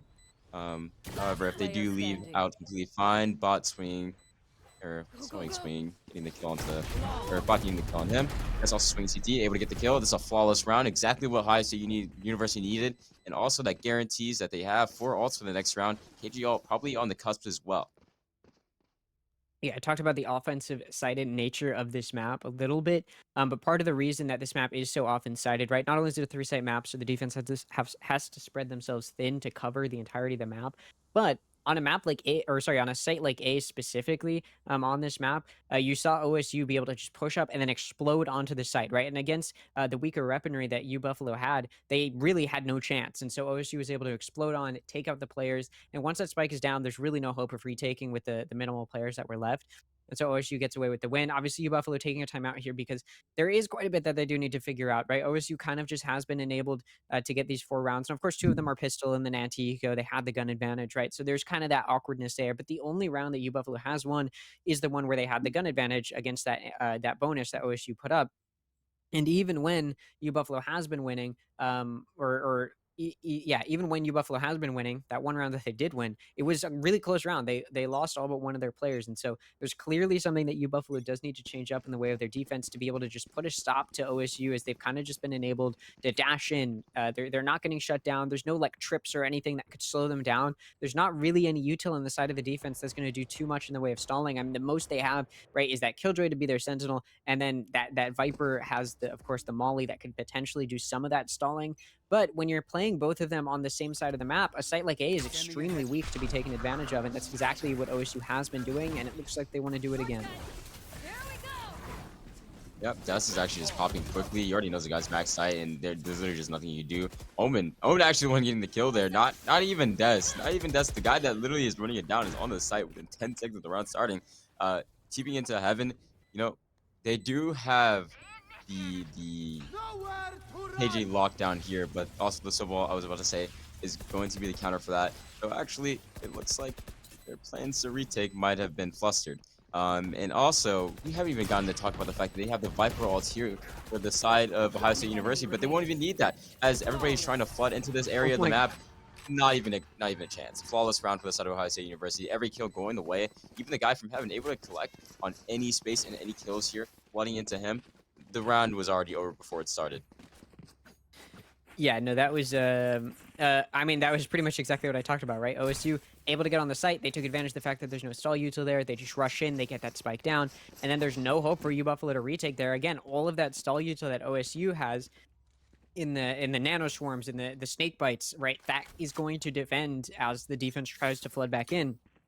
Now, if U Buffalo ended up putting more of their stall util on either side of the map, you kind of get rid of that potential for a quick execute, and then your team gets to rotate a little bit. But again, they're not really doing that. They're really playing that Viper and Killjoy towards the same side of the map, and it kind of denies a lot of that. Although This round, U Buffalo does go for an aggressive play out of A main to try and maybe find some players that are pushing up, but nobody is, as OSU this time is turning their attention towards Garage, which will be a little bit of a harder spot for them to push into. It is an eco for U Buffalo, though, so that does make it a little bit more difficult, even if OSU is pushing into the side of the map that would be favored for U Buffalo, as Ohio State University does start to back out here, making their way, it looks like, potentially to lurk back over towards A. They are still watching mid quite a bit, and it actually looks like now they want to redirect over towards C main, where they will be having to deal with a Killjoy and an Omen. Now, there isn't any Killjoy util there, again, because it being an eco. They did not end up spending any money on that. So that does mean that there can, again, just like on A, these previous few rounds, we will be able to see OSU just kind of rush out here and likely get that spike down. There's also a Viper's Pit in play, so even if it looks a little bit dicey, that Viper can use some of that 30 utility, seconds and left. they're aware that there might be a player backside behind this platform, and so it's a very heavily stunned and centered. Des tries to push into backside to get a kill or two, but they end up getting punished, and still nobody's cleared out Zippers, who finds 1, 2, and then a third from the same spot that they thought they'd cleared out with the utility and the concuss. They just leave it alone, and somehow Zippers manages to get 3 before finally being shut down by Pat. And that spike is down and it's ticking, but this round is opened up by Zippers to give their team an opportunity. Pat shuts down Vanna though, so it's just down to 1. Can you do it if you are Pandora? Looking to maybe find 2, you find 1, but Pat with 3 kills on the round. Both killjoys for either team find themselves with 3 kills, but it goes the way of the team with the superior weaponry, and that is OSU. So it got very, very close. Zippers did a good job of making sure it was, but OSU gets away with the win nonetheless. Yeah, and this is very interesting. I feel like Ohio State University is just having a lot of success when it comes to just the overall game plans that they're having around the map, right? And on from their 6th round, looking to get their 7th round. Honestly, I think they're doing a great job with these fast pops. And now look at the alt economy as well. You still have the Viper ult, you still have the Cage ult, and you're gonna be coming up on the Omen ult soon as well. Honestly, it's quite amazing. I feel like Ohio State University is just playing their game, and the thing is, they're just playing it well. They have very, very, very good executes. Their timings are superb, and they're able to break apart these gunfights very well. But now we have Snowing trying to fight ahead of it, but unfortunately gets taken down by Bot. Looking at that dart as it flies through across his screen, and that's actually holding the long, but Pandora ready to take that fight, able to get that kill after doubling up long with his Yoru and trying to take that space. Now we're finally seeing a little bit more aggression coming out of these guys. This is something that I think that we've needed for sure. Because if you don't have anybody playing on like any stall utility on A, you need to fight for a little bit. But now we have Vanna looking to take this fight. Wally getting the trade on him, but Pandora also getting the last say in the trade here. And now it's a 2v3. The first time we've actually seen Ohio State University on the back foot against Buffalo in this map so far. We're re-electing to go and take some more mid control, leave this space. We've already explored a little bit. We already have the turret mid. We already know if nobody's walked through or anything, assuming that I didn't get smoked off at least. But now 30 we're seconds going to left. walk into B, flipping the map a little bit, trying to get the bomb down a little bit, and then potentially even looking to take some space into A-Link. Not even actually planning B. No, they're just going to go straight into A-Link, but that's into the open arms of 2 different players here. One enemy They already remaining. know who won. Cody swings out, able to get 1, and now it's a 1v3. A little bit harder to do, but still technically speaking doable. Now you have the 1v1 on the right side of the site, able to get 1 in A-Link, but unfortunately Cody's able to get another kill and brings it down to a 2-6 start for the side of Buffalo University. Not bad. They're finally getting footing here, I think. Yeah, I mean, that's a huge bounce back round. We saw them kind of try this in the previous round when they were on the eco, where they had that Sova and that Yoru playing up on A main. It's just that the entirety of OSU was over on the other side of the map pretty much the entirety of the round. And so those 2 players in A main didn't end up finding any value. This time around, though, not only do they have guns, but also that's where some players from OSU ended up. And so those players were able to find some good damage. And then once OSU was down a player, U Buffalo just did a really good job of playing with one another. Had OSU ended up going over towards C, they would have only had 1 person to deal with, and then it might have gone a different direction. But because of that double up in A-Link, a really good read from the side of U Buffalo, they were able to defend against OSU there. So hopefully for them, they are able to make a similar thing happen here. Once again, it's Yoru and Sova over on A, although this time it's actually the direction that the entirety of OSU is going, where they'll have to face pretty much the full force here, which it's going to be Pandora to see it as they kind of jiggle peek short. They don't actually end up seeing any players, I don't believe, on that initial jiggle peek, but they're aware. And now they're going to re-peek just to confirm, and they find a player not looking at them. Doesn't matter because Dez actually died to Vanna, and now after backing out a little bit. It's a 5v3 for the side of U Buffalo. Bot pushing up mid, trying to maybe find something in B, give an opening for their team. They have to take out the Killjoy turret, and then they get paranoid. Not sure where to go. Has to re-peek the angle, but Cody's ready for it. Gonna take them out, and now it's a 5v2. And down the barrel of potentially losing in flawless fashion in the follow-up round. OSU needs to really lock in here as they start to work their way back up into A's Hamburger, but Pandora's holding the angle, shuts them down. Easy one tap. It's just down to Pat, who isn't known, but to be fair, there's kind of players everywhere, so it doesn't really matter if they're known or not. And it 30 actually looks seconds like left. they make the decision to save as they just sit in this corner here. And you can see U Buffalo's hungry. They want to track them down. As we see Cody coming in through mid window, Bunch of maybe hungry not. Sharks. They feel blood in the water right now. Don't know if he's making it out of this one, Doc. 10 seconds left. Oh, oh yep. my! Oh, it was a nice shot. That's actually kind of crazy. It's actually kind of crazy for Vanna. That was nice. But, man, it would be really bad if they lost 4 rounds in a row now. Anyways, How's the University? Up 6-3 still. Still in a pretty stable position. They have a pretty good ult economy. Still, I think now is they need to change the pace. They need to either bring it back to the much more aggressive playstyle that they've been playing recently, or potentially they actually should maybe just go and try to make a plan with just the ults alone. I mean, even maybe just taking C side fast and then popping Viper ult post plant, they can easily get sight. They're just playing solo here, and maybe with like one rotate pretty quickly, relatively. But as I say that, now we have, we got some beautiful KJ Molly lineups here. Everybody take notes. Can we screenshot this? Oh my god, look at that prod. I love you. That's so amazing. Anyways, Death's back side, swinging, able to get the kill on Jay Zippers here, and then the site's just open. There's nobody else rotating here, and we do have the Soul Wall coming in to maybe help the flood a little bit, but the Viper Wall is also coming through. I'm not gonna lie, okay, it is a 4v. Oh, it's a 4v3 now. I really would save. Even the KJ Wall is getting committed as well. Maybe if they could, like, potentially get a spam, that would be huge. Like, snowing, not gonna lie, you can get a crazy spam right now. But that ult's coming down as well. Actually, they were able to break it. Bot swings through, able to get one. Bot able to get the last one. Actually, wow, they were actually able to win that round. That's ridiculous. That's a lot of ults to be popped for the side of Ohio State University. Actually, really both sides. Buffalo also committed some ults there to make sure that they could win that round. And that was extremely impressive for the side of Buffalo University, honestly.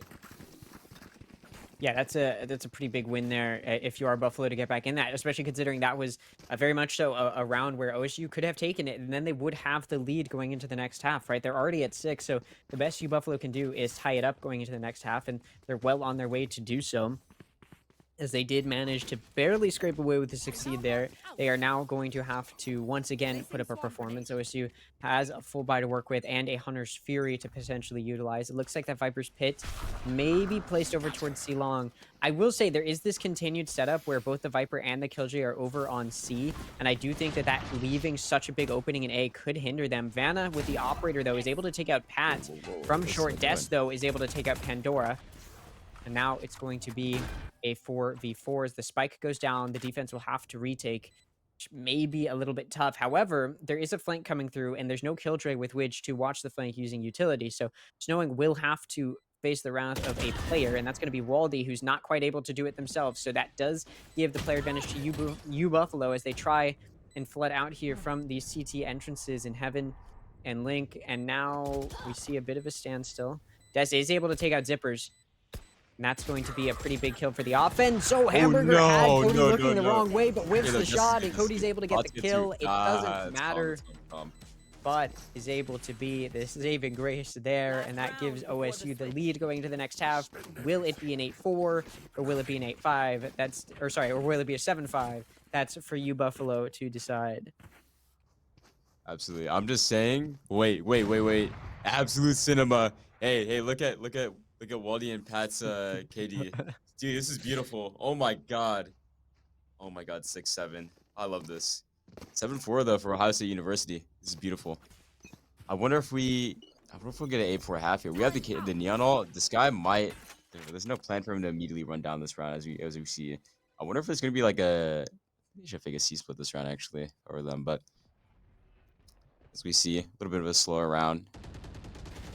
Kind of set up towards mid. breaking the doors, doing everything, doing all the small things here. And we have, for players of the Buffalo University, we have Yoru on the A long angle and Silva actually there just in case the Viper ult or Viper wall comes in and he's just patiently waiting to find a timing. Snowing actually able to kill a couple through the smoke here with just a spray. Cody smokes or flashing the TPs into the top Oh corner, my. able to get two here. Actually, what a beautiful play. Death's backside, the pops all too. There's really nowhere to go. There's no options here for him to look for any fights. And now it's a 2v4. And as at this moment, we stun Garage, but unfortunately, Jay Zippers is here on the angle ready, and he's a shooter. He's able to get both of the last 2 kills. And Switching now, sides. bring it down to a 5-7 half. That's really good for the fact that they were down 1-6. Yeah, no, this has been a huge bounce back for you, Buffalo. They really, really started to figure out their opponent in terms of just being able to shut down OSU. Obviously, OSU had a decent ability there to just explode onto the sites and do good damage. And I think it just came down to you, Buffalo, starting to figure out how to shut them down. So now as we switch sides, it's going to be down to can you, Buffalo, make that same sort of thing happen for them here, right? We had the Neon on the side of OSU to help them with that. You, Buffalo, only has a Yoru, though, which is going to obviously be their primary duelist. So you do have a little bit of that dive duelist potential, but you don't have that, dash in, dash around, dash out type of play style that a lot of dive duelists provide you. Instead, obviously, you've got that TP. So it's going to be down to can you, Buffalo, be as aggressive as OSU was? And is OSU going to be able to stop you, Buffalo, the way that you, Buffalo, was stopping them towards the end of that first half? You, Buffalo, of course, one round away here from getting to a 6-7 scoreline if they can take this pistol. Hamburger, though, does not want that as they find 2. Pandora and Vanna both fall. Cody trades it back, kind of, before dying to bot. And it's not going to be enough. Stowing, though, is able to push into Garage Window to even it out a little bit. It's still a player advantage for the defense here, as U Buffalo finds themselves down a player Zippers in main. And we did have, of course, that Viper pushing up into towards Garage, but they're backing out now to join their teammate in main. Snowing going to be joining Zippers as there's going to be a smoke that they have to push through. They don't have the spike. It's in the hands of the defense right now. You got to figure out something. And as the smoke drops, Hamburger just manages to barely see a player, and it's enough to get the 3rd kill on the round. Zippers doesn't manage to trade it back, though, as Hamburger gets a little too aggressive, but the resmoke has appeared, so that does mean that Zippers going to have to play around yet another smoke. Now, you do potentially have time to maybe wrap around Garage if you want to go quickly with it. But that's not going to be the play here. And that does, unfortunately, for Zippers mean that they are going to have to push through a cross that is looking like it's going to be good. And the turret's the first to spot. Pat's going to swing, and that's going to be the end of Zippers. So it's going to be a 5-8 scoreline as OSU takes the pistol. And U Buffalo was pretty good at winning those pistols early on in this series, but they've actually lost both of the pistol rounds on this map. So OSU turning the tides in their favor. Yep. And honestly, this is that's a really good thing for the side of Ohio State University. They haven't really been able to capitalize off of pistol rounds, which also means they can't capitalize on bonus rounds. And the thing is, they're so sound when it comes to these rifle rounds that it really doesn't matter in most of the maps in this series, which is it's a wonderful thing. It's exactly what they need to be able to do, and that's really the core of the game, anyways. But as we see this round, they're on their bonus and they're able to have the KJ and Silva towards A. The Viper wall does go up, of course. I don't know if they Silva darted or not. I don't believe that they did. We get confirmation that there are some people fighting over towards the short area, but we only see one. Actually, someone goes down immediately. Now it's a 5v4, and it's okay, though. KJ is the only one with the rifle on the site, but it actually doesn't matter. Vanna is swinging out, and he's able to get one more kill here. Swinging out a short, and there's no smoke or anything. And that means that you can't really cross and actually retrieve that gun, which means Pat is going to have to keep fighting with a ghost. But that's fine, though. He's fighting against a sheriff. He's able to get another kill here in the back site. That's swinging out, able to get one as well. And now getting the last kill on default in short. Able to secure this round. 3K for Pat. And actually, there is one more alive. But they're going to double swing high-low. And dang, round's over. Bot able to get the last kill with the ghost. Fnatic buy again. So they're going to be able to probably have like a pretty decent buy. Able to pick up one of the outlaws that was down on the floor, and I believe there's another gun that should have been picked up, or maybe Silva didn't have one, but we can still see though. You have a couple rifles, Judge, Outlaw, not really that awful of a buy coming into this round, and yeah, we're gonna see a pretty difficult round for Buffalo University. Not a difficult round, but definitely a round that Buffalo Universities might struggle a little bit with, especially with the fact that they have 2 guys on light shields. Shadows traveling. this is a really, really massive round because if Buffalo does not end up with this win, obviously it puts them on the back foot. But also OSU would be in a pretty good position at that point to get very, very close to just getting to match point and then eventually closing this game out. So for you, Buffalo, they really do need to start to get back into it. And that's going to be their opportunity right now when they have the gun advantage. You really need to secure this round. And Snowing's able to take out Pat. Waldy will be able to trade it back, though. The what? Okay, jump peek to try and avoid the players that were flooding behind you into short. And Waldy's not going to be able to get away from them as Zippers is in front of them to find the kill. And now it's a 3v4. So it's looking like Buffalo's going to be able to take it. They just have to play well, although Des with the Outlaw sees Zippers, and that's the end of that. And now it's going to be a 3v3 as two players are coming from the flank, one coming in from a link to come in from CT. These players are coming from short. Vanna sees Hamburger, takes them out. And Bot is able to come in from CT and take out Pandora. That your TP into short is heard by Des, and they go to take them out. Cody is in backside. Des is able to stick it to half, but the player's behind them, and Cody's ready for the jiggle peek out, and will get the final kill. It was definitely very, very winnable there for OSU, but barely Cody manages to keep their team in it to make it a 6-9 scoreline, and they are now just a few rounds away from getting the economy of their opponent out of their hands to allow them to start to make a comeback. I mean, it doesn't need to be a big comeback, but a comeback nonetheless to get themselves back in this. Absolutely. I'm a little bit surprised though. You got the Omen player 1 HP backside. Maybe the comm probably just got lost, and after fighting backside, just didn't hear that he was 1 HP. I would have expected Des, especially the man that he is. That guy is ready to take as many gunfights as possible at the immediate start of most of these rounds. So I'm sure he would have drove onto him. But now we're looking at SC University. Bot actually swinging to the wall, and same with Des, same with Waldy, looking for some gunfights early onto the round here, and unfortunately get bogged down a little bit. 2v1 when it comes to trades here, coming out positive for the side of Buffalo University, and now they're actually electing to reset and look for a different portion of the map, looking for some more control, looking for a different plan and a different route to go towards, and that plan looks to be going towards C. I believe that Viper might actually make a little bit of noise walking up through B, or he might actually just go on a super late timing, which either or would be perfectly fine for their game plan and their style to win this round. As the Viper wall goes up, you hear that they're planning safe, so that means that they know they have to play on site this round.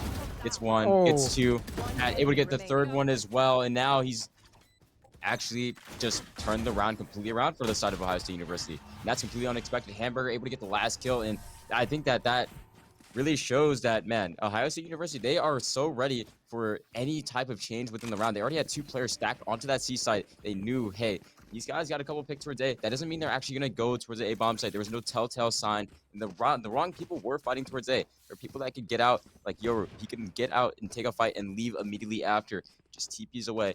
And just the rest of his team just walks through, and they're not able to find anything going forward. Pat able to get those last 3 kills, and that was absolutely huge, because now we're going to be looking down the barrel of 11-6 for Ohio State. And also, they have an eco round for the side of Buffalo University. They're not going to be able to look for a lot of the duels that they kind of normally engage in, especially in these longer range duels where they've been fighting for the short control or for the long control, just pixel peeking, taking these wide fights. They're not going to be able to do that with the guns that they have, a couple singers, a couple deagles. And now as we see them fighting into garage, alarm bot gets triggered, and Omen Blind is also pushed out, allowing for the KJ to swing, look for a little bit of fight, but he eventually falls off, and they're going to hold back. But that's prepared for a potential A short lurk against that Viper wall, and now the Viper wall is gone. Now you're in a 5v4. You're not in a situation where you can actually be in positions to utilize your weapons. You're not even in any really new areas yet outside of garage. You lost all of your A control. You don't have any B control. It's pretty telltale that they're going to end C, and we have somebody in garage able to get 1, able to get 2. Not actually able to get 2. Cody swinging around, able to get 1 with the classic J Zipper, known to be backside. He's able to get the kill onto Pad. And now that puts it to a 3v3. They have at least 1 rifle here, backside. But we do have Neon Ult. This might be the type of round to pop it, even if it's an eco round. Running into these people with a bunch of deagles, and potentially a stinger or 2. Quite beneficial. As we see, it's running out. Does pop the ults here. Last guy default, and that they're able to secure the round and bring it down to 11-6. Teabagging the body. Man, hey, I thought Venom was mad. Des might be mad too. This guy's just shooting his little laser fingers at the guy too. I respect that. I respect that. Yeah, it's now going to be pretty handily in favor of OSU here as the economy starts to dwindle for U Buffalo. They are going to be able to get a bye going this round, but if U Buffalo loses this round, their eco is not going to be in a good spot going into the round after that, where they will likely have to get an awkward forced half bye because you have to bye if you lose this next round, because then OSU will be on match point. So obviously, no question as to why this timeout comes out. It is, I believe, the first one of this map, which is a little bit questionable considering they've been kind of struggling the whole time. It's interesting. Actually, they might have taken one in that first half when they were struggling initially. U Buffalo was struggling in that first half. They were down 1-6 at one point, but they managed to make it a 5-7 scoreline moving into this half, right? They now find themselves down 6-11. There's a really real possibility here that they're able to make that kind of comeback happen again, given that their opponent has only won 4 rounds this half, and their opponent had won 6 in the previous half before that comeback started for U Buffalo. So off of this timeout, there can definitely be that opportunity. A lot of it just comes down to being able to kind of do what OSU had figured out on their offense, at least in that first half of the first half, where they were able to kind of just rush in and get some good kills and find that contact and not be denied by U Buffalo. Now that U Buffalo's on offense, there does kind of need to be that where you're pushing in and you're finding some of those kills. You do need to be in a good spot mechanically, right? Obviously, that previous round was an eco, and so they were kind of expecting to lose that one. Now they're no longer on an eco. They really do need to start winning some of these rounds if they are going to get back in this. Obviously, they're 2 rounds away from losing. So as we do move into what could be a very pivotal round given where the state of the economy is at right now for U Buffalo. We do see an initial engagement in towards grass as Pat peeks out of garage and gets sprayed at by J Zippers, but no damage done to either side, just a little bit of vision seen for both parties. Meanwhile, we do see Snowing managing to insert themselves all the way in A short, and in fact, A is completely open, and so is C to an extent. There's some Killjoy util there. Actually, it's been pulled off, and OSU is completely leaving A and C open right now. So U Buffalo, literally, there is only one wrong answer here, and it's to try and push mid. Now OSU is backing out. They want to turn more of their attention over towards A, but that means C is very open. The only interference they may come into contact with is that there is Pat in garage who could potentially do some work in trying to stop the push, and we're going to see that potentially be the case here. We do actually see the dimensional drift come out from Yoru over into towards backside of CT, or sorry, of C, and able to get some vision. They know that the site's clear. Meanwhile, Pat was cleared out of garage, and so that does leave C completely open. So OSU, who gamble stacked on B, then decided to gamble stack on A, now finds themselves having to play retake down a player, and there's a very late lurk coming in behind them. That Viper could be deadly if not dealt with soon, as they are about to find themselves trying to retake here. Dez is able to take Havana. There is, of course, a Killjoy lockdown to be dealt with, and it's going to be as the retake, the flood back from the defense is huge. Snowing is coming in from the flank. As I mentioned, they're able to do some damage, but now they're in a 1v3. They put down the Molly, hoping to deny the defuse, but it's not going to matter as they are able to find the kill there. And now the defuse can be gained by Waldy to put OSU at match point. Now 1 round away from booking their ticket to the grand finals. Yeah, and honestly, this has been the most impressive thing to me. They've done such a great job, even though they're face down in that 4v5 situation, they're able to come back and actually take some of these gunfights into their own hands and be able to sit down and be like, hey, I would like to take this duel. I would take this duel and I will win this duel. And honestly, playing as a team, even down in that 4v5, you have the Neon. Des has been doing a great job at just creating space and overall being the leading factor in that sharp edge knife to just cut in and take all the first duels and usually win a lot of these first engagements. He really hasn't lost many, even on this defensive side, especially we've seen on pistol round and we've seen on any other round after. And even on this round, he's walking down past the turret. As you know, the turret, if you place it at the exact start of the round, sometimes it does not actually get triggered.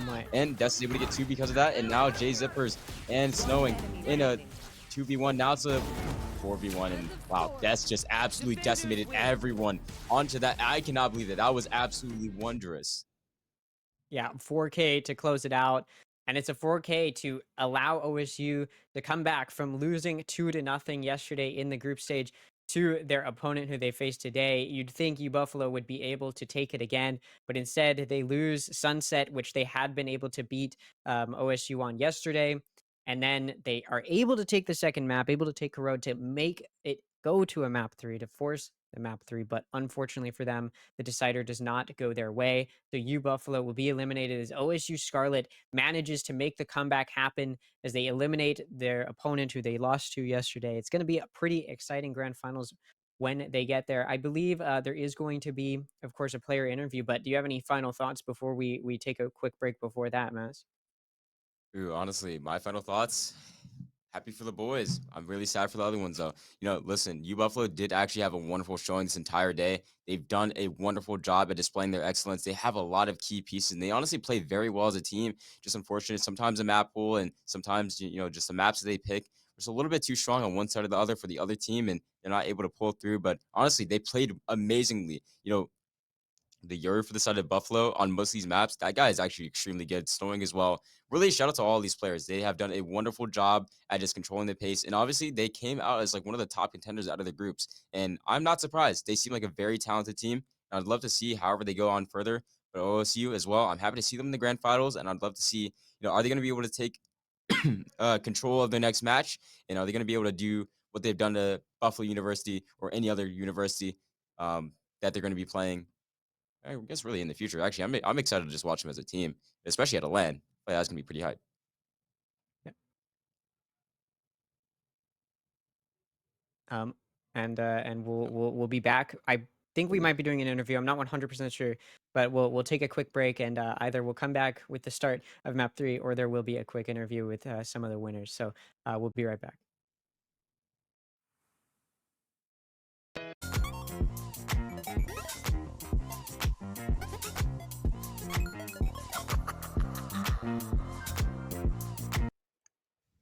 All right, hello everybody, and welcome back to this Queen City Clash LAN day 2, and we're about to find out who's going to take it all in the grand finals as we make our way further on in this tournament. I am Sleepy Boy, and I'm joined by Inflict.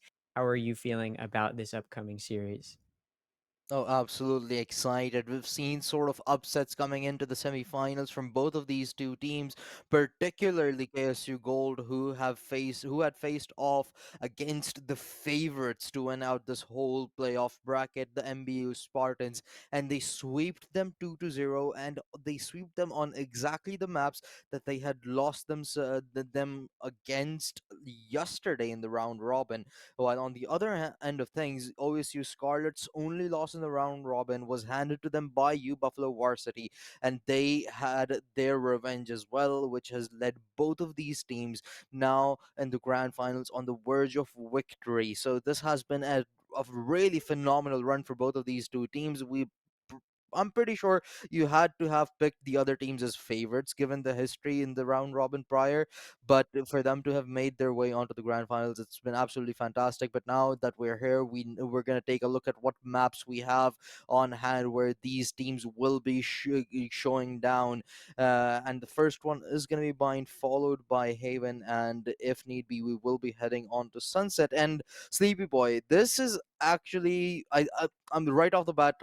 I think this is actually highly favorable for KSU Gold because these are the first two maps are exactly what they had played against against MBU, and they swept them out. Yeah, but I will say OSU did play on both Bind and Haven in their most recent series, and they won both of those matches. So I think both teams are coming off of wins on these maps where they're probably going to be feeling pretty good as we move towards the start of this. On Bind, OSU actually had lost their previous match on Bind, very similar to where KSU found themselves, where they had lost their previous matches on those maps to their opponent that they had to face in the semifinals. OSU was in the same position. They had to play on Bind, which they had lost when they had faced their opponent previously, and they were able to win it. They had lost to U Buffalo in the group stage on Bind, and they were able to win it this time in semifinals, and that was their first map. And so to now be going back into that, I've seen some of their strategy. They're very good at that methodical play style, where they are making sure that they're on defense, gaining control of the map very well. They work it very, very well. They're pushing in, making sure that they're watching rotations so they know where their opponent is at any given moment. And then when they were on offense, they were really really good at making sure that they were getting good lurks, and they were making sure to deny you Buffalo from doing the exact same thing they did on defense, where they were trying to be able to watch those lurks and those flanks. And OSU did a really good job of denying that. So as we move into bind, I'm definitely going to be looking forward to seeing where both of these teams end up matching up. Haven, we also just saw OSU on in their previous match, and they were able to win that. It was a little bit more of a struggle than Bind was, but it was still a pretty favorable win for OSU. They were really really good on that offensive half at just kind of exploding onto the site. So that will be a very interesting map too. But we do have the agents here for our first map, which will be Bind. Yeah, and from the looks of it, there are not a lot of similarities here across the board. The only two I see are both of them playing the double controller setup with the Viper and Brimstone. But for KSU Gold, it is going to be a double duelist setup alongside it, with Fade being the solo initiator and no Sentinels whatsoever. However, on the other end, it's going to be a balance of the rest of the three roles for each individual as well, with the Waylay being their choice for duelist, which is slightly unorthodox on a map like Bind. However, I do see the vision, given the Waylay is working alongside the sky. So a Trailblazer combined with the Waylay dash can provide a lot of clearance and value for a team that tends to be aggressive quite early on. And speaking of that aggression, we see OSU immediately pushing down short. Dez is going to get the first blood. Lord Fries is able to trade it back, so that does make it a 4v4, but a little bit of damage has been done to the defense, and so they end up backing up. Now, the offense has sustained quite a bit of damage as well, so both teams kind of at a standstill here. Now, of course, KSU is going to be looking to back up here, and they're actually going to want to take a fight towards Showers, which is actually a good choice because that is where OSU is. They're only going to see Waldy, though, initially, and Waldy's found a good corner. He's going to find two before getting shut down by DSNI, who will then find another onto Hamburger, but Bot is able to get a trade pick on Mistalo, and that's going to make it a 1v2 for DSNI. You already found two in the round. Can you pull out any heroics is the question as they look towards short. Bot is up on an angle, not anticipating. So that does mean it was a bit of a close engagement there in short, but then pretty handily OSU manages to clean it up after that Showers fight to get their pistol round win. Yeah, or obviously Scarlet, they showed some early aggression, and the initial trade went one to one. However, after that initial reset happened, and the aggression towards Shower start to become prominent. KSU Gold just suddenly lost a lot more players, and OSU Scarlet, they had the man advantage towards the end of the round. They played off of that 1 versus 2, or at least intended to. However, the need never came to be, and Bot was just playing at an off angle, which the last surviving player for KSU Gold was not anticipating. Hence, a comfortable but close round victory for the side of OSU Scarlet nonetheless, which they look to carry forward heading into round number 2. And Waldy started off there using the Guardian through short to get one. It was immediately traded back, though, and Pat and Dez each find one. It does make it a 4v2 as OSU on the anti-eco. Superior weaponry will likely reign supreme. A Guardian has been picked up, though, so there is some damage to be done as there are two players coming from Showers, and it looks like KSU wants to take this fight. He's going to see the player peeking from heaven. A nice head tap from long range, and then finds another onto Bot. Meanwhile, Des does take out DSNI, and so that does mean that Quacky's alone now in a 1v2, but we've seen those Sheriff shots be nice, so it is not out of the question. They backed up here, and Pat has really good control here. This is something I talked about. OSU's really good at watching those rotations, so that does mean OSU can be pretty certain that KSU is, or Quacky specifically, is not going to be rotating over to the other 30 side of the map. seconds Now, left. this is a really good angle for Quacky. Dez is watching that Showers entrance, expecting somebody to maybe peek from the other side, and that does mean Quacky finds them looking in the completely wrong direction down the scope, and that does mean it's a 1v1 now as it's been evened out. Quacky has the opportunity here to clutch this one out. Time ticking down. You got to plant the spike. Pat 10 in that seconds cubby in short, not going to land the shot that you need to deny the round. So Quacky gets the spike down. Needs to win the 1v1, and they do My some God! nice shots. Reign supreme as Quacky clutches it out to get a round win on the eco for KSU Gold. Need a drop. What a monster Quacky, absolutely phenomenal. That round practically looked done and dusted towards the middle when OSU Scarlet were managed to put together 3 kills, leaving Quacky all by himself up against 3. But those phenomenal shots and picking off those timings onto every single one of those players, anticipating the correct angles as well. Quacky just absolutely mind-blowing performance and showed his map awareness really well in that round number 2. And now OSU Scarlet with a much worse arsenal heading into this round, and hence KSU Gold looking to make quick work of this one. Yeah, they do. They already found 2 of those players trying to peek at a hookah, and DSNI finds a third. Lord Fries watching the flank is going to find one onto Waldy. It's just Bot remaining, and you still got to deal with the Viper watching the angle. So very, very quick end there to the third round as KSU is able to convert after that eco round win. Yeah, quick victory for KSU. They're going to be pretty happy with that. It sort of bumps up their economy just a little bit here as well. However, this is going to be the moment of truth for OSU Scarlet as they finally get their hands onto rifles. Des has been pretty consistent alongside Waldy in finding frags, but so far it's just not worked out for them past that pistol round. I mean, honestly, that second round was extremely surprising, and KSU Gold having had such a phenomenal start with such a clutch performance as well, they must be feeling good.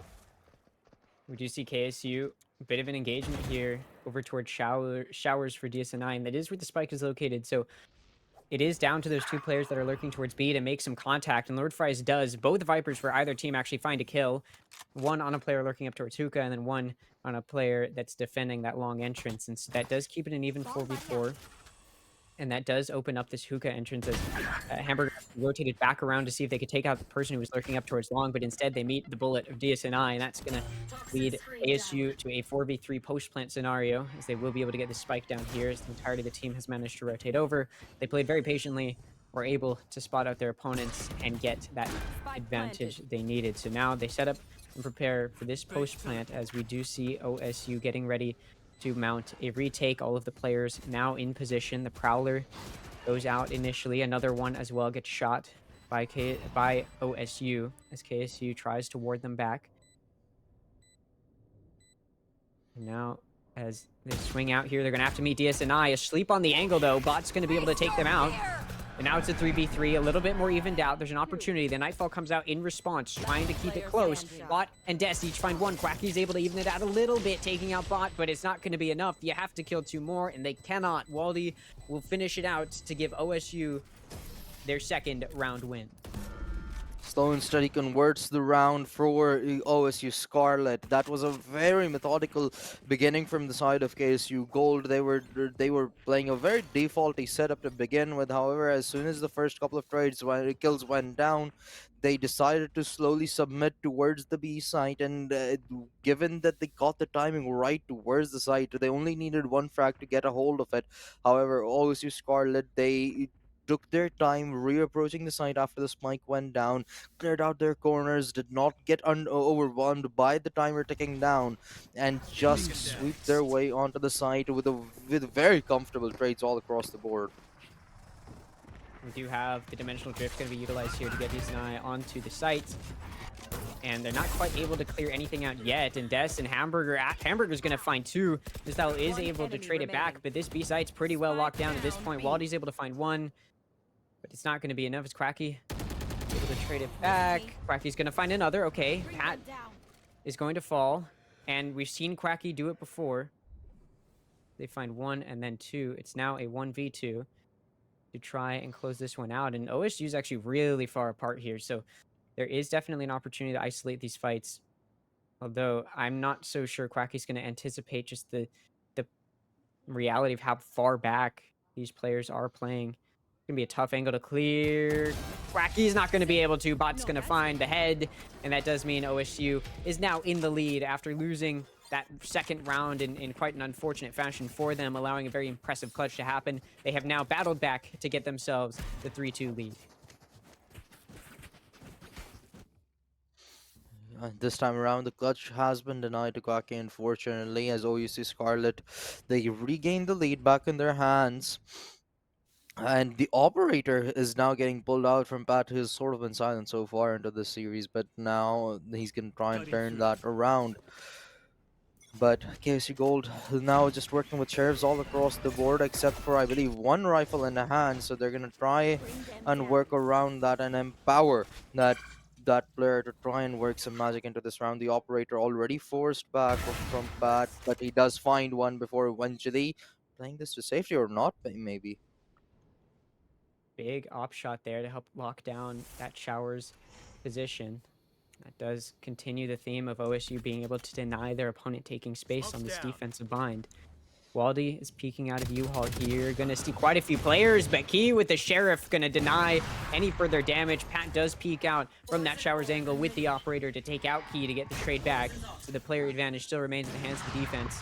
But some guns can be recovered here. Lord Fries wants to try and take out this operator if they can, playing within the smoke to try and do some damage. Hamburger coming in from CT to try and clear out U-Haul. Mistao will fall, and that does give a bit of an opening here for this defense to start the retake. They are still playing pretty far back because they're waiting for this flank to come through from short.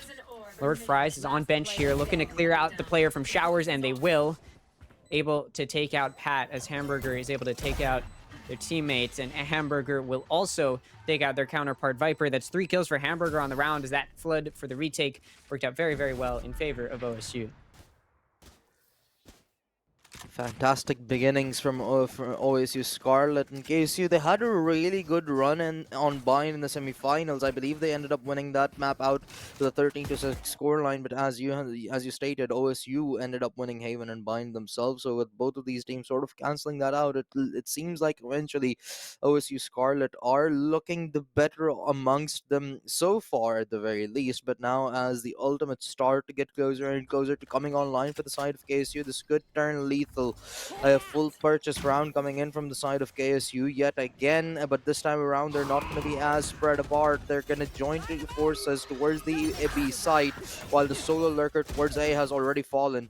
Mistalo and Quacky each going to find some picks on this defense, trying to push down long and take a fight, but it's denied, as that does just leave 2 defenders, both of the ones playing over near A, and the only person who's fallen for KSU Gold was a player lurking over near A short who fell to the operator in Pat's hands, but it's not going to be enough, as the fight that was trying to be taken down long did not go the way Spike planted. of OSU, so KSU Gold gets that spike down, and now they get to play post-plant to try and secure themselves their 3rd round. They've been struggling these past 2 rounds. They do really need to lock this one down, as it's got their economy on their side now. Waldy coming in from Hookah to try and aid in this retake as Pat inches up from CT with the operator, and there's a gun spotted. It's Key who's shooting at Waldy, who will fall in Hookah. Now it's just down to Pat with nothing but an operator. You're pretty much forced to save, but you get blinded. DS&I is going to swing out and get the kill. Pat cannot get away in time. No TP to get out of there, and that brings KSU to their 3rd round win, trying to claw their way back to tie it up. KSU switch things up here in this round a little bit. Previously, they were spread apart, trying to do their due diligence and not being instinctively decisive exactly heading into the round. However, they changed things up. They do leave one lurker towards the A side, but they had 4 players primed to hit the B side. However, OSU Scarlet, they had other ideas. They wanted to bring the fight to KSU, not anticipating the presence of so many players, and that just ended up costing them the round. This time, Pat once again locking down A Showers using that operator.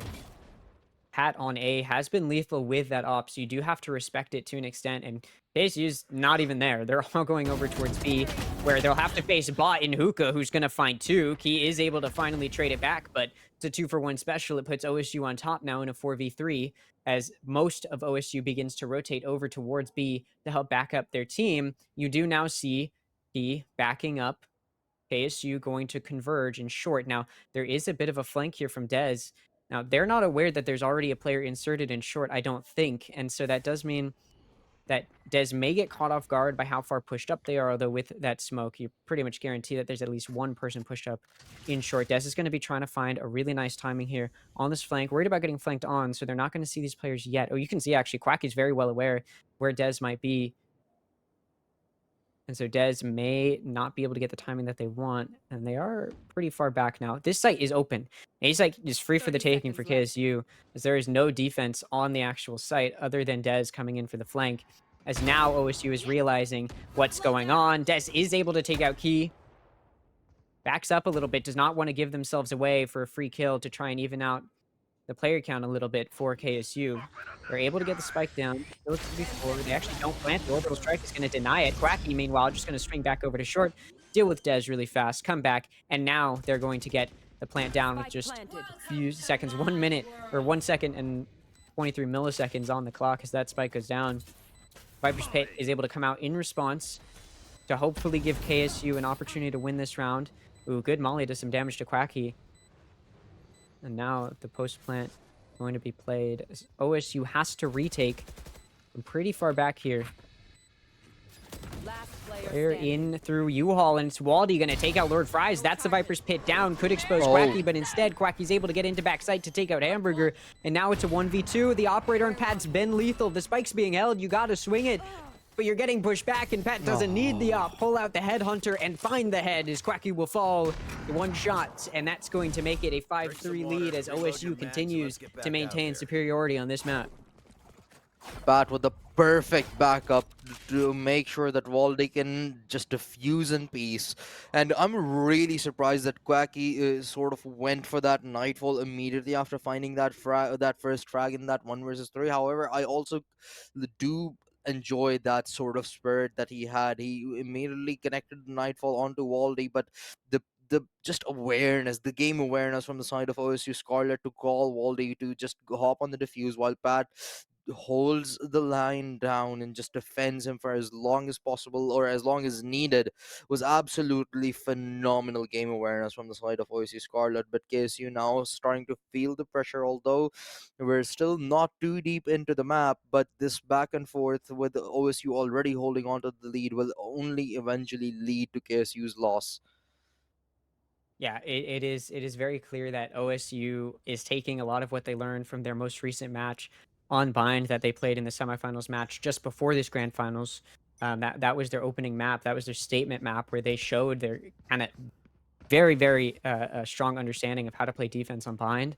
And they've been doing a really good job here. I think, honestly, Pat's been a really big factor, right? They're scared, KSU has to be, of potentially swinging into an operator, whether it's in short or showers.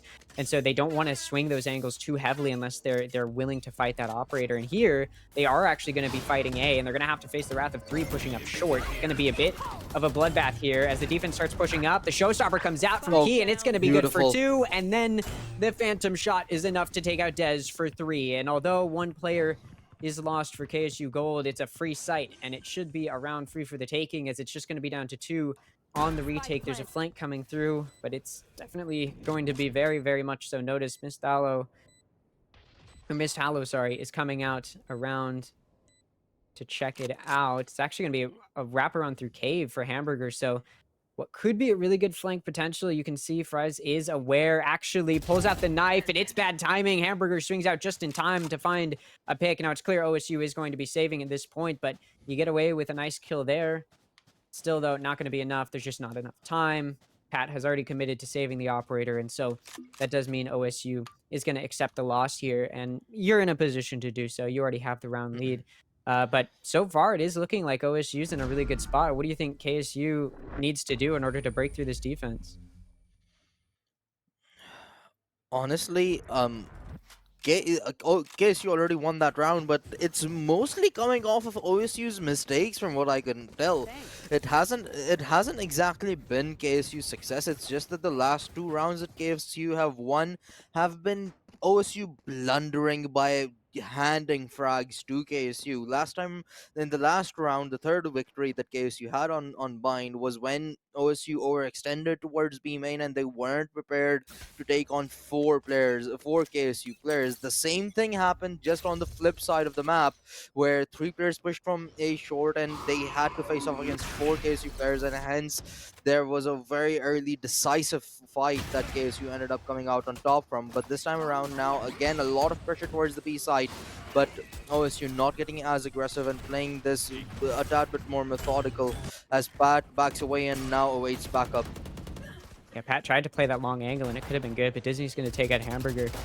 And now Key is able to push in a little bit, spraying through, but that spike's going to go down. It's just time to play post plant. A good molly actually pushes Key off the angle, but nobody's there to punish, so It's just going to be KSU setting up for post plant. There's no flanks coming through. All of OSU is going to have to come from CT and elbow. And just in time, Oh, following the beautiful. dog, Waldy's going to swing off and take out Key. There's a player in the corner, and Waldy's able to clear them out. Disney caught lacking, and that does mean it's now a player advantage for the defense as they start to make this retake happen. Lord Fries is sitting here in hookah, not able to take out Waldy. Quacky is trying to make some heroics as he finds 3. Waldy needs the ace to clutch out, will not be Oh. able to as Quacky shuts them down. 4 kills for a player on either team, but it ends up being Quacky who takes KSU Gold over the line to tie it up. We just had a timeout 2 rounds ago, but this is going to be an Uno reverse now as OSU Scarlet are forced to use one of their own with only 2 rounds remaining in the first half. And that round was absolutely phenomenal from both of those sides. KSU, they went aggressive towards the B side. They utilized most of their resources early on and players as well, and wasted no time to hit the site. OSU Scarlet, they played it methodically and passively as well. Didn't sort of just give the fights away to KSU, but tried to stay alive as long as possible. Unfortunately, he wasn't of much value, and on both sides we saw people going up to 4K. Waldy could have had an ace to close out the round, however that just should not have been the case. Waldy was being beautifully set up by the Sky as well to take those fights as they started to retake the site, but just that sheer aggression that you need from a player like your Waylay, that's just sort of missing. I mean, I get it. He's having to rotate over all the way from the A side, but still, when you're regrouping with your team, you sort of have to hold down. You sort of have to just brush off the defense lines that KSU have after the spike has gone down. But that just is not happening as often as I'd like to see from Des. All right, we'll see if OSU can come back after that timeout, trying to deny the momentum that KSU has built. We'll see what OSU has cooked up as Waylay jumps out of teleporter and then recalls themselves to the other side of the map. Doesn't really see anything there as ASU is pretty bunched up in towards the middle of the map, over mostly towards short now. It looks like is where they want to take a fight. Pat is waiting, I believe, with the headhunter in hand, looking for a nice shot. Quacky instead going to be the one to find it as Pat will fall. That opens up a bit of an entryway into the site, so A site can start to be worked into.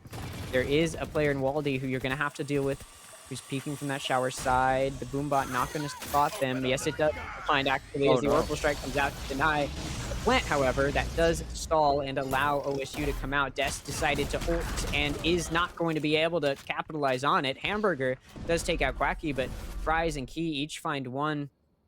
And that does mean that the offense is in a pretty good spot here to play around however they want. And this time, it's going to be Disney coming over to plant. Bot does pull out the Sheriff and takes out Miss Hallow. Fries, however, going to take out Hamburger on the other side of the map in the meantime. So Bot is alone in a 1v3. There's only so much you can do. We'll see what kind of heroics can be pulled out here. And none, as Disney is just going to shut it down. Bot does not manage to find a kill. So KSU Gold has started to really find their groove here as they are making their way towards potentially taking the lead going into the next half. KSU Gold are now starting to heat up as they've put together 3 rounds in a row here, and are potentially looking to gain a lead heading into the second half. However, OSU Scarlet, they're not entirely done with this half yet. They had their weaponing wasn't exactly great in the last round, so they're going to try and balance things out here. Both of the teams working with a few ultimates online. It's going to be the Seekers for the OSU Scarlet, while the Dimensional Drift and Nightfall available for KSU Gold. Quacky has been having such a fantastic game that I believe that's his 3rd Nightfall online now, and it's been utilized immediately after the Dimensional Drift. Disney finds 2 to begin with, and he is going to lead the charge into the lights. Bot is able to take out Disney to try and do something. The Keys managed to pick up an operator and finds a kill with it. Quacky going to take out Bot, and that kind of shuts it down. A very quick end to that round off of a beautiful entry from the Yoru in towards that back site. KSU is able to take the lead going into the next half. And now that we switch sides, I mean, OSU, who looked like they had figured it out and were going to be able to pull out the same performance they did previously today already in their previous series on Bind, they're kind of getting shut down by KSU, who now switches to defense. We'll see. What do you think OSU has to do here to get back in this on this offense. I mean, first of all, you need to have a good start, obviously, because KSU, it seems like now they're starting to gain momentum. And if they are allowed to snowball it, as we have seen them do it in the semifinals, and they can become a real threat. This is KSU's map pick as well, so they really want to take this one away and have a hot start in the grand finals. OSU Scarlet, this pistol round can be as crucial for either of them. If KSU win this, they could grow their lead up to a 9-5 score line potentially, while on the other end, OSU, they can keep KSU in check and just close out the scoreline 7-7.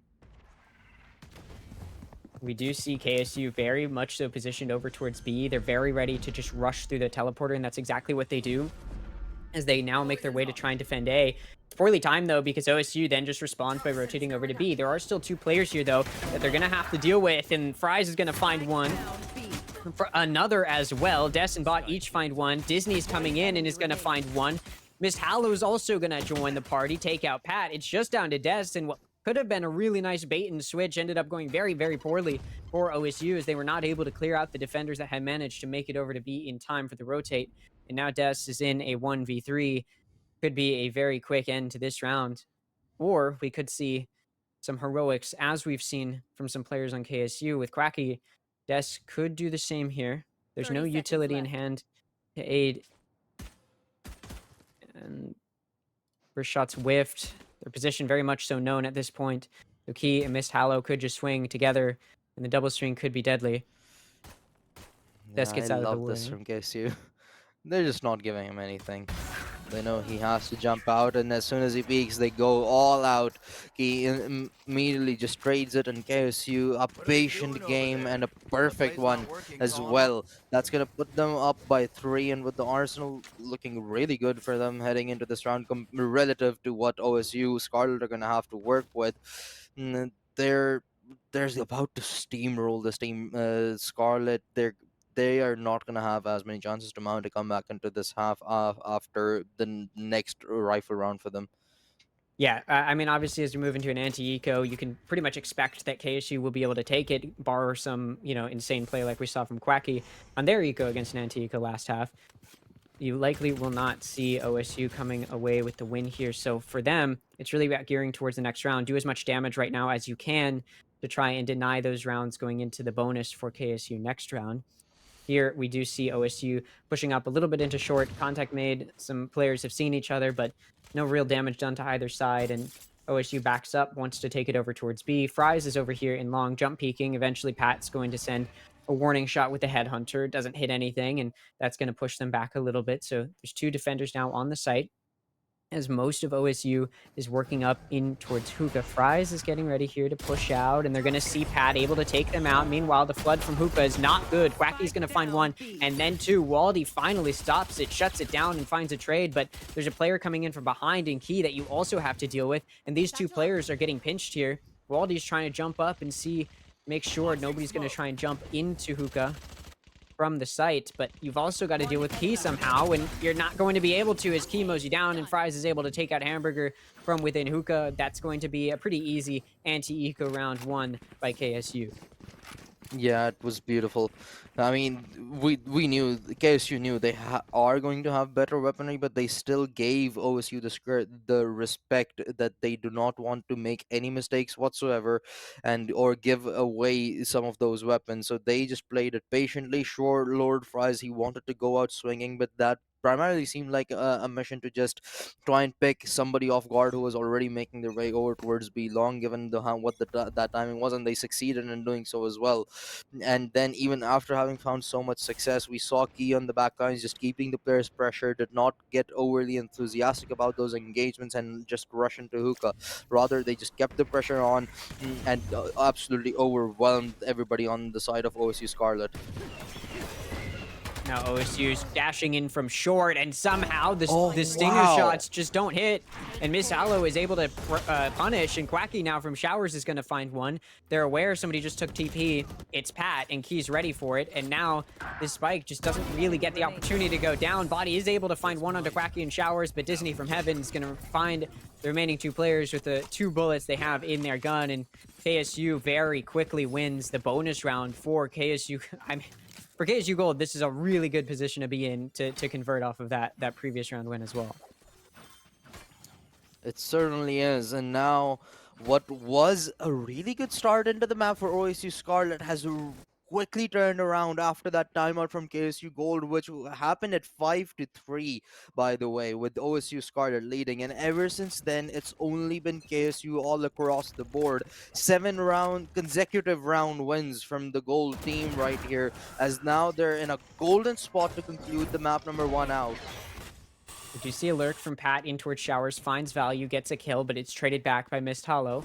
And now OSU is going to redirect their attention over to B. But you can see KSU is very well aware of how OSU has been playing. I mean, they still have 2 players on B. One of them, who was starting to look towards maybe helping out on A, is now back in CT here to spot the one player coming into Hookah, and it's Hamburger who's just going to take Quacky out. Okay, it's now down to Fries to lock down this site. The rest of the KSU is actually those 2 players staying on A, so they're not aware where this push may end up heading.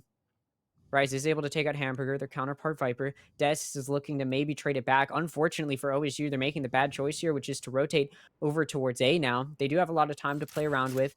Des probably needs to show a little bit more presence on B in order to bait out the remaining defenders on A, but it's probably not going to happen as Des now backs out. So there's going to be 2 players on A that OSU has to deal with as they rotate around from Cave, trying to avoid any potential mishaps in players that might be watching short, which nobody is. 30 seconds left. So they're not going to have to worry about that as they start to push up here. But there are 2 players here to deal with. The Spike is actually going to head over towards Showers, and there's going to be an encounter here as the Brimstone is waiting. And they see each other. Sky Flashes come out, and there's going to be an engagement here. The Bucky trying to rush up and get a kill. And Des actually takes out Mist Hallow, who was trying to get out of Showers. Key takes out Dez, but Waldy trades it back. So it's a 2v1 now. And OSU, who looked like they were down for the count, managed to get back in it with Spike down and player advantage. It's just down to Lord Fries to try and make a 1v2 clutch happen. The dog comes out. It's going to concuss. Lord Fries gets shot at through the smoke. Not going to take any damage, though. And you're going to have to push into this cross, 1 upper, 1 lower, and you're going to get shot in the back of the head by Waldy to put you down. It's a thrifty round win from OSU, who looked like they were about to lose yet another round. They managed to make it work as they now find themselves 6-10, clawing their way towards trying to tie it up. Yeah, a very much needed thrifty as well, because having conceded that round, KSU Gold would practically have would have achieved their 11th, and with only 1 rifle round separating KSU Gold and the map point in a grand finals. That was going to be really dangerous territory. But now that they've brought down the finances on the side of KSU Gold, brought their own up as well, given the free weapon upgrades that they just got, this puts them in a prime position for a comeback. However, KSU Gold, they still have a 4-round lead, so in a tad bit more comfortable position. So these next couple of rounds are going to be extremely decisive for the series. They're just trying to figure out which piece of util to utilize as they start pushing up through long to try and take out Lord Fries, and they're actually going to be able to take them out after enough util has been expended. Finally, 1 player will fall. So OSU does find themselves with the player advantage as they try to figure out where they want to take this. Hamburger has inserted themselves up in towards U-Haul, and you could definitely catch some players off guard if they start to work their way up, because you just tell KSU's not anticipating somebody in this position, but Hamburger's not going to take advantage as they're just going to wait for their team, push up with them, come in through Showers. So Hamburger is... Oh, never mind. Hamburger will be able to take advantage of the position as Key will fall. He's stabbed in the back from the player in U-Haul, and now Bot gets to plant the spike. Mist Hallow, though, is able to take out 2 from Heaven before getting shut down by Hamburger. So there is a little bit more of that evened out player count. Still a player advantage, though, for OSU. Hamburger are going to try and take this push into CT, or sorry, into back site, and is going to win it. Quacky will fall. There's 3 kills for Hamburger, looking for a 4th, but Disney says no. Takes out Hamburger, now trying to get some heroics going. Needs to take out 2 players, probably not aware of the player behind them, and they most definitely are not, and Bot will not give them a chance to turn around and find them. Disney will fall, and that is a 7th round one. That's now 2 in a row for OSU as they do start to look like they might have an idea of how to get back in this one. Yeah, they have finally broken through KSU's economy as well. So the weaponry on the defensive side is not going to be very good at all, actually. But it's still a 3-round deficit. This should, in theory, at the very least, bring the deficit down to 2. So KSU Gold, at this point, you start to worry as well. And after this round is concluded, I would not be surprised if they do opt for a timeout here as well. But OSU Scarlet, it seems like they want to put this round to bed as quickly as possible. KSU trying to catch them off guard as they look to bring the fight forward themselves. Oh And my it's a god. good start for KSU. KSU manages to find 3. They do lose 2 in the process, but that's a player advantage. However, it should be at least known to OSU where 2 of these players are, and so they do start to run back over towards A, but it looks like they're anticipating that KSU knows that they're anticipating that KSU knows that they know that there's only 2 players on B, and so they're hoping that one of those KSU players has rotated back over towards A, but in fact that has not happened. There's a player in hookah watching this entrance and a player in front of the hookah window watching the entrance from Garden. And so Hamburger is going to have to swing here into Key, or he's going to push out into Hamburger, but it looks like it's going to have to be the offense moving. The defense is staying pretty still here on this B site, very prepared for the encounter. Key's not going to find a shot, just going to get out of there after spotting the player pushing into hookah. The defensive Viper wall does come up to try and prevent the push from Bot out of tree, but it's not going to, as Bot's trying to find a kill, does some good damage to Key, but it's not going to be enough. Some whiffed shots, and the entirety of the defense is here now. Hamburger is able to take out Lord Fries from behind the box, spamming through. Miss Hallow, though, is going to take out Hamburger, and now from the side is Key, the head barely peeking over the top of the container, and Key is able to punish barely. KSU gets away with the win there, and it's a thrifty round win as they needed to take an eco. They're able to come out with a win regardless, and now they are just 2 rounds away from securing a victory on map 1. And now KSU also have all five of their ultimates online as well. OSU Scarlet, I mean, it's still not entirely out of question for them to be able to mount a comeback here. The KSU are yet to achieve map point, but these back and forths even are still going to be hurtful with only 2 more rounds needed for KSU to conclude this map out. This is going to be extremely troublesome. I mean, KSU, a very poetic way for them to stop that momentum from building up for OSU, as well as they didn't have proper weaponry this time around as well. While on the other end, OSU, they sort of started their comeback story in this map from a thrifty as well. So KSU, they returned that favor, and now we're back to the basics where both of these teams now playing a lot more slower. They do not want to make any mistakes whatsoever and give the other an opportunity to conclude this map out, or at least make a comeback. We do see now OSU, after about 40 seconds of just waiting it out, trying to find something, they're not given anything in their attempts to lurk and play patiently. So now they're pushing up, trying to find some contact in A, but nobody on KSU goal is extended on A because they're playing very far back as the rest of the team has pushed out of B. It's interesting, despite how much space KSU has gained on B, there were still 3 players over there, which could have been given an opening for OSU, but now KSU is starting to rotate another player over towards A. Dez getting ready to pop the ultimate to aid in the take of site, although you're probably going to want to place it for backside and not over towards showers. Bot going to take out Key, and the take of site has been successful as well. He takes out Quacky despite it start to attempt to go down, but the orbital strike comes out to properly deny it. Viper's Pit does come out though, so the spike can still be planted, and a Viper's Pit should help secure OSU around if they play it correctly. Miss Hallow, though, going to take out Pat through a wall. Waldy is able to trade it back, though, from below heaven. Take out Mist Hallow.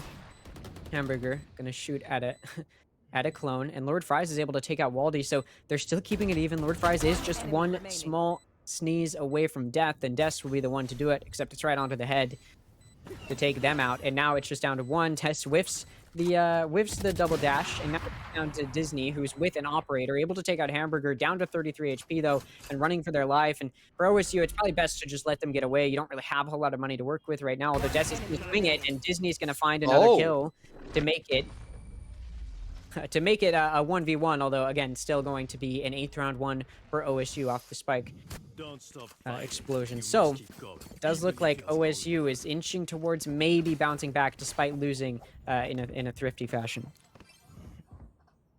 And immediately a timeout called in, and I'm not actually surprised either here. OSU Scarlet, they sustained a lot of damage here, so they need to worry about their finances and what they can invest into as well, because they still need to win 4 more rounds at the very least to be able to confirm OT for themselves, and 5 to conclude them 5 with no mistakes to conclude the game in regulation. With KSU still sitting on the verge of success for map number 1, this could turn deadly at any given moment, given that KSU just secured their last round on a thrifty, especially with how now the fact that they have all 4 of their ultimates online besides the orbital strike.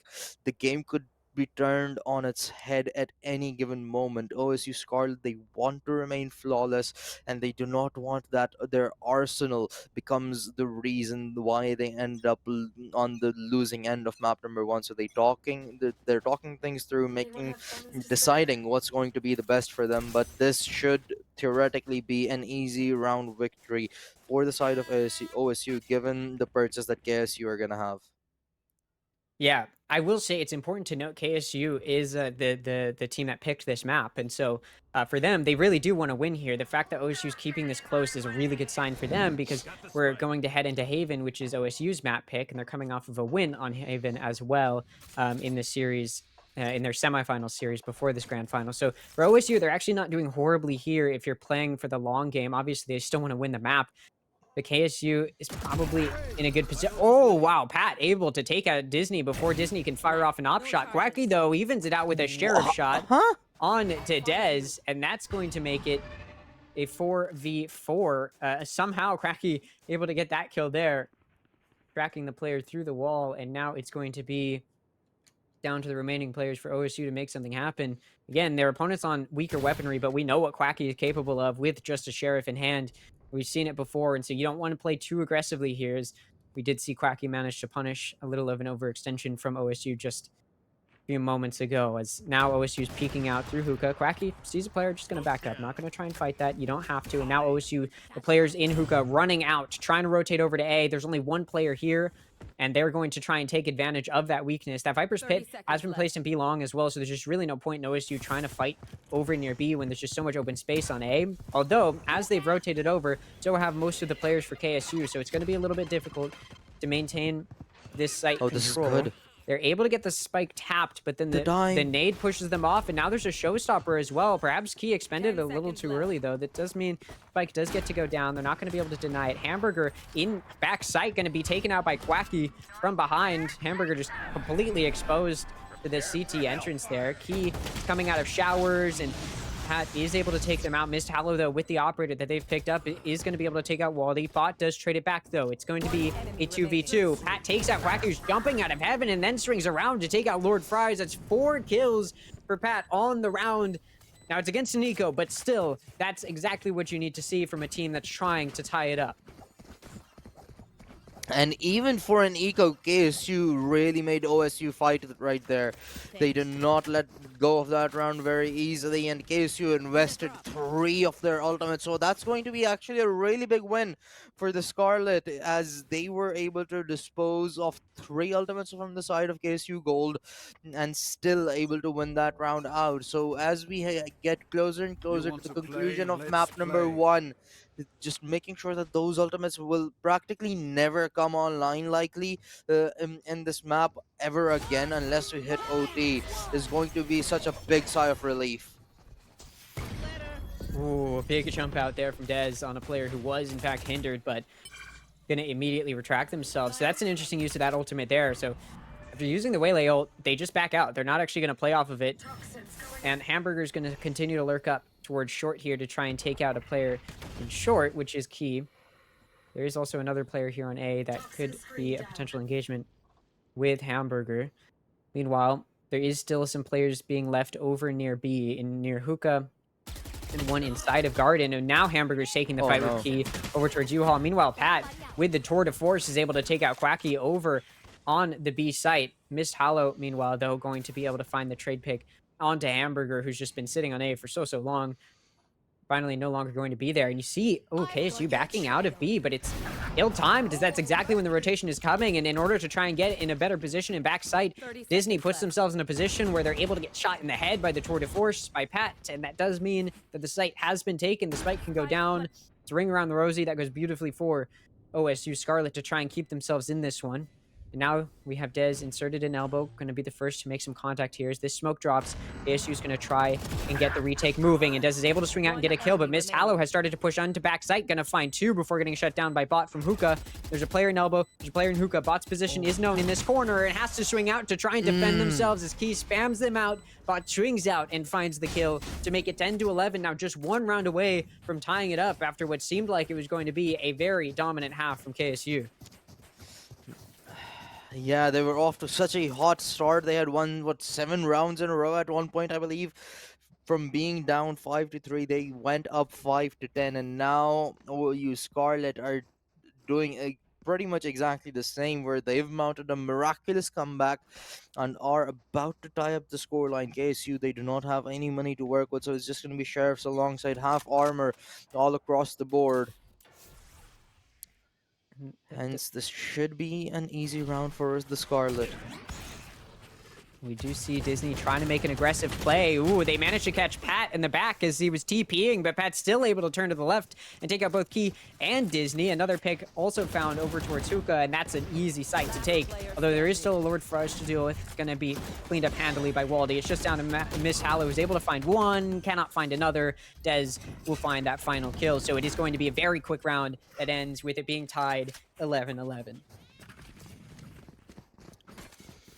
Timeout called in, as now it's all equalized. 2 rounds are left in regulation, and that's exactly the amount of rounds that both of these teams now need to conclude map number 1 of this grand finals. And honestly, Sleepy Boy, I could not have asked for a better beginning to a grand finals of this LAN as well. I mean, we have 2 teams that we weren't exactly expecting to see in the grand finals, and now both of them are heading to what could potentially be OT here, right on map number 1, on a map that both of these teams have prior dominated in their semifinals. Yeah, I mean, both of these teams are teams that had lost on Bind previously during the group stage, and then the teams that they lost to on Bind, they then beat in the semifinals in order to get here, right? These are 2 teams that clearly had to figure out Bind, figure out how to play around with it, and now they are going to be able to do so and show off against one another, right? And OSU, who came off of a semifinals win where they had to play on Bind, are now getting the opportunity to show themselves, and it looked like they weren't going to be able to, keep up the dominance that they had on Bind previously in their most recent series before this. But now they're kind of clawing back, and so obviously, I kind of question why it took KSU so long to call the timeout, considering how many rounds OSU started to mount together. But the timeout does come out regardless.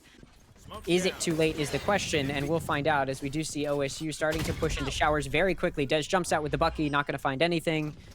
Sighted, looks like, yeah, so Dez actually bought a Bucky and also a real rifle, so it was a bit of an attempt at taking out any players that might have been playing for the Ultra Urban Showers.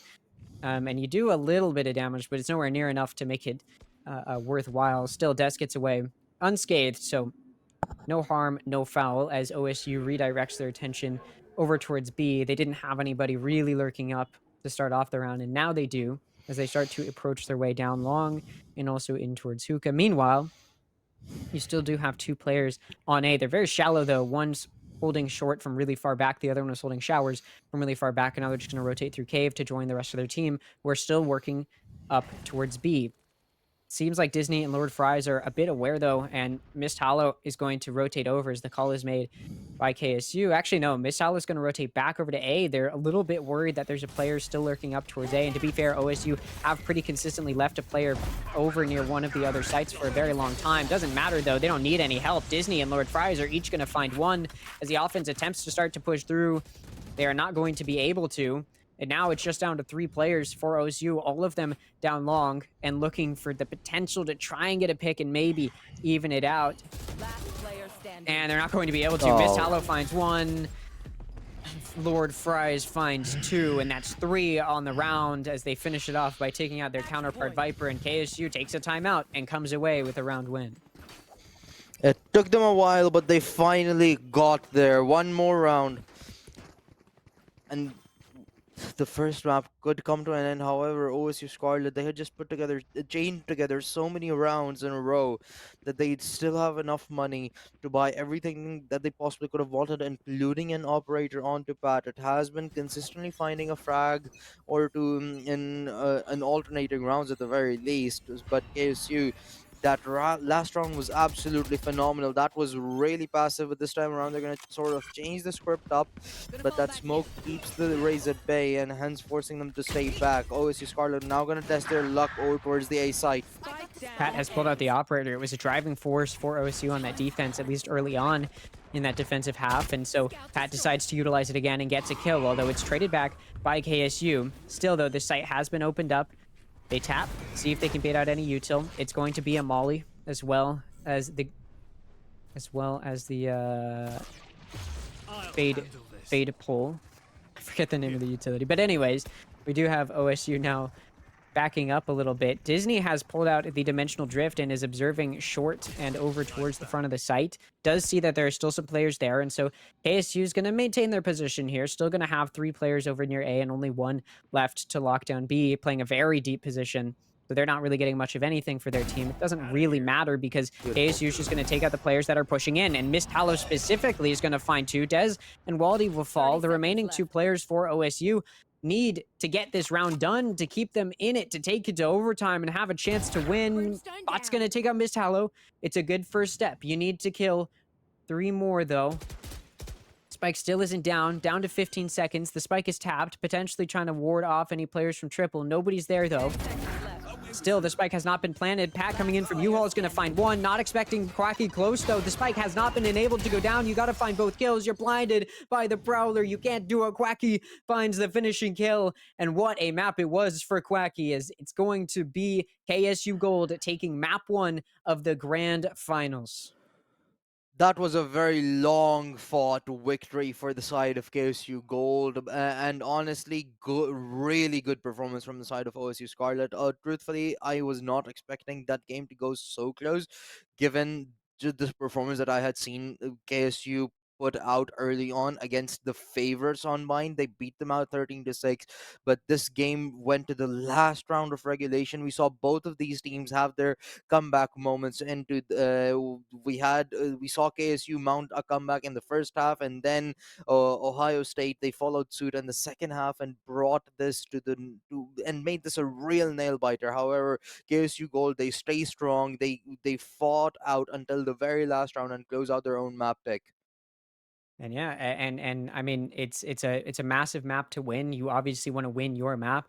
Obviously for OSU, you keeping it that close is obviously really big to make it so when you're going into your map pick, you're not completely out of it. Especially again, like you mentioned, that comeback towards the end was amazing. But we're gonna take a quick break before we go into map 2, which will be Haven, which again is OSU's map pick. So don't go anywhere.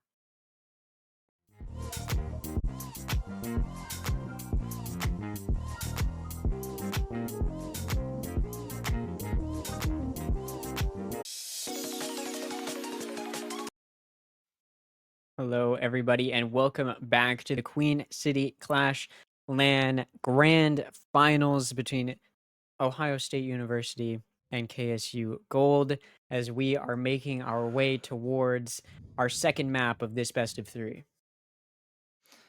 Yeah, the first one was an absolute banger. We went to the very end of regulation where we saw KSU come out on top on their own map pick with a 13-11 score line, but now is going to be the chance for OSU to rebuttal and come out swinging on their own map pick. Otherwise, KSU, they are actually primed to just close it out with a 2-0 sweep victory. However, we're gonna have to wait and find out if they can deliver upon that or not. Because towards the end of things, Ohio State, they had mounted a really great comeback.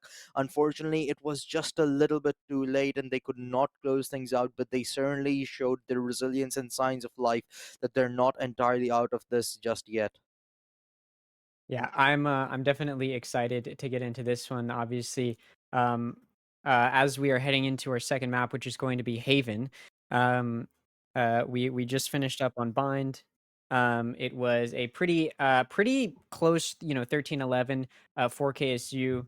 Scarlet, and then obviously over on the other side, um, or sorry, KSU Gold, my bad. And then obviously now we're going into Haven, which is the map pick of OSU. So as you know, we're coming out of a map that was pretty close for one team, and they're able to take it, and it was their map pick. You got to be feeling pretty confident if you are OSU, right? I mean, you're going into your map pick now, and you just kept it really, really close against your opponent. I mean, I think as far as what OSU is feeling, they just came off of a win on Haven in their previous series, and that's actually the map that took them to the grand finals. As they were able to win on the decider, which was Haven. Now they clearly liked it because they ended up picking it this time around. Um, and now they're going into what should be a matchup that they feel pretty confident in. I mean, obviously, we just saw a pretty close match on Bind. What do you think? You know, from that match is going to be carried over by either team into Haven. I think as one thing that you mentioned here is that OSU have to be feeling great given now we're heading onto their map pick as well, while they had kept the KSU Gold entirely on their toes and just fought tooth to nail and did not make that journey to victory easy at all. So they have to be feeling good, and they just want to keep that flow going and that momentum going that they had towards the end of the second half. Sure, they lost the last couple of rounds, but for the most part, that second half, it spoke about their success story. The last 5 to 6 rounds, they were utterly dominant, except the two that they did end up conceding, that which resulted in the end of the map.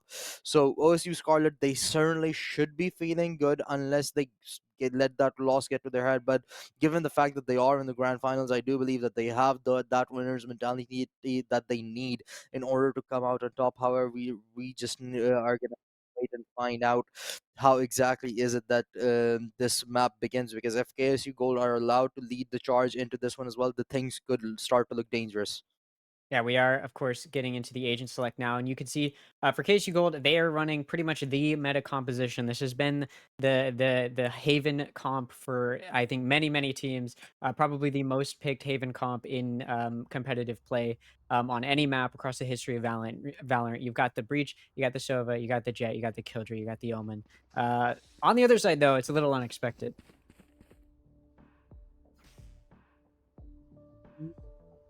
Yeah, I mean, honestly, like Haven does allow for some variation, although the neon has sort of become a staple on a map like but it does work really well with the Jet and allows KSU to set up really good, and if they can time those flashes right with the dash, then things could work out. However, OSU now leading the charge towards the A side, and there's only one defender, Quake. He had been absolutely lethal for KSU Gold in the last map, and he's going to be the one that gets picked off first as the spike goes down.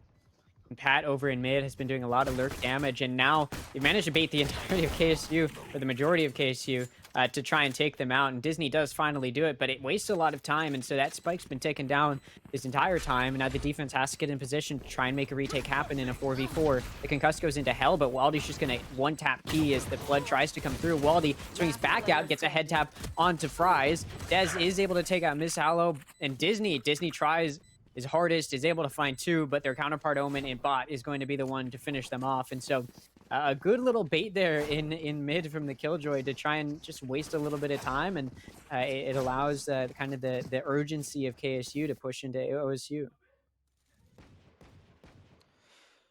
Yeah, OSU Scarlet having a much needed good start on their own map pick, but and this should theoretically be an easy round for them as well. But DSNI, he's starting to pop off as well, and that man can be really lethal if when he decides to show up for KSU.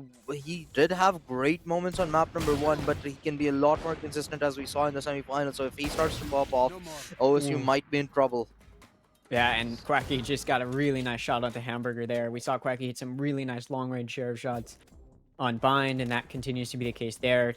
It's going to be an evened out 4v4, though, and of course, the gun advantage is in the hands of OSU here off the pistol round win, so this should be a round that they take, but off of that initial engagement, they have to back up and kind of reorganize where they want to go. There's a turret in garage that's going to alert the Killjoy to the presence of players as they start to push in towards Garage. But after droning it out, not really seeing anything, they decide to back up. Lord Fries is going to peek out of B main here and actually walk up a little bit. Waldy's right here, may get caught out. Fries may get caught out.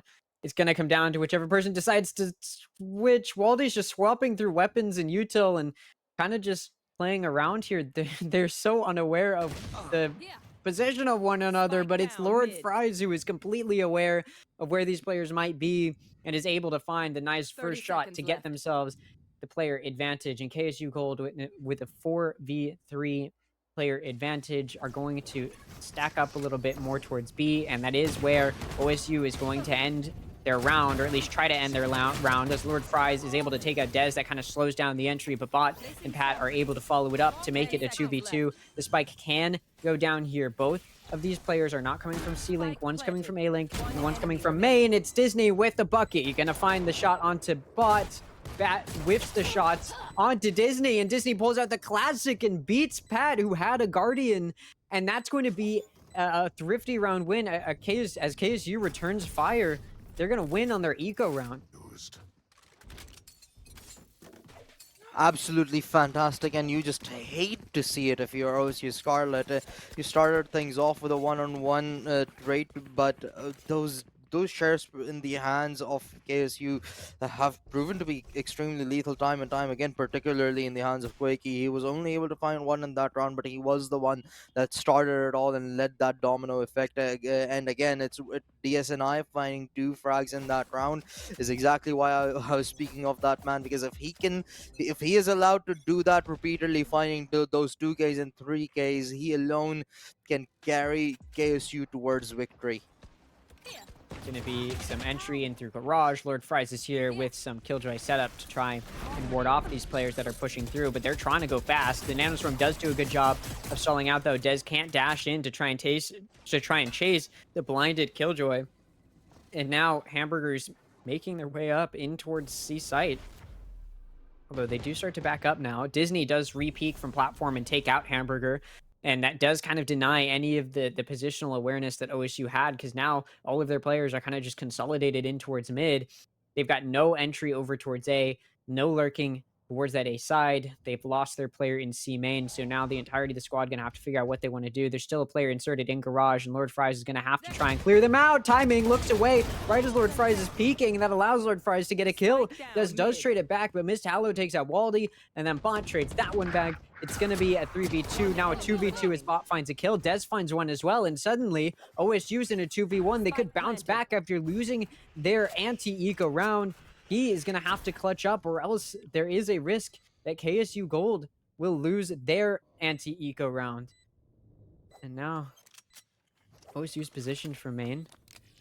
Sheriff's been picked up. Key was looking for a gun after throwing away the Outlaw, and seems that the guns have all been picked up by the OSU Scarlet players, who are now positioned with them from main. Play this post plant. Key, it's on the spike. There's a smoke, both a jet smoke and an omen smoke to one way. Bot decides to use the From the Shadows to get Key off the spike. It works. The spike is halved though, so you got to be careful here. This way across, they know that Key's not on. Time starting to tick down. There's no time left. Key is able to take out Dez and Bot with the Sheriff, but there's no time remaining to even try and pick up a gun. So an eco round is won by either side, as somehow OSU manages to bounce back with one of their own. Yeah, you can tell that this is going to be one heck of a ride here, as both of these teams ended up winning rounds that they, in theory at the very least, should not have. OSU Scarlet having conceded their anti-eco round, quite literally pull out an Uno reverse immediately afterwards. Oh, and now KSU Gold are going to be the ones that are going to be on the back foot heading into this round. They do have a couple of rifles on board, so again, there's a good probability that they can still convert this round if they can pull up another miracle. However, eventually the trade does have to come to an end, and the rifles should start to prevail. Waldy's going to take out Key from mid. who's trying to maybe gain something pushing out of Garage. Now, of course, after losing an anti-eco, a round you put money into, KSU's on the back foot, gonna have to take an eco again. Oh, a flank from Mist Hollow is good. Nearly misses the shots, but manages to find them. Bot will fall.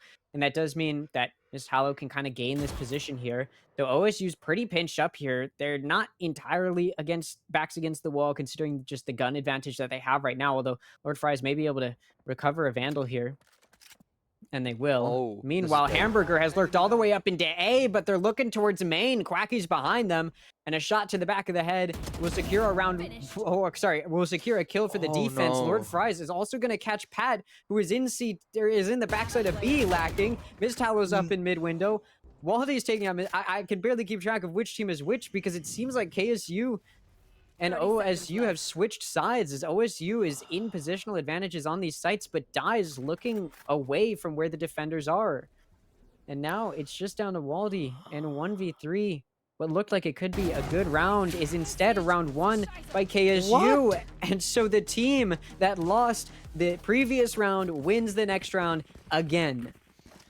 And they had only one Vandal and a Guardian and Sheriffs. They should not have won this, but they kept on finding the right timings, the right angles. Every single time, Mist Hollow, the fact that he was able to live so long in behind enemy lines is absolutely baffling. He was quite literally just standing in their spawn for about 15 seconds. OSU Scarlet thought that he may have rotated all the way back towards the A side, so they neglected, and that just allows him to get a second frag later down the line. And Lord Fries finding timing on two people as well. It's just an absolute crazy fest over here.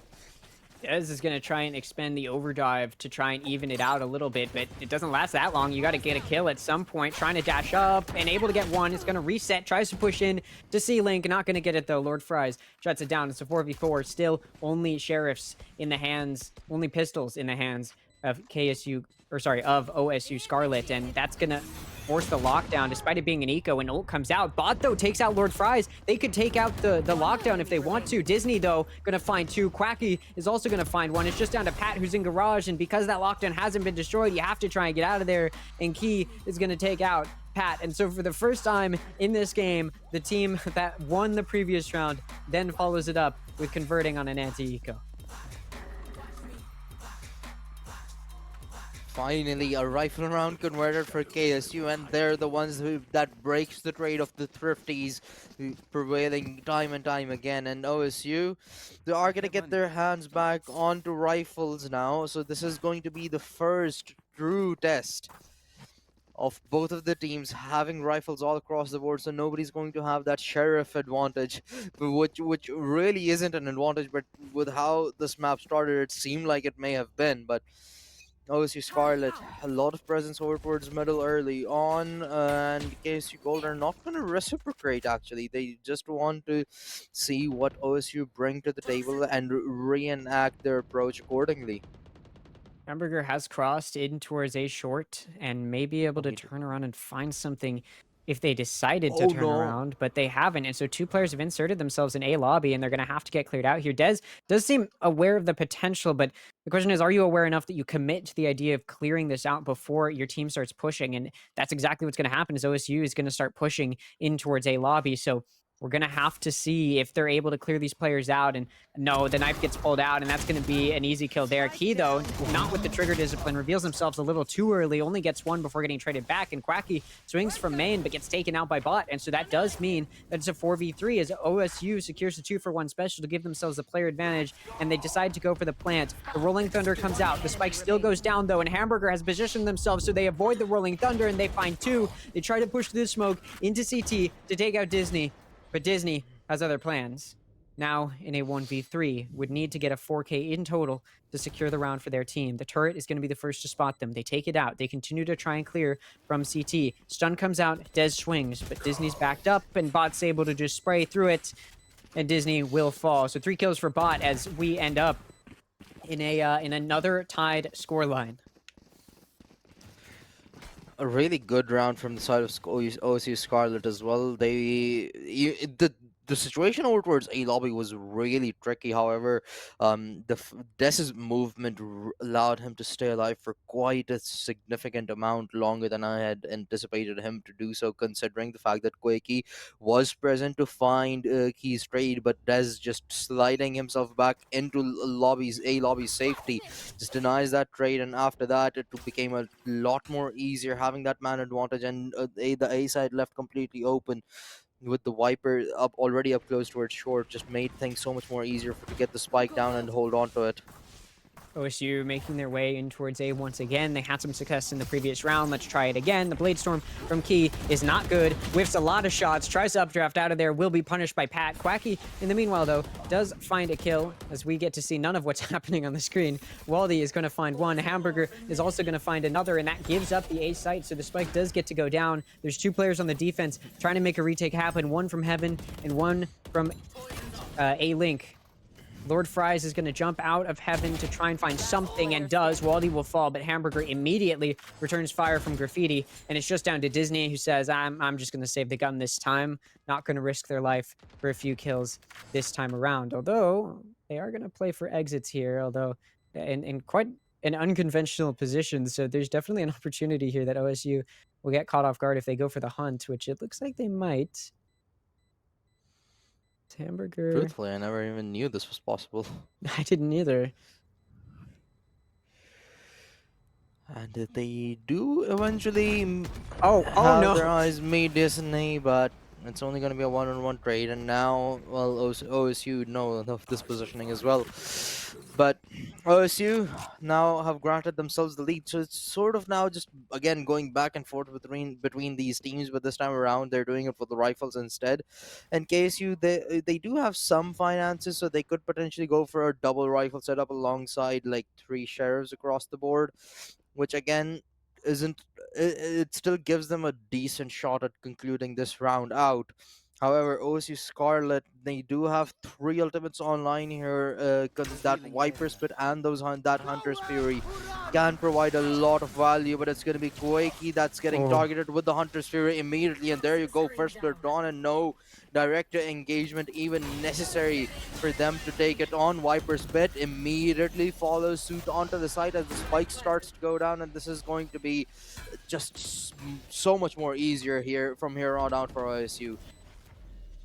Ooh, and it's going to be bot to try and lock down Heaven. There's 3 players swinging. You only find one that gives up a gun. Could potentially be picked up to help aid in the retake. Although Disney, who is trying to entry in with the hero rifle from CT, is not going to be able to as they are shut down. That it seems as though OSU was not expecting them to be on an eco. They expended 3 ults right away. That had to have been the plan from the get-go. And so for KSU, it was a good decision to save because they've gotten a lot of ults out of the way. Dez and Pat each going to find the final 2 kills, though. And that does mean that KSU not going to be able to do too much damage, other than the fact that they got OSU to use all of the ults that they had going into that round. But of course, now KSU going to call a timeout after losing the past few rounds in a row. Timeout called in, and for the time being, the script is nearly identical as to what map number 1 was as well, where we saw KSU call a timeout in a 5-3 situation where they were standing with a 2-round deficit, and that's when they started to really blow the map apart for OSU, and they went on to win 7 consecutive rounds and just had total control of the game.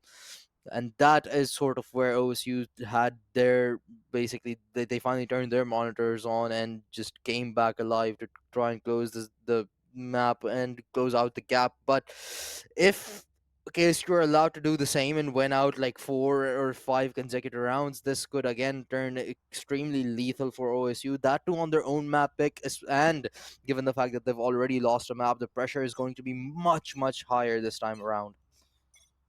Yeah, OSU definitely showed some strength there towards the end of the previous map, trying to make a comeback happen, but didn't quite get enough of what they needed. And now coming into Haven, they're able to show that strength over a larger sample size. And so far, it's going well. Obviously, the first 4 rounds of this were very, very back and forth for both teams. But now OSU is kind of starting to figure it out. Now, a lot of these round wins have been on A, and they're deciding to not take it A this time. They want to go back to what they'd been doing, which is lurking around mid, which did not go well for them when they've tried it previously, but now they're coming in with a newfound confidence after the success that they've had up until this point. Dez activates the alarm bat as they run in from Garage, trying to entry into C from Garage, but does get taken out by Lord Fries, and the Hunter's Fury from Quacky takes out their counterpart in Waldy, just as happened in the previous round.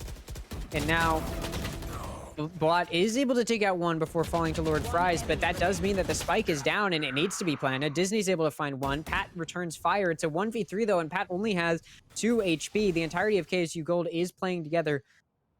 I mean, one wrong step, you roll your ankle and you're dead. The Pat does need to be very careful here. Decides to back up a little bit and just gets sprayed through the box off of the ping from the dart. That's 3 kills for Lord Fries, as that attempt at a push to Garage was very swiftly shut down. I can feel it. That timeout magic for KSU, I can feel it being activated here. And if it truly is, if I'm not hallucinating, then OSU Scarlet they do have a lot to worry about. However, I mean, they do. I believe OSU Scarlet have a proper purchase heading into this round. Yep, that's going to be the money all across the board. But these next couple of rounds can be extremely decisive for either of these, as now we're coming to the closing end of the first half with only 3 rounds remaining. And OSU, they've decided to spend everybody towards the A side. With the operator present, I thought they might show some hesitancy. However, he is going to have another shot at it. Unfortunately, that shot is going to be received at his own head instead. And now the lockdown going to allow them to lead the charge on to the A side. Yeah, Key punished there for the 2 missed op shots, just not able to do much of anything. The lockdown pushes back the defenders that were on a site, doesn't catch anybody, but it does open up the site enough to get the spike down. Bot has picked up the operator that Key dropped and uses it to watch heaven. Disney will fall. Dez trying to fight to take out the lockdown, is able to take out Quacky, but Lord Fries shuts them down, so they are not quite able to deactivate it, and now it's just down to Lord Fries in a 1v3. You have to try and defuse if you can. The Nanoswarm has denied an attempt at any fake tap and just going to swing into the player in long, and it's Bot with an operator, and OSU Scarlet continues their dominance as they are now at 6 rounds, meaning they cannot go into the next half with the round disadvantage. And they have given themselves that safety cushion for the time being, but the question is if or by how much can their lead grow into. With KSU Gold having spent 2 of their ultimates into that round, that's just got to hurt. Not being able to convert that one, and OSU having 3 players alive by the end of it. OSU starting to look more and more comfortable on this map now as time goes on. And after OSU attempted so many times to not go A and has really only had success on A, this round they once again decide not to go A. It gives an opening for Key to push up and find a kill. Lord Fries is also going to take a bot in mid. And so, again, they choose not to go A, and it doesn't go well for them. It seems like OSU, every time they just decide to go anywhere but the A site, it's not going to go well for them. And we're seeing that pan out here as OSU finds themselves down 2 players. They're trying to maybe make something happen. A push from Garage onto C site could be the move, although they will have to deal with a player from CT and a player from C main. Alternatively, if they could maybe push into Garage window, they could try to get onto B. There's a few different options for them here, but it's going to all involve having to meet the wrath of this Killjoy likely. Dez has inserted themselves into Garage window. The rest of the team for OSU is backed up towards middle, towards that B main entrance. Dez is going to now try to take the fight with Lord Fries, pushes them back onto the C site, does not manage to do much damage. The Aftershock is going to, or sorry, the fault line is going to stun them, but they're able to get out of it in time to swing into CT. They take out Miss Hallow and they take out Quacky. It's just down to Dez though, as Disney has completely shut down the team of OSU. The spike does go down, and now you have to figure out where these last 2 players are playing from. Dez takes out Key. That's 3 kills. You're going to need a 4th on the round to take out the final player. Pops the overdrive, looking to maybe have to use it. Doesn't know where these players are. Thinks they might be in Garage, but Disney is not. Swings for main, and that's 3 kills for Disney on the round to secure KSU Gold. Finally, a bounce back round. Yeah, Des popped that overdrive, hoping that Disney would sort of come looking for that trade. Last However, round in the Disney half. played it patiently, just looked for the opportunity that may be granted to him and played all of that absolutely perfectly in that 1 versus 1. And KSU Gold, they keep the game close, at least for the time being, as we head into the final round of the first half. This could very easily end up being tied up. However, and honestly, given KSU, they given that they had lost the pistol, that alone should, in theory, at least grant you like a 2 to 3 round advantage if you play your cards right at the beginning of the map. So KSU Gold, they wouldn't be too sad about 5-7 scoreline either, but they're optimally going to be looking to tie up the scores. After seeing that A site is really the only one they've been successful on, it looks like OSU wanted to repeat that success, but every attempt to make entry has been denied. Not a single kill found for Wow. OSU as Key and Quacky lock it down, and it's a flawless victory for KSU Gold as we head into the second half, tied at 6. That was probably the fastest round that we have seen so far in this whole series, in fact. And OSU, they just no holds barred. They went straight into the side, but unfortunately for them, KSU had they had 3 players present, tucked into corners, and they could not. OSU did not clear all of them out, and hence got punished for it immediately afterwards. KSU with the flawless victory to tie up the scoreline heading into the second half. So it's practically just a whole reset in this half is all that matters, because if KSU they start to play good and they win this half out, then they would also have won the grand finals. Key going to be the first to see any players, of which there are none, as KSU Gold starts to head their way in towards A on this pistol round. It looked like OSU was prepared for a mid fight. There is nobody there with which to take the fight, though. Key is going to be pushed up, as well as a few of their teammates up through short, and they're going to be able to take out Waldy together. Quacky's Shock Dart going to be the one to finish it off. Mist Hallow then going to take out Hamburger. Bot from CT is able to use the classic to take out Key Spike planted. to try and trade it back a little bit. It's now a 4v3 for KSU Gold as they play this post plant, and OSU Scarlet will have to retake. Ooh, Sovadrone did not spot the 2 players that are coming in from CT.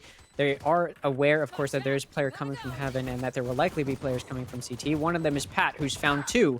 As the retake begins, Lord Fries shuts down their counterpart Killjoy before dying to the hands of Bots Classic. It's now just 1, and it's Quacky in a 1v2. Health is low for all players still alive. Quacky coming from behind. Are they anticipated? Yes, they are. Dez finds a shot to the head, and that means that the pistol round goes the way of OSU Scarlet, a much-needed round win to try and keep their team alive in this tournament. That realistically could have gone either way, because the HP was so low on all 3 of the remaining players. So had the Sova got on the timings right on KSU side, things could have looked drastically different. However, OSU winning their second pistol round on Haven as well, and hence are off to, or it should be off to a good start. However, it's up to KSU to try and replicate the success that they had last time around after conceding the pistol round. But will they be able to replicate it is going to be the real question, as OSU, they seemingly want to take the fight to them. But then Outlaw primed up, the Marshall looking to do the same. However, the success is just not going to be there. Hamburger is actually going to use a Marshall to find a kill over on the other side of the map, but a Marshall in the hands of Key is going to return the favor, and Des will fall, so that does make it a 4v4, as KSU Gold now has a little bit of an advantage here. Just with the lower player count for both teams, they can kind of play around a little bit, and OSU doesn't have as many players to cover the ground with, and this is a map where you have to cover a lot of ground, and so Hamburger's gonna have to face the wrath of Key and Miss Hallow, and doesn't even have to face a single bullet fired. The Marshall's good enough to take out nearly the entire team. On for the ace now is Hamburger, as they take down 4 with a Marshall. Lord Fries in garage window. Is Hamburger ready? The turret's destroyed. Hamburger is ready, finds the shot, and it's an ace for Hamburger to secure the anti-eco round win for the side of OSU Scarlet. Absolutely phenomenal. The only kills found so far in that round came off of just marshals across the board. There were 6 kills delivered, one by Key, and the rest, all of them by Hamburger on that marshal. It was absolutely fantastic, and that's going to deny KSU their thrifty round victory. But now KSU get their hands on to proper rifles. So this is going to be their prime time here as they fight a Scarlet's bonus. ASU, of course, expected to win this round with the superior weaponry, as OSU won their previous round with superior weaponry. Turret's going to be destroyed in garage. You deny that ease of access of info, although Pat is able to swing and get a pick onto Mist Hallow. So despite destroying the turret, you lose a player in return. Probably not the trade you wanted. And that does mean that OSU finds themselves up a player now in a 5v4, which does give them a bit of an edge here as KSU decides that they want to try and take more of this space in garage. The only issue is there's 4 players leaning over towards the C side of the map. A is completely open. Had KSU sent any players to lurk up, they might know that by now, but there's nobody going over there, at least not until now. Lord Fries is starting to work up towards A lobby. The call has been made. But at this point, OSU has time to get their players back over towards the A side, and you can see just that is happening. But B side is weakened, and KSU actually decides that that's where they want to aggress. Bot's going to get caught off guard, shot in the side of the head by Disney, killing their counterpart Omen, and that opens up the B site. If they'd like to plant, 30 they seconds can. left. They tap it. They're not quite sticking the plant yet, and it gives Waldy the opportunity to take out Key and Disney, who are trying to lock down A Link. Des takes out Quacky, who overextended and tried to rotate over to A, and that makes it a 3v1 after winning their anti-eco with an ace. They are now trying to take their bonus round, and it looks like OSU may be allowed to. Lord Fries had pushed up onto the A site and tried to wrap around to maybe help their teammate out, but they were too late. They get the spike, they get to plant it, never mind. Oh. Hamburger just gonna shoot them through the wall, their shoulder a little too exposed, and OSU will take their 9th round as we go into a 6-9 scoreline, and KSU Gold is now pretty down there. Yeah, it's not looking good. OSU should have an easy route to double digits here, as KSU's finances are absolutely in shambles right now. It's going to be sheriffs or a shotgun and a stinger in the hands of KSU that they're gonna have to work with. No ultimates to support them either, so OSU in a prime state to grant themselves a humongous lead towards the final few notes of map number 2 of the grand finals, and as they look to push us to the 3rd map. KSU making their way up through long now, trying to get out onto the site. A jet dash gets Key into back sight. The blind is good, a little too good. It blinds Key as well, so they're not able to play off of it. And as the blind falls, Pat finds 1, Waldy finds 2, and Bot finds 1. Disney manages to keep their team in it a little bit, finding a kill before falling, but it's just down to Lord Fries in short. And their position may not be entirely known for sure, but you could probably guess where this player might be coming from. Lord Fries tries to time out the jump peak, and they do so, killing their counterpart Killjoy, but now you're in a 1v3 with nothing to lose. Dez is going to take out Lord Fries, and KSU Gold loses the first 4 rounds. OSU Scarlet wins the first 4 rounds in pretty dominant fashion. 3 more and we shall be heading to sunset. KSU now calling in their final timeout as they look to reevaluate their approach.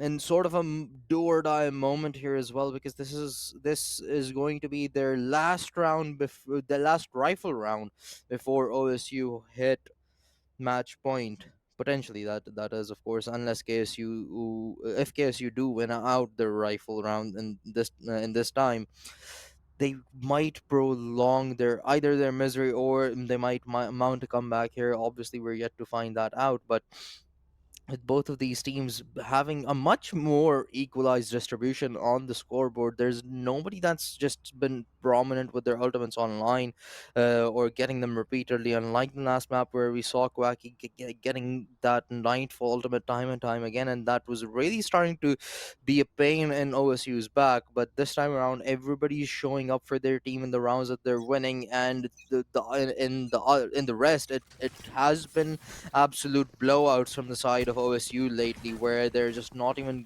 keeping it close again with KSU now. And we do see that OSU is in position here to really just run away with it, which on their map pick to win dominantly would be huge because KSU had to fight tooth and nail to win theirs. So if OSU really can continue this momentum on this defensive half, I mean, that'd be huge, especially considering this is not the half with the advantage. Now, we've seen big comebacks before, though. KSU could definitely start to make a comeback. They're on the offensive side of Haven. You've got the advantage. You just have to figure out your opponent, and that's what a timeout is for. And we'll see if KSU can, as they start off this round, lurking up through through grass.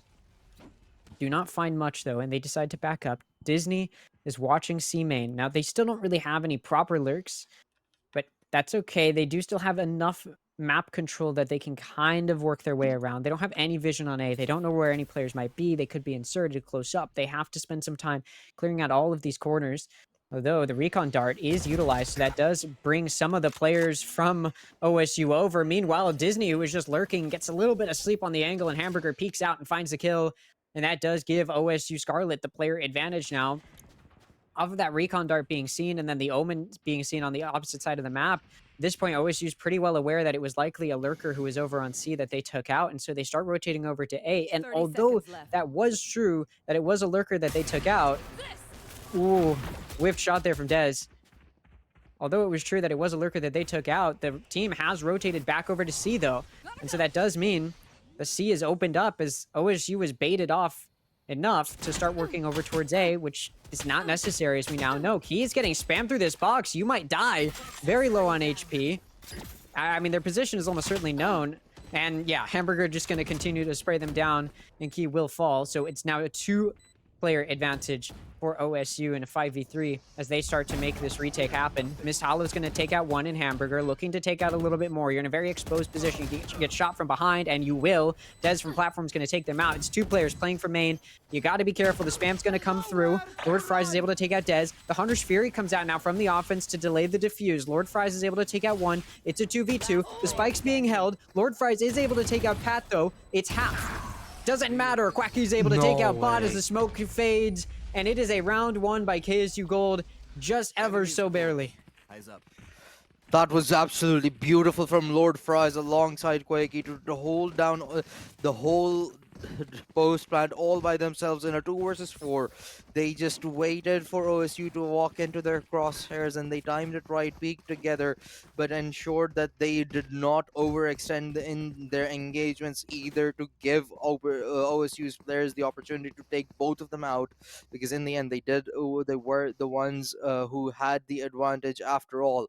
However, OSU Scarlet, they still have the lead, so it's not going to be entirely easy for KSU to mount a comeback. This is a good start, but given the fact that OSU have been sweeping through so far in the second half, and this is the first round loss that they've had in that half, the economy is going to be looking really good. And now slowly we're going to start to see those ultimates come online into these teams as well. So it's sort of a similar situation as to what KSU were in, where once those ultimates came about, things started to look a little bit scary in OSU's comeback as they were mounting it. So KSU right now, they've just begun climbing their ladder, but how long will it reach, and if or will it go across the finish line or not, is the real question.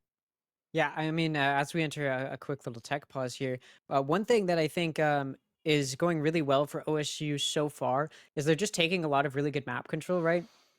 I think what KSU did really good in that round is they did bait most of the players off of the C site. Now, they did kind of unintentionally end up doing it because they lost a player on C. And so they had to lose a player to do it. But that, on top of the recon dart on the other side of the map, was enough to bait out OSU to rotate to the other side of the map. And so KSU was able to get into that round and get into that C site because it had kind of been left open after the kind of unintentional bait that ended up happening. And then it just came down to playing good post plan. And it does seem that that may have been part of what they talked about in that tactical timeout, where we saw them kind of being able to just defend properly, right? I mean, it's post plant C main on Haven. That is something that every team probably practices a million times in scrims. And so to be able to just win a post plant, that's exactly what you need to do, right? And that's exactly what they did do, even if it got close and they did end up, at points where they were down players, they were able to make it work. And that's what's important, is KSU is clearly figuring out their opponent right now, coming out of that timeout.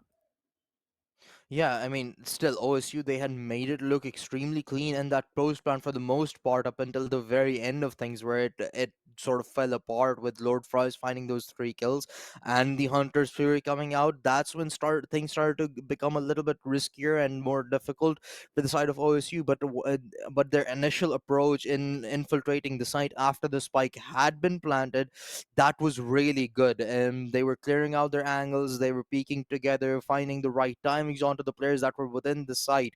It was just some misfortunate timings, and they couldn't exactly coordinate their peaks onto the players over towards long altogether, which just led to their demise. And they were too dedicated on that spike defuse. Even though they had a decent chunk of time left, they could have just forced 3 of their players at the very least to peek over towards B long and to try and take those players out first before prioritizing the defuse. However, it was just they couldn't prioritize the right things at the right time, and that costed them that first round of the second half. Yeah, I do think KSU can definitely get back in this if they do end up. Or sorry, KSU obviously they're getting back in this with that round win.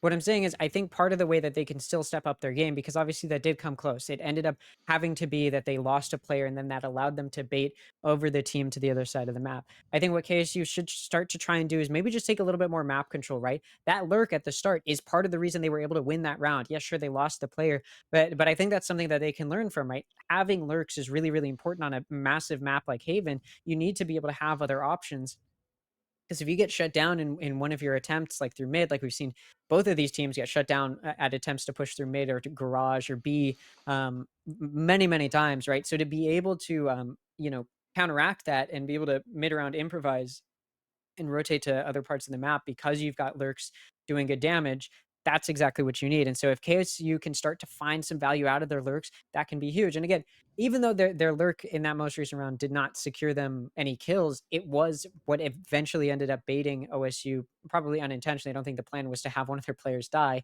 but that did bait OSU off of the site and over to the other side of the map.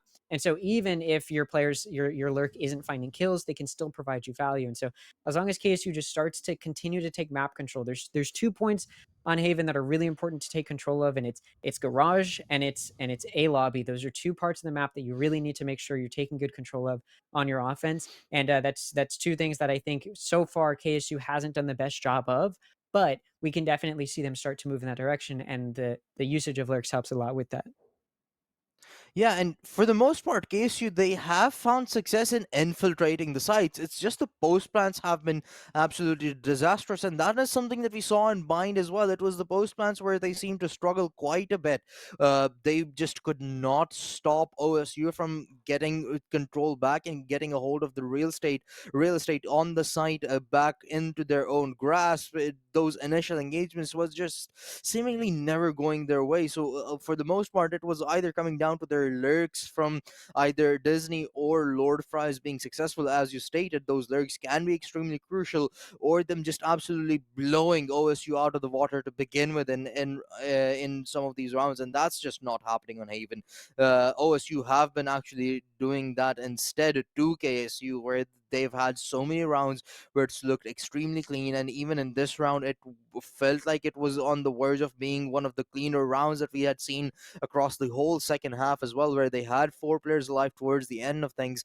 Just unfortunate timing in that one. However, it's again so far, including that round, OSU have seemingly been extremely consistent with their post plans, and that also explains why we aren't seeing OSU get as aggressive as we saw some of the rounds from KSU on their defense. So OSU, they're preferring to go for those post plans because they know where their strength lies, and they're taking complete advantage of it right now. It's that post plan situation that KSU are gonna have to crack, or Disney and Lord Fries are gonna have to start to come alive on those flanks yet again. So far, OSU have done a phenomenal job at shutting Disney down, because as I was speaking on or at the beginning of map number 2, if Disney is allowed to go on and finding those 2 frags, 3 frags every single round, things could start to look really dicey for OSU. Yeah, one thing I think that's become a theme in a few of these teams that that I've seen in this tournament so far is I think there's like two types of teams in this tournament. There's teams that are extremely mechanically gifted. It's a lot of players that are likely in the tier 2 circuit or on their way to being in that high level circuit, right? And they're clearly really good at hitting their shots and performing when they need to and doing what's asked of them. But I've seen that those teams tend to be a little bit just more aggressive, rely on the fact that you can take gunfights, right? We saw Spartans yesterday dominate the group stage. They were a favorite coming into today, and then they just didn't succeed. And part of the reason that they struggled with that is because they were pretty reliant on their mechanical skill over the ability to outplay their opponent. And I think Kennesaw, obviously, this is a team that that did end up beating Spartans, and so it is the team that ended up being the reason the Spartans isn't here right now. They clearly do have a lot of that strategy as part of their game plan, but I do think that they're kind of falling to a similar thing where OSU is a really clearly a very tactically talented team. They come into each round with game plans and they execute. Obviously, we saw in that first half their ability to take that A site was really, really good. I don't know what happened with the rest of the map, but when they wanted to go for A, they were really good at figuring it out. And so I think that shows, right, when they have a plan and they go into the round with a plan, they can execute it well. And now that they're on defense, they're positioning themselves really, really well. And I think KSU, despite also being pretty good at playing around their opponent and such, I do think that I do think that KSU still struggles a little bit when it comes to kind of figuring out the defense of their opponent. And I think that's been pretty clear here. Again, that's why having other options to be able to move around if your initial game plan doesn't work is really, really important. And as you mentioned, that post plan is really what matters because when you're talking about a team in OSU that is able to execute and is really, really smart at figuring out how to play around their opponent, that's when you're really going to shine is in those post plant situations when you can execute kind of like how they would take a site on offense. They can now retake the sites that they're trying to defend pretty effectively in KSU hasn't really figured out how to stop those retakes once they start, and they haven't and if they can't get that spike down, they don't really know how to maneuver around to a different side of the map once they've kind of started to work towards one side. But I do still think that KSU is figuring that out, and we saw that timeout get taken to try and figure that out. And so I do think that KSU has a really good chance to get back in this one. That they do. I mean, the game is not nowhere near done so far. It's a 3-round deficit that stands between both of these two teams, and it's also a 3-round difference that stands between OSU and that map number 3. So it's only a matter of time before we either see equilibrium hit the scoreboard or we see the sunset being coming into the mix. And even if it does, it's not going to be game over for KSU. Of course, having won that map number 1, they still have comfort of being able to allow themselves to have a reset on sunset, but we're gonna have to wait and find out how the result of map number 2 is as the tech pause comes to a conclusion and we head back into map number 2.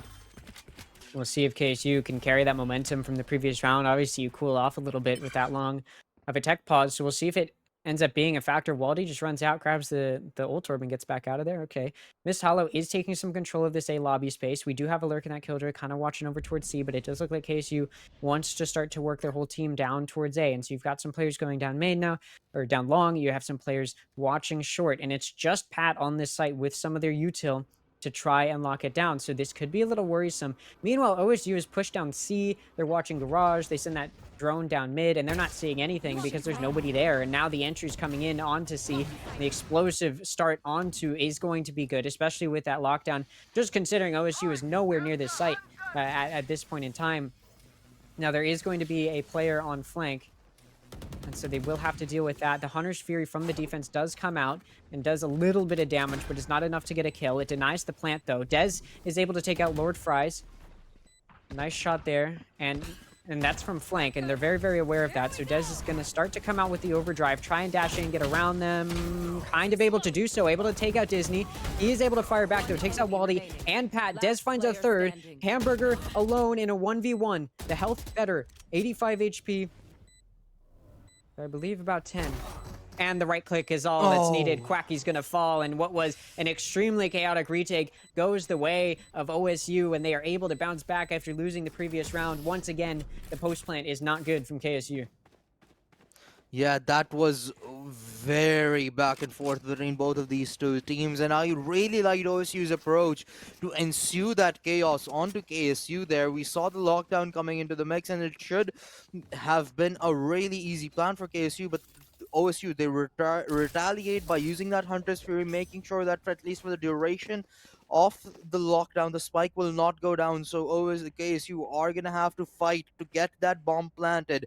And in the meanwhile, they also have Des being set up for the flank. He finds one kill over there. That also tells KSU that okay, the flank's open. We are at threat over there as well, and the chaos just gets squared at that point. So KSU, they're worrying about three different things at the same time, with the spike yet to go down. So OSU, they took complete advantage of it, and it was really good from KSU to recalibrate from that and bring it down to a 1 versus 1. However, it just was not enough. Sometimes it just comes down to whoever can win the gunfight, and that was a 1v1 with the better health for the side of OSU, and so it went their way. And now we're going to see if KSU can bounce back. They play a little bit of time before dashing into B, and it's a good take. They're going to be able to plant. There's nobody here to stop them. There is, however, going to be full utility on the side of the defense to try and retake with, and Bot's just going to shoot through and take out Key as they try and push into the smoke. Meanwhile, we're going to have two players coming from A-Link. Disney, though, takes out Waldy. No chance there. Pat's going to try and swing off of a stun coming through from Dez. Pat is going to take out Disney. Quacky takes out Hamburger, but Pat also going to take out Quacky. And these players coming in. No oh my way! god, they're good. Lord Fries takes out one, and then Mist Hallow finds two with the Stinger. And it's enough to get that 8th round. And on an eco round, KSU seems to have found it, and they get back in this one.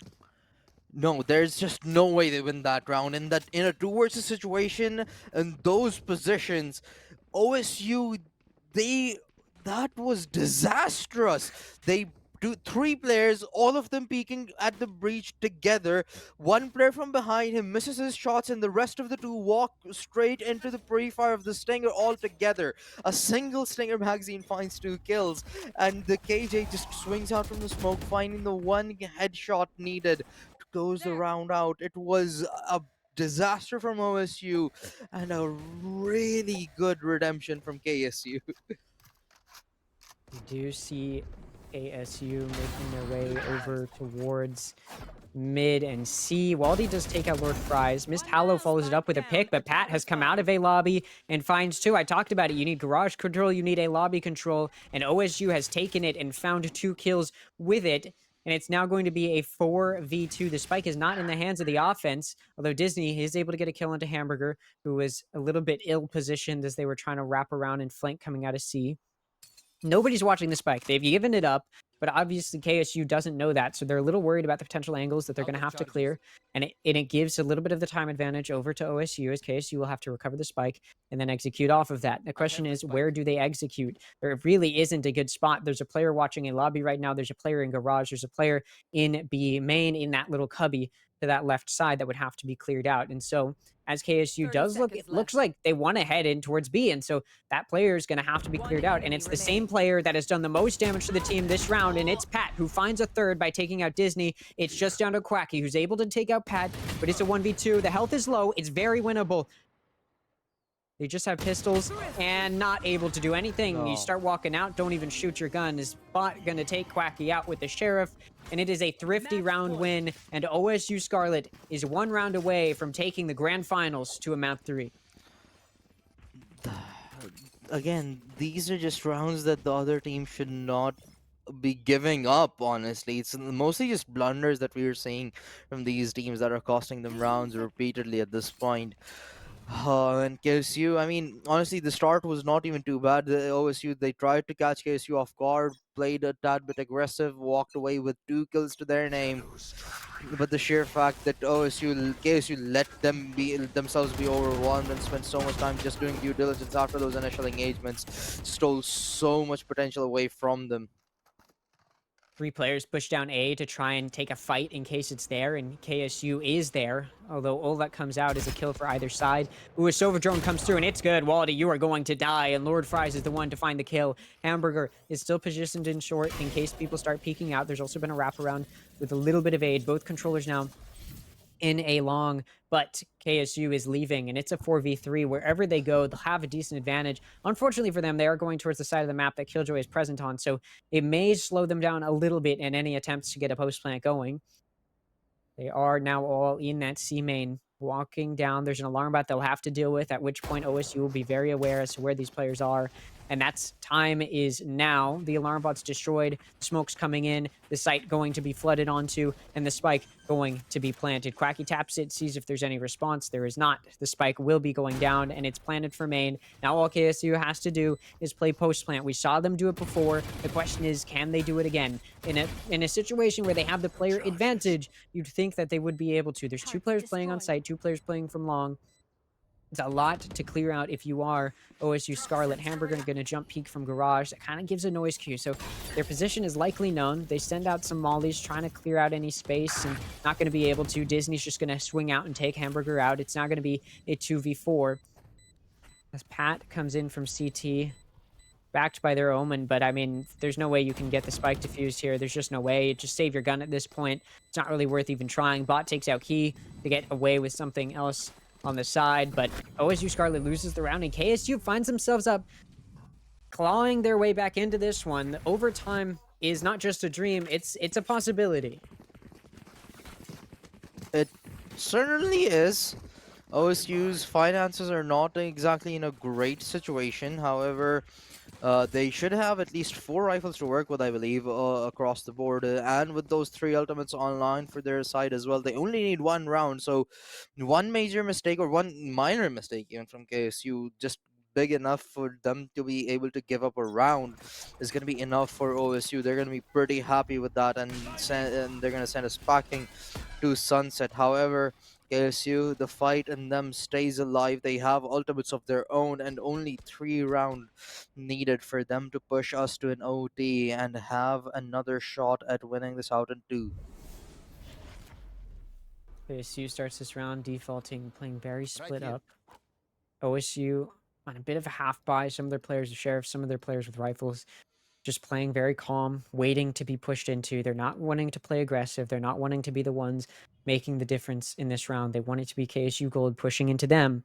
That leads to the end of the round. And KSU is going to be pushing up in towards B. There is an Omen waiting for them.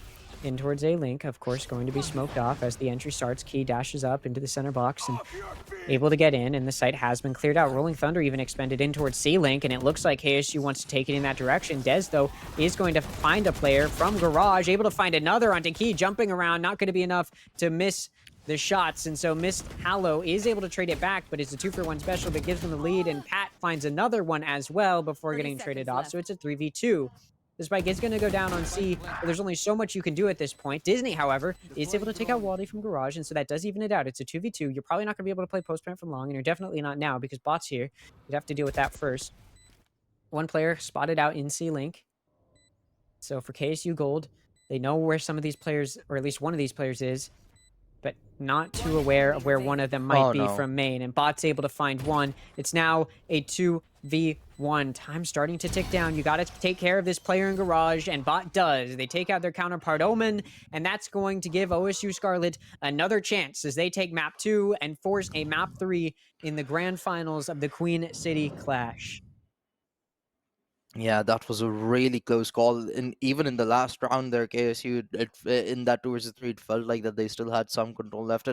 It sort of just came down to the timing in that last round for with the Omen on the flank. But a really nice attempt from the side of KSU nonetheless. However, both of the teams, they have secured their own map picks, and now we will be seeing them play Sunset for the very first time today. Both of their series that they have played in so far have been Haven and Bind for both of these teams. So Sunset is going to be a fresh look for them as well, and a fresh perspective for us for both of these teams to look at. And so we'll be back after a quick short break where we will find out who is going to win the Queen City Clash.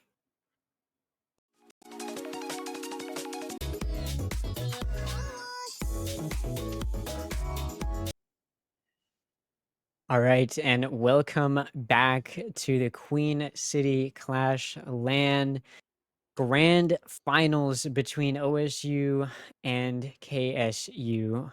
It has been a very exciting series up until this point.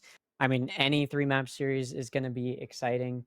And we saw, we saw Bind kind of go one way, and then it went the other way, and then it went the other way, and then it went the other way. Right? We've seen some pretty insane comebacks from some players, from some teams that then get shut down by the other team, that then get shut down by the other team. It's been a bit of a back and forth between both maps up until this point of both Bind and Haven. How are you feeling, Inflict, about Sunset as our decider?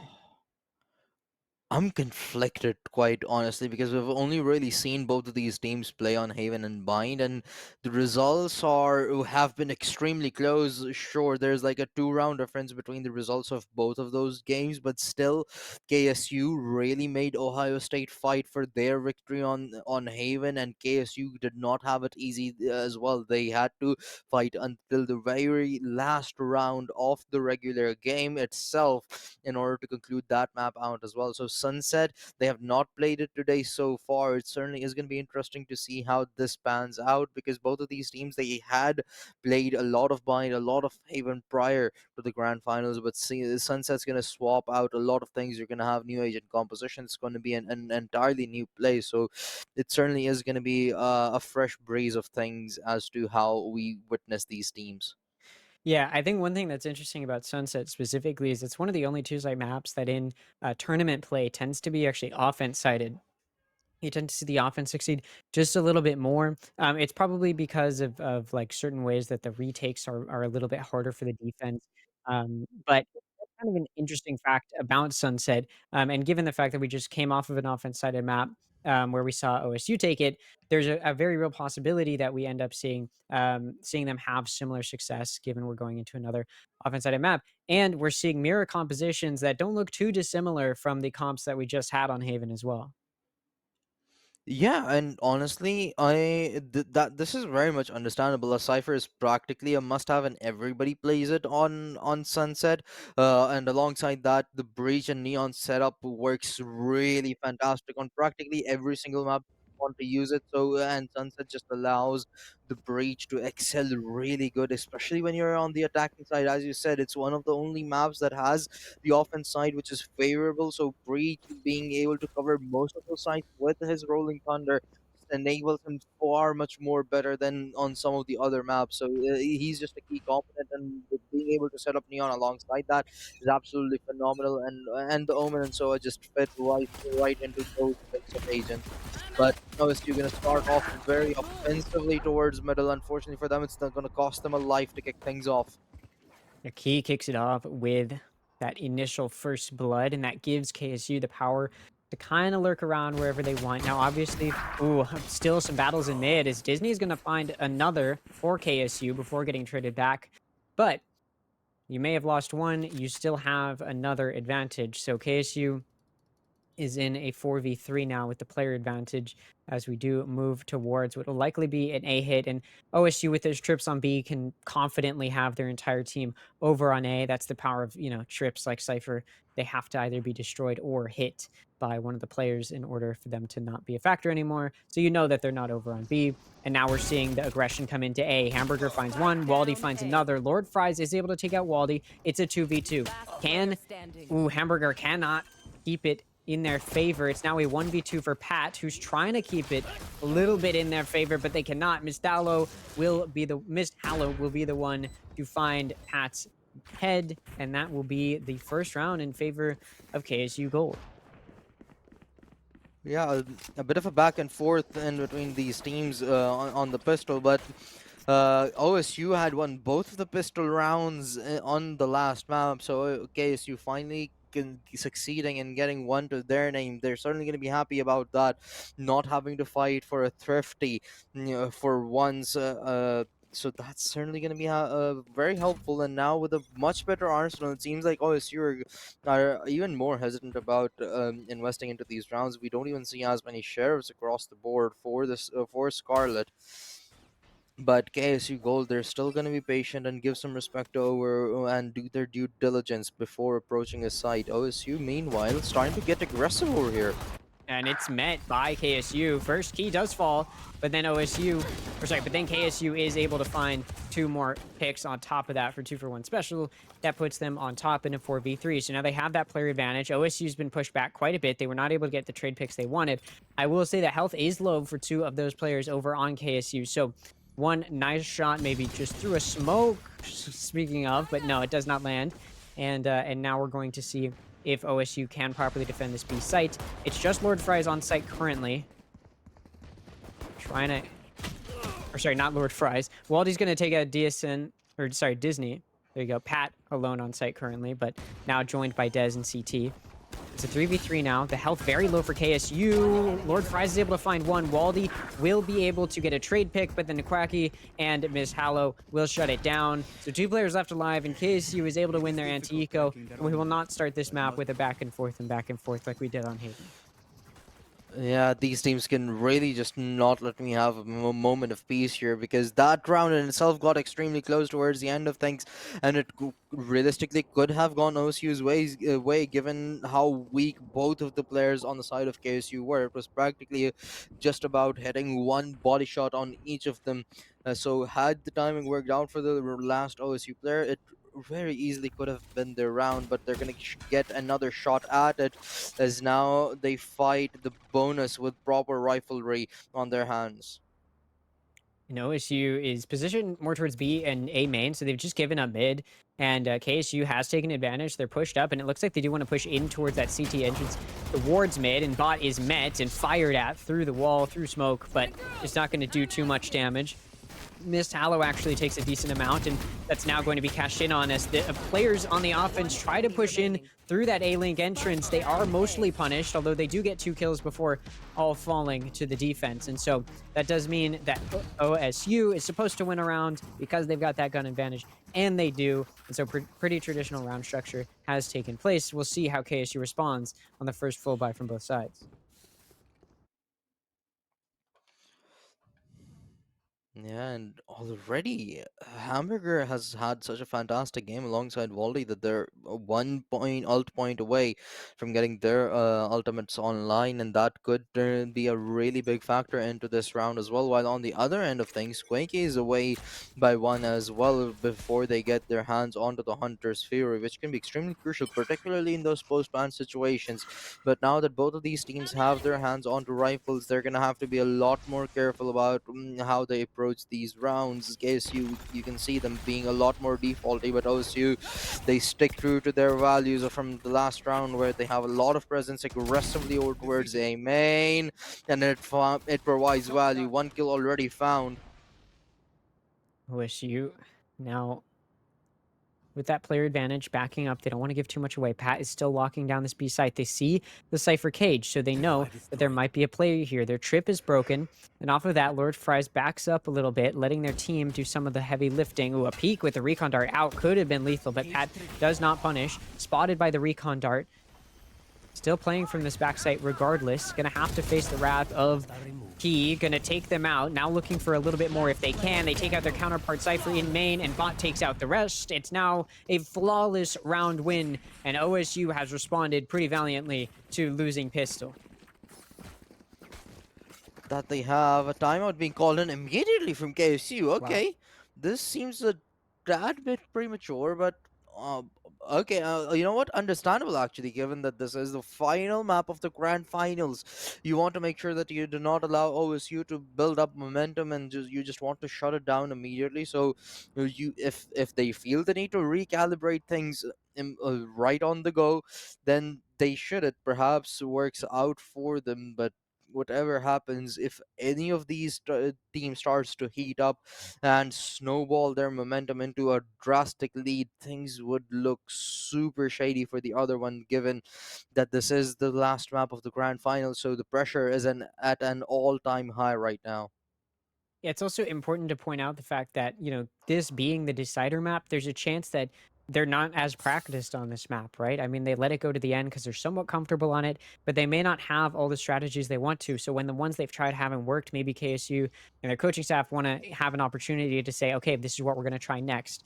Let's do this year and this year. And that might be the conversation there for KSU, where they're just trying to redirect their attention, just given the fact that they're not as experienced on this map. But obviously, with it being tied to 2, it is still an early timeout, and they're going into an eco, so we probably won't see the result of that timeout, at least not yet. This round, however, KSU is going to start by making their way over towards B. It's an eco, right? You're just trying to get as much damage done as you can. Dez wants to play aggressive, wants to give in to them and try and find some kills while doing so, but whiffs every shot, and Miss Tallow punishes. Cracky gonna take out Pat, who was trying to follow suit. Some guns can be picked up. Miss Tallow takes out Waldy, and the aggressive play by OSU was completely disastrous for them, as they are now down to just 2. Now, health is low for some, and Hamburger is able to take out Key to kind of even it out a little bit. Bot does find 2 from backside, so suddenly it's an even 2v2, but guns are in the hands of the remaining offensive players. Cracky is able to take out Bot. It's just down to 1, and it's Hamburger,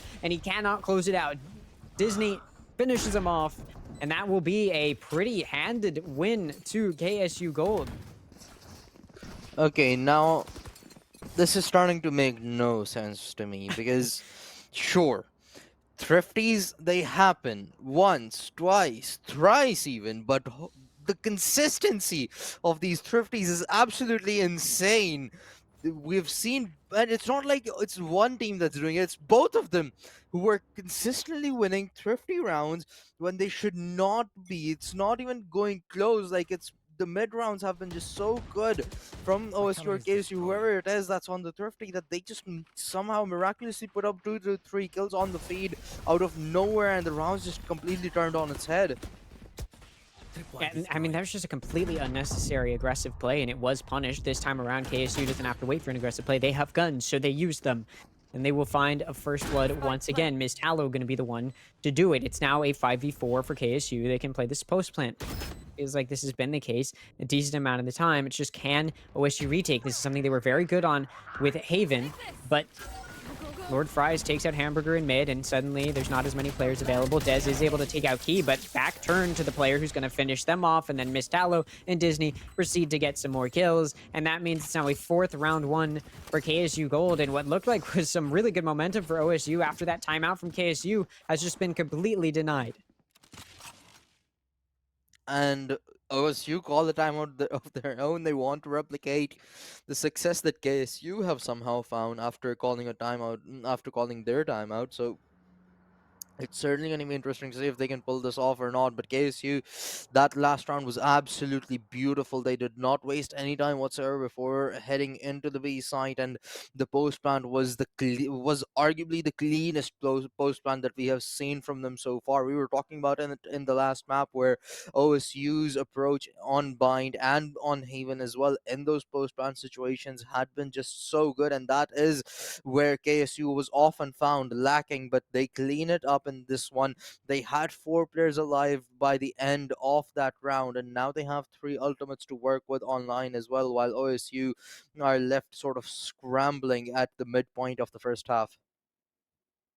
Yeah, I mean, to be fair, like, I understand why this timeout's being taken by OSU. There were some pretty massive mistakes that were being made, obviously. I think for KSU, that timeout was helpful to an extent, but I honestly think it was mostly OSU making mistakes that KSU's been able to punish, particularly on that eco round win, right? Obviously, that thrifty round win just shouldn't have happened with what OSU basically handed to them in 3 players. That's just not a situation you should find yourself in as a team.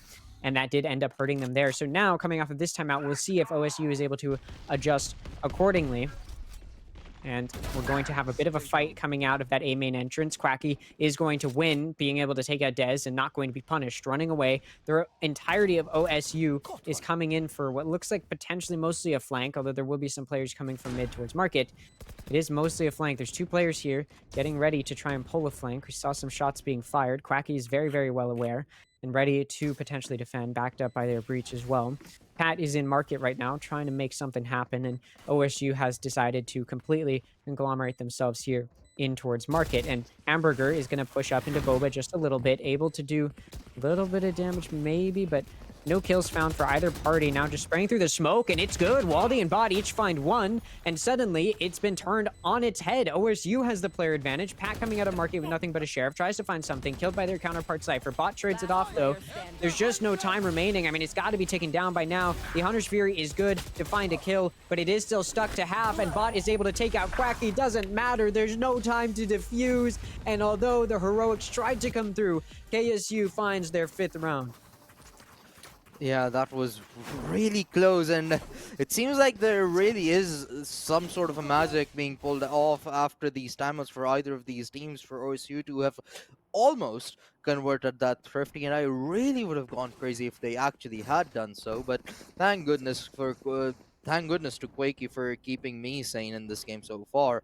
And KSU solely off of that Hunter's Fury being so well timed in that 1 versus 3, and the rest of the squad around Quakey, they lived just long enough to ensure that Quakey doesn't get immediately pressurized from the remaining 3 players, and hence that Hunter's Fury was would only had to delay one person from defusing, while the rest of them were just simply too far away to be able to hop onto it.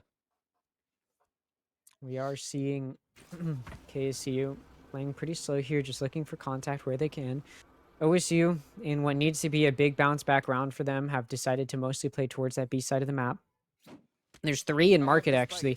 Very much so, a mid-fight is a possibility here, especially as KSU is also trying to take some of their attention towards mid. So OSU, with this many players towards market, is in a good spot to maybe do some damage here as KSU makes their way up.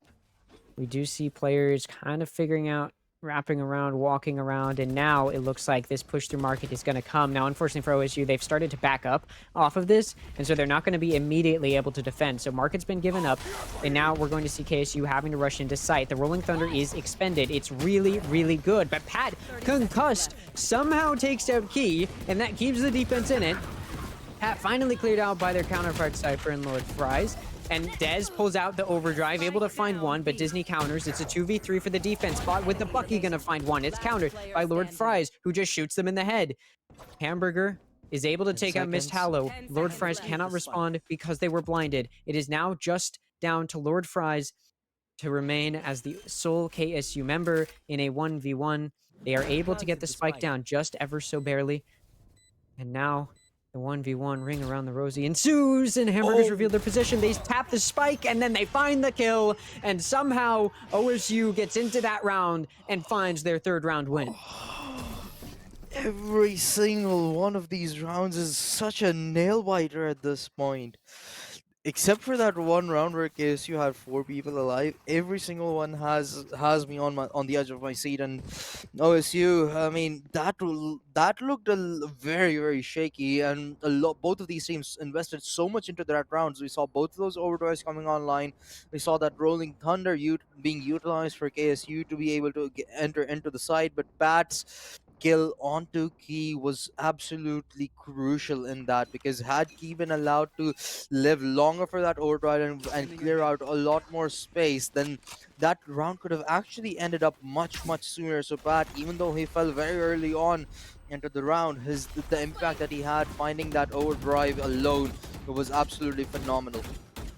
This round, a lot of noise being made towards A main as KSU Gold and OSU Scarlet fight it out just a little bit for that ult orb, which eventually ends up in Dez's hands. That overdrive was enough to get 1 kill in the previous round, and so it did find some value. It's important to get it back up. It can really help aid in quick retakes, and that's why they won it. And now KSU Gold still conglomerating over towards the A main. It actually looks like they're sending over their player that was kind of lurking up towards B to go back over towards A to help aid in this take. Dez is in a very awkward spot, gonna have to be exposed here, able to find a kill. That's honestly the best you can hope for, is to trade yourself off, and that's exactly what Dez did. And now it's gonna be a 4v4, evened out.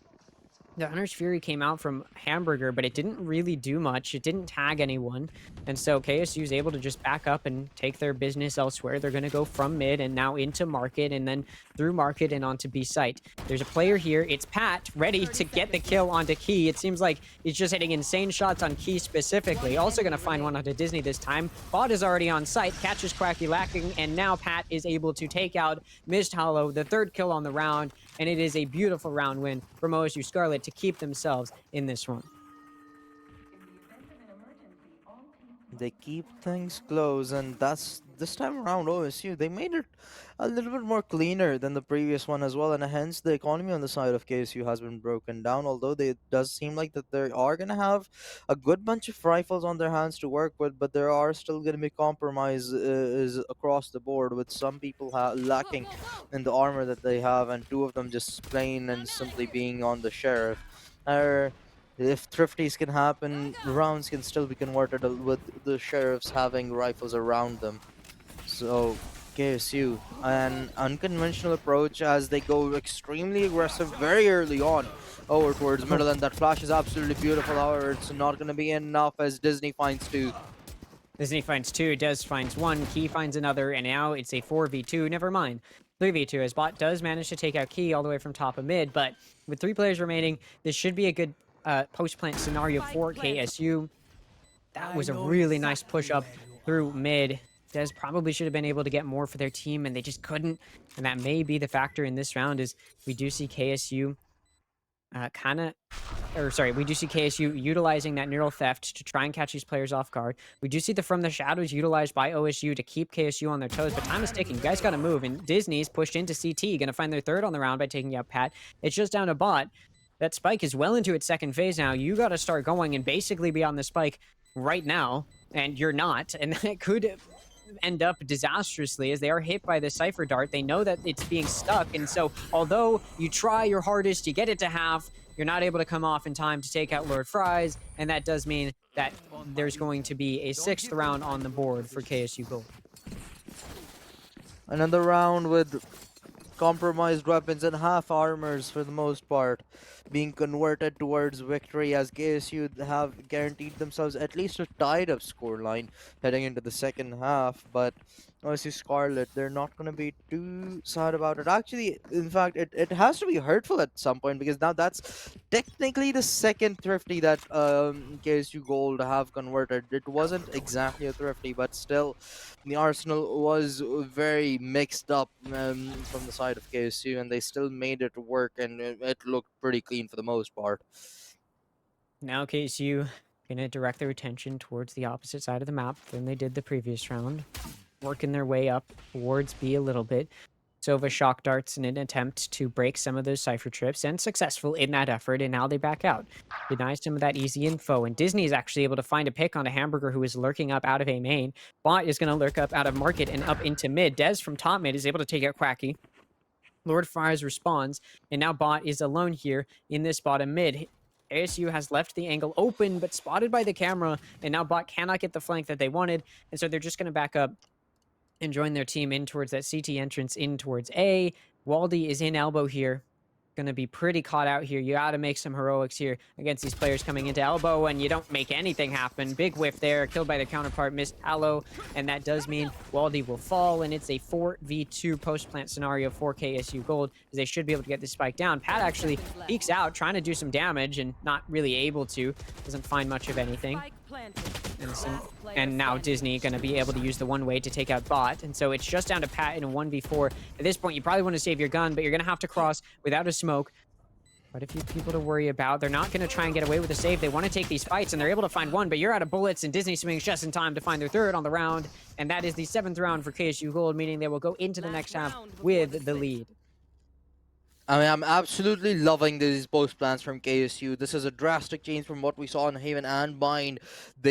Those post plans looked very shabby, very disoriented. However, if you see even that final frag onto that onto Bot just now, KSU, they were doing a really great bait and switch. They were peeking together when necessary as well, and they did not give up unnecessary engagements. They just took their time with things. They let the fights come to them after the spike was planted, and they stationed themselves up really well as soon as the spike falls down. So KSU, these improvements in the post plant have allowed them to have a much better attacking side at a half in this round on map number 3, and that could come to cost OSU.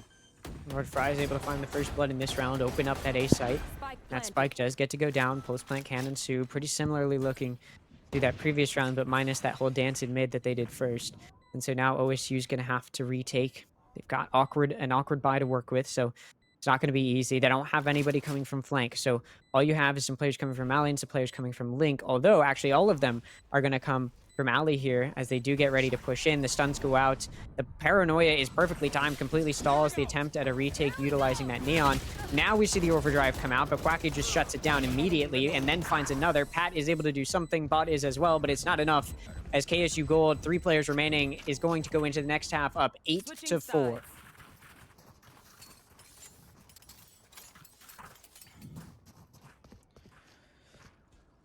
A fantastic start on the first half for KSU, and this is the most dominant start that we've seen so far, I believe, across both of those two maps.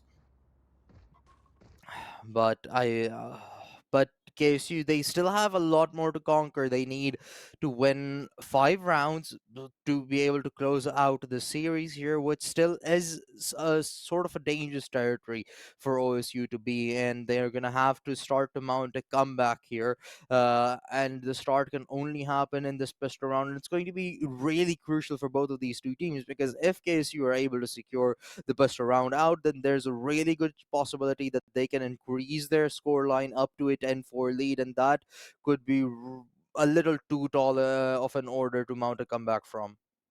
Yeah, and I do think that Ohio State is in a pretty interesting position because they're going to the offense side. Where did they thrive on Haven? It was that offense side. That's kind of where they started to really, or sorry, it was that defensive side. That's kind of where they started to perform just a little bit better. On that first half, though, they looked pretty decent, if I remember correctly, unless I'm switching it up, but I think that's correct. Either way, OSU is on another offense-sided map, and they weren't quite able to perform on the defense like they may have wanted, like they were able to on Haven, but now that they're going into the offense of that offense-sided map, now it's not as offense-sided as Haven is.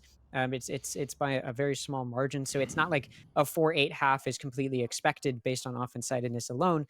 But it does lend its hand just a little bit to OSU to try and get back in this one as we come out of that tech pause.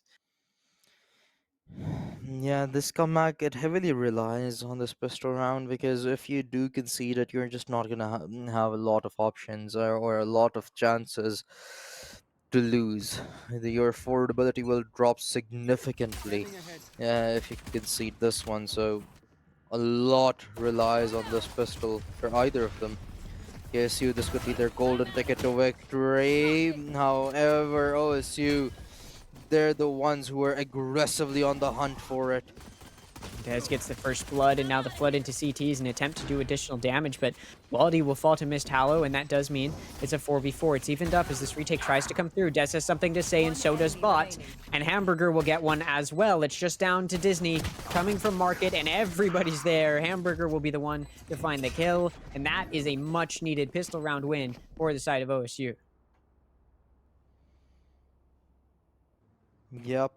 OSU delivering just when they needed it the most, and in that round alone, you could see the elements that we were speaking of earlier. That the postplans can tend to be a lot more difficult on a map like Sunset, which is a great reason why Sunset is said to be a much more offense-sided map. So perhaps OSU can take advantage of that and just mount a comeback off of that. But a pistol round was the start that they needed. Had this gone wrong, things could have been drastically different. But KSU, they have time and time again scored thrifty, so I wouldn't put them entirely out of the danger zone just yet. We do see Hamburger very prepared for the potential push up through tiles and is able to find one onto Mist Hallow. We have already seen a Marshall Ace previously against an Eco. I would not be surprised if we somehow saw it again, although a lot of the players on the defense are split up here as they're going to attempt this retake mostly from behind, although now they are kind of rotating around to help from CT as well. And it's going to be a 5v4 postman. That spike's been down for a minute now. It's ticking down. You got to start to make something happen. Quacky ready. Poised on the head with the Sheriff. Able to take out Hamburger. Not going to let that Marshall find any more damage. Lord Fries is also able to take out Dez. Bot does take out Disney in the meantime. But Lord Fries takes out Pat. And suddenly, the defense is up a player. Some guns can be recovered. And that makes this retake much more viable. Can they beat the double up? They can't quite. Bot's going to find 2, 3, and then 4 to shut down the potential comeback win in that round. That looked so scary for a moment, and given how they flooded the site, all three of them all together, it really did look like that they may just find the frags. And unfortunately, the players on the side of KSU just ended up missing quite a few of their shots, and hence the crisis was averted by Bot finding those final 3 kills. But it did look really scary for a split second there. I really like the thing that they did with the tripwire in the backlines as well, where the Neon intentionally ran into the tripwire to bait somebody out while the Sova was primed with the Sheriff to find that first track for the post plant.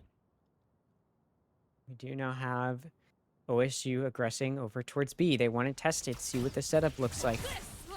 Sova shock dart will be enough to destroy the trip as Dez dashes into backside. No worry about any Cypher util. There's none there, and so able to get back there, spray a little bit through that smoke, and now they kind of back up. That spike's been planted. It's now a 5v5 post plant.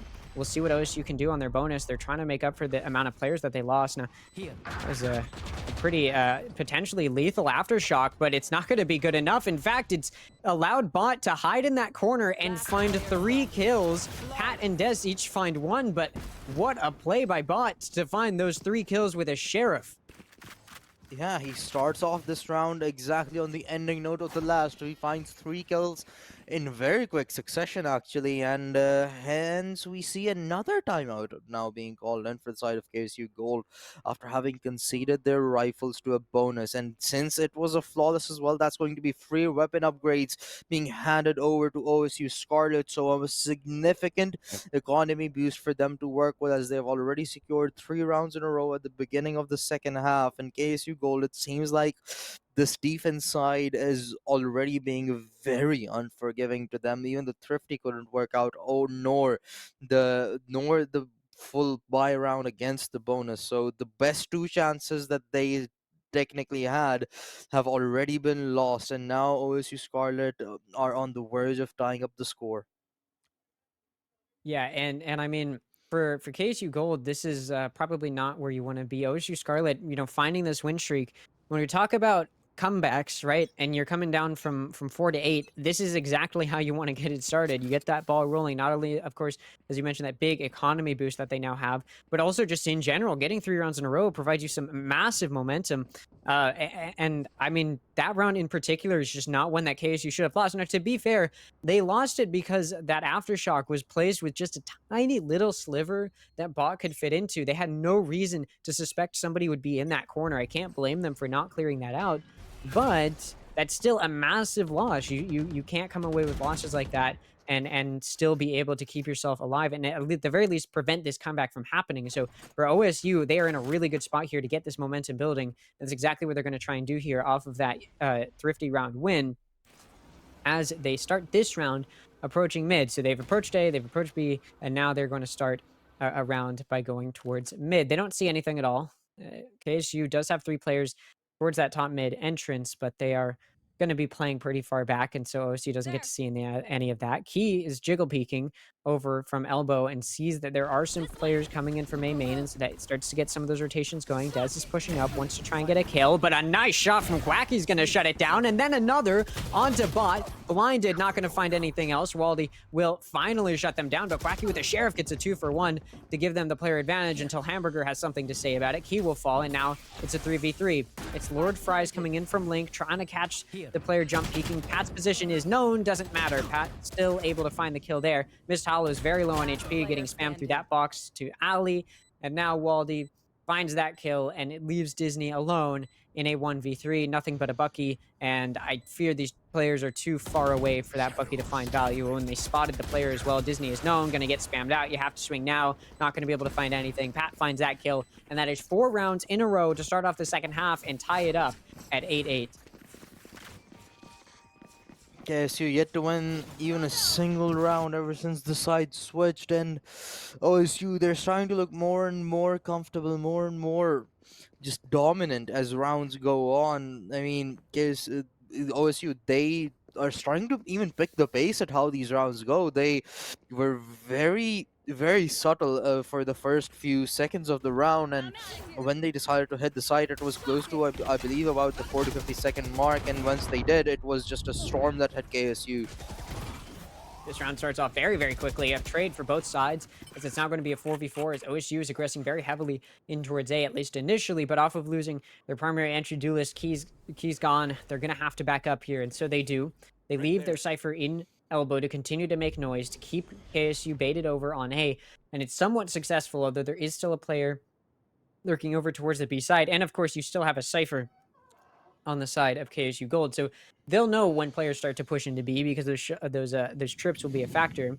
Now there is still a Cypher in A main placed by OSU to continue to lurk and maybe do some damage, although now they're backing up as they do want to start aggressing in towards B. It is very interesting. KSU is still banking on a potential A push. There's still 3 players leaning over this way and not a single player on that B site yet, although there is a player nearby to maybe do some damage. That Cypher Cam now spots the totality of the team getting ready to push into B, and off of that, the rotations come through. Bizbot ready. Oh, decides not to stick the ult, does not want to risk it. So Disney 30 seconds is left. going to be able to get away with their life, looking to now find the first kill on the re-entry, but no, Hamburger is going to be the one to find the greedy kill.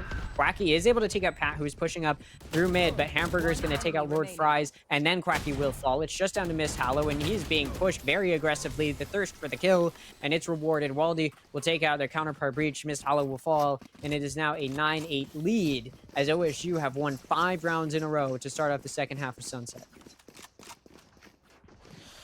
5 rounds in a row for OSU Scarlet, and now they are the ones in the lead with only 4 rounds needed for them to be crowned champions of the Queen City Clash here at University of Cincinnati. And with KSU now being put down to Sheriffs once again, they look to succeed in that thrifty. However, the possibility of that happening gets thinner and thinner because OSU, they have just been so much more cleaner and dominant in the second half than across the whole series, actually, that it's just looking like we might be coming to a conclusion of the series within the next few rounds.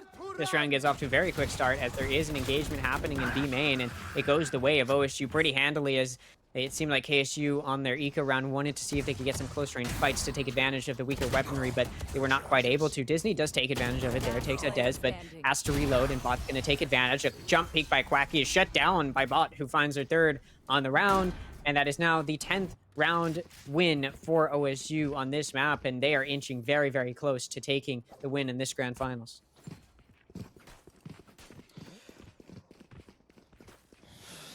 This could be the last full rifle round that KSU Gold have on their hands before OSU achieve map, series, and tournament point.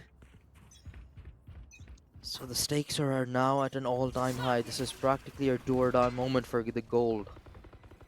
They do have to take advantage of the fact that they have guns this round, and they want to do so. Key is pushed up in A, try to do some damage. Nobody's going to be there. The player that was there TP's out. The TP's heard, which just creates some paranoia to keep Key there for the moment. Meanwhile, OSU has pushed up in through top mid. Dez has popped the overdrive and taken out Disney. Waldy takes out Mist Hallow, and continuing to be aggressive is Dez, pushing into this defender's spawn, but Quacky shuts it down. No more of that. Lord Fries in backside of B, the sole defender right now, is able to take out one. You got to take out a little bit more. It's a 3v3. That spike has yet to go down. Now it goes down now it'll have the opportunity to go down as Pat finds that kill. Quacky with the Hunter's Fury will find a trade pick though. Waldy, however, going to take out Quacky. It's a 1v2 for Key. 5 HP now, although the regen shield will aid, now up to 30 HP. Spike planted. As it's going to be a 1v1 with Pat. That spike gets planted. The neural theft is popped. Position is known. The overdrive also popped. He can dash in there, try to utilize the superior movement. Pat worried that the player's going to come from backside, but in reality, you got to be worried about that entrance from Market, and Pat's just not looking there. The gamble of where to look has been lost, and Key keeps their team in it, wins the buy round for their team, and takes KSU Gold to their 9th round win. Clutch. Almost got me. Gotta go. 10-9. KSU Gold, after having conceded 6 consecutive rounds, finally get one on board, but they're still not entirely out of danger. However, things could start to look a tad bit better for them, given that now they have 4 ultimates online, and after winning that round, their finances get a tad bit more stable. So it's going to be rifles all across the board. However, having lost so many of their teammates, most of those rifles may just turn out to be guardians to work with. But OSU Scarlet, they put together a nice chain of rounds, so they have a decent chunk of money to work with. But he won't even need any of that as the ore drives out. Unfortunately for him, though, he will be met with absolutely nothing. Now, despite winning that previous round, because KSU's the amount of players that they lost, they don't have everyone with guns, and Key gave the Vandal that they kept from the previous round over to their teammate because they had that overdrive. And so because it didn't find anything, and OSU is now just sitting here in mid, we do end up where KSU doesn't have as good of guns to work with as OSU Scarlet, who had some eco built up off of the success of the first majority of the first rounds of this half. And so now OSU has a little bit of control over where this round goes. They're backing up. They want to take it over towards B. There is a Cypher setup they will have to deal with, although a few good shock darts can take care of those trips. The cam is spotted, and that does mean now the KSU is aware of where some of these players are, and that baits a very strong rotation off of A. You can see KSU still being a little patient just in case there's a pivot back over to A. They don't fully rotate those seconds players left. off, especially as sound is cut over towards B main. However, as that smoke gets thrown over towards A, KSU will almost entirely get off of that B site.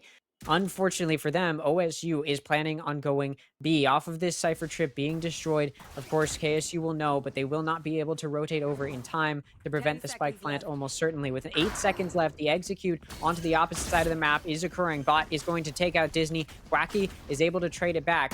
Spike But planted.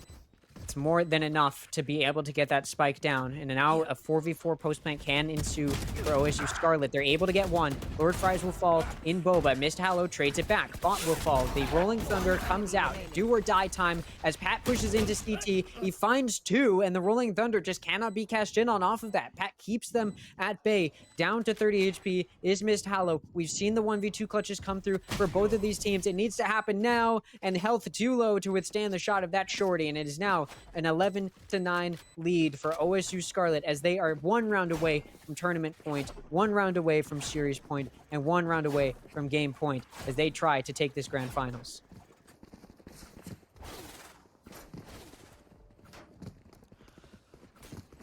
Ooh, this is dangerous territory for KSU. They don't have any finances to work with, so now you're left in a conundrum whether to force into this round or just meet the inevitable end, perhaps. That is the tournament point for OSU, and fight for OT. And I mean, it's not too terrible either. You still only need to put 3 rounds together, but they have failed in doing so in the whole of the half. They've only found 1. And to put 3 of them all together without making any mistakes whatsoever is going to be a big ask. Wacky takes out Pat, though, so that does give KSU a bit of an advantage here to start off. The lurk is not rewarded, although now Bot does trade it back. Key will fall, and it opens up this A site. At least in theory, there's still a player here trying to do some damage. The shorty comes out from Dez and is able to punish Quacky for revealing their position a little too eagerly with that Sheriff.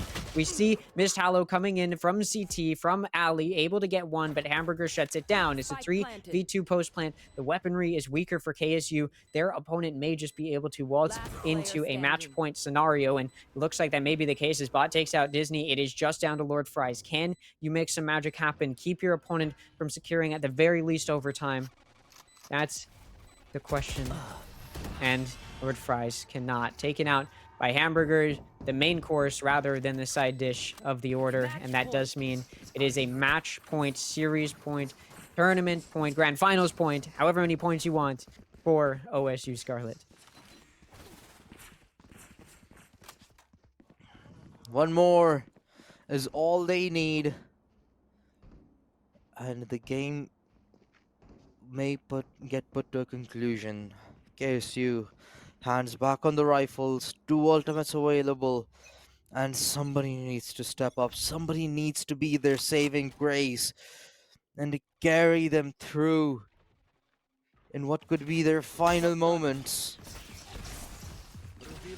Try and avert an end that awaits them. by the hands of Des. And He oh, gets the timing right. One free frag found, looking for more. He's gotten two. and then 3. And now Des is able to push even further, taken out by their counterpart to finally shut them down. Damage has been done, however, by the rest of KSU Gold to be able to keep it close. It's a 2v2. I lied. It's a 2v1 as Pat manages to take out Quacky. It's now in the hands of Key, the duelist for KSU. You said you needed someone to step up, and Key tries, but it's not enough. Waldy will find the final kill, and OSU Scarlet has won the Queen City Clash. It has been an absolutely fantastic journey from both of these teams that we have seen so far. However, only one could have came out on top as the champions of this tournament, and it is of course OSU after such a fantastic showing on map number 3, and in fact on all 3 of these maps. I mean, the first map went to the distance. They ended up losing it. The second one again to the distance, 39 scoreline, where they mounted a comeback and came out as the victors. And in the third one, they had a slow start. The first half did not go their way whatsoever. The first half came to a conclusion with an 8-4 scoreline, and that's where they rebuilt themselves from and ended up with a victory. It was a very long battle, but a victory nonetheless. And that is going to be the end of this series. But we will not be ending the stream quite yet. We are going to have an interview with our winners, of course. Go ahead and see how OSU feels about their win, talk a little bit more about their journey to get there. There's going to be a quick interview after a very quick, short break.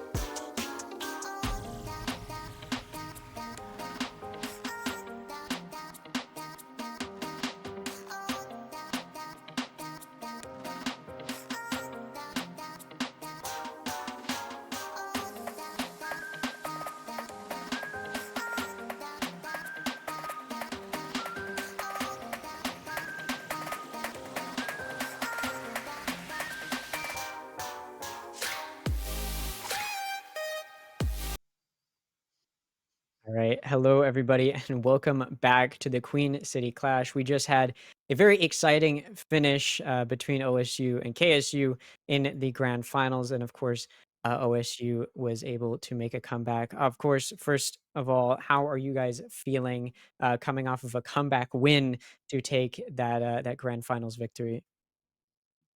Good. After you. All right. Honestly, we're feeling great. The After the first map, hopes were like a little shot, but like we were all still really hype, screaming in there, getting loud. Uh, we all just kind of kept each other in the game. Honestly, we were all super hype. I feel like the series before that, we came back from a loss, and we just keep on our hooligan stuff. Just keep ourselves hyped. Yeah, I was gonna ask you because your your previous match before that was the semifinals against U Buffalo, and they had beaten you in the group stage, and then you were still able to come back and you beat them 2-0, or not 2-0, 2-1 in that semifinals to get to that grand finals. Was there anything about being able to take out a team that you had lost to previously that helped you, especially as you came into this match and then obviously into that third map, which you were able to make that comeback on? Um, First things first, I would like to say though, that, like they're really good opponents, but one thing that we've learned is not to show our enemies everything about ourselves. We valued keeping all of our strategic plays to ourselves, um, and we were all running off of like low amount of sleep, 1 to 2 hours driving from 5 in the morning, waiting for our bot 125388 to wake up. We didn't leave until like 8 in the morning, and then it was like a 2 hour drive. No shade to him. He values sleep just like all of us, but he skipped out on 1 to 2, 3, 4, 5, 6, 7 alarms. Yeah. Honestly, yeah. Like Des said, those guys were great. Like they played great yesterday, played good today, but today we were all rested, all had like plenty of food, plenty of energy. So we just came back and we were ready to play today. Yeah, I mean, you kind of showed that.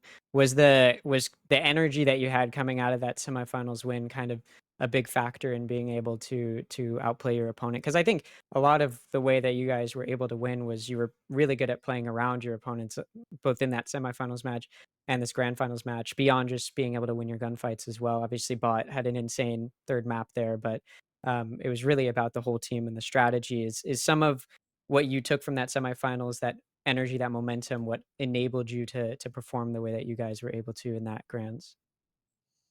I'd like, I'd say, yeah, Yeah, for sure.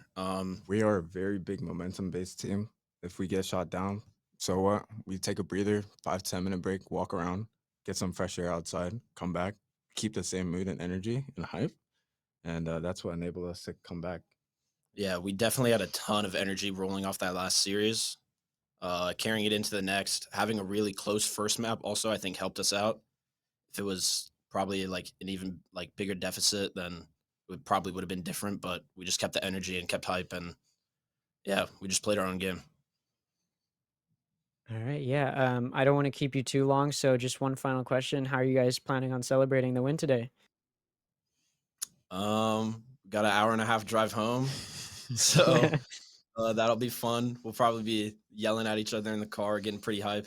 I mean, right after the series ended, we were yelling, getting super hyped. I took my shoes off, ran back to the car, genuinely inside the building, running back to the car, changed into my jersey, came running straight back in here. That's why I'm panting. Elliot and I are both panting, but we are going to be super, super hyped in the car for the next hour and 30 minutes. I'm off of 2 Red Bulls. I don't think I'm sleeping at all tonight. Might play some ranked when I get home, but it was a really well deserved win, I'd like to say. And I'm really glad that I think that team beat MBU, which is the first seed. So that was props to them. They're a really good opponent. We were happy to play against them and end up winning. For sure, great opponents. Everything was great.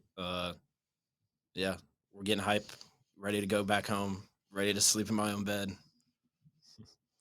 All right, well, thank you for doing this interview. It was great to have you guys. Have fun, in that car ride on the way home. I'm sure that's an awesome way to celebrate. But yeah, thanks for doing the interview. Thank you, Sleepy Yeah, Boy. thank you too. Sorry.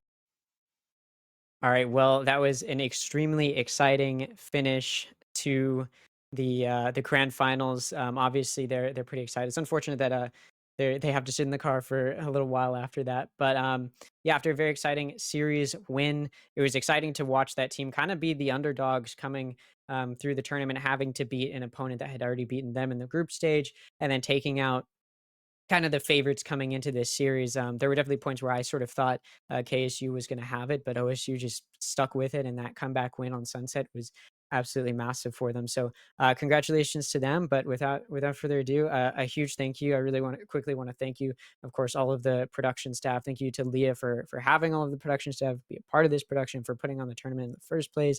And then thank you to Chippy, our producer, Matt, who observed a decent portion of today. Also, my co-caster that I just had with me, Inflict, who unfortunately had to go because he was about to miss some class, and obviously don't want to hold him from that. Thank you to really everybody who's observed throughout yesterday and today. Thank you to, of course, Mask for casting the previous semifinals with me, and also the semifinals before that. But without further ado, thank you guys for watching, and make sure to follow up the stream, because there's of course going to be more tournaments in the future, and you do not want to miss them. So I'll see you guys when I see you, which hopefully is the next tournament. But I hope you all have a wonderful rest of your day. And until then, I'll see you later.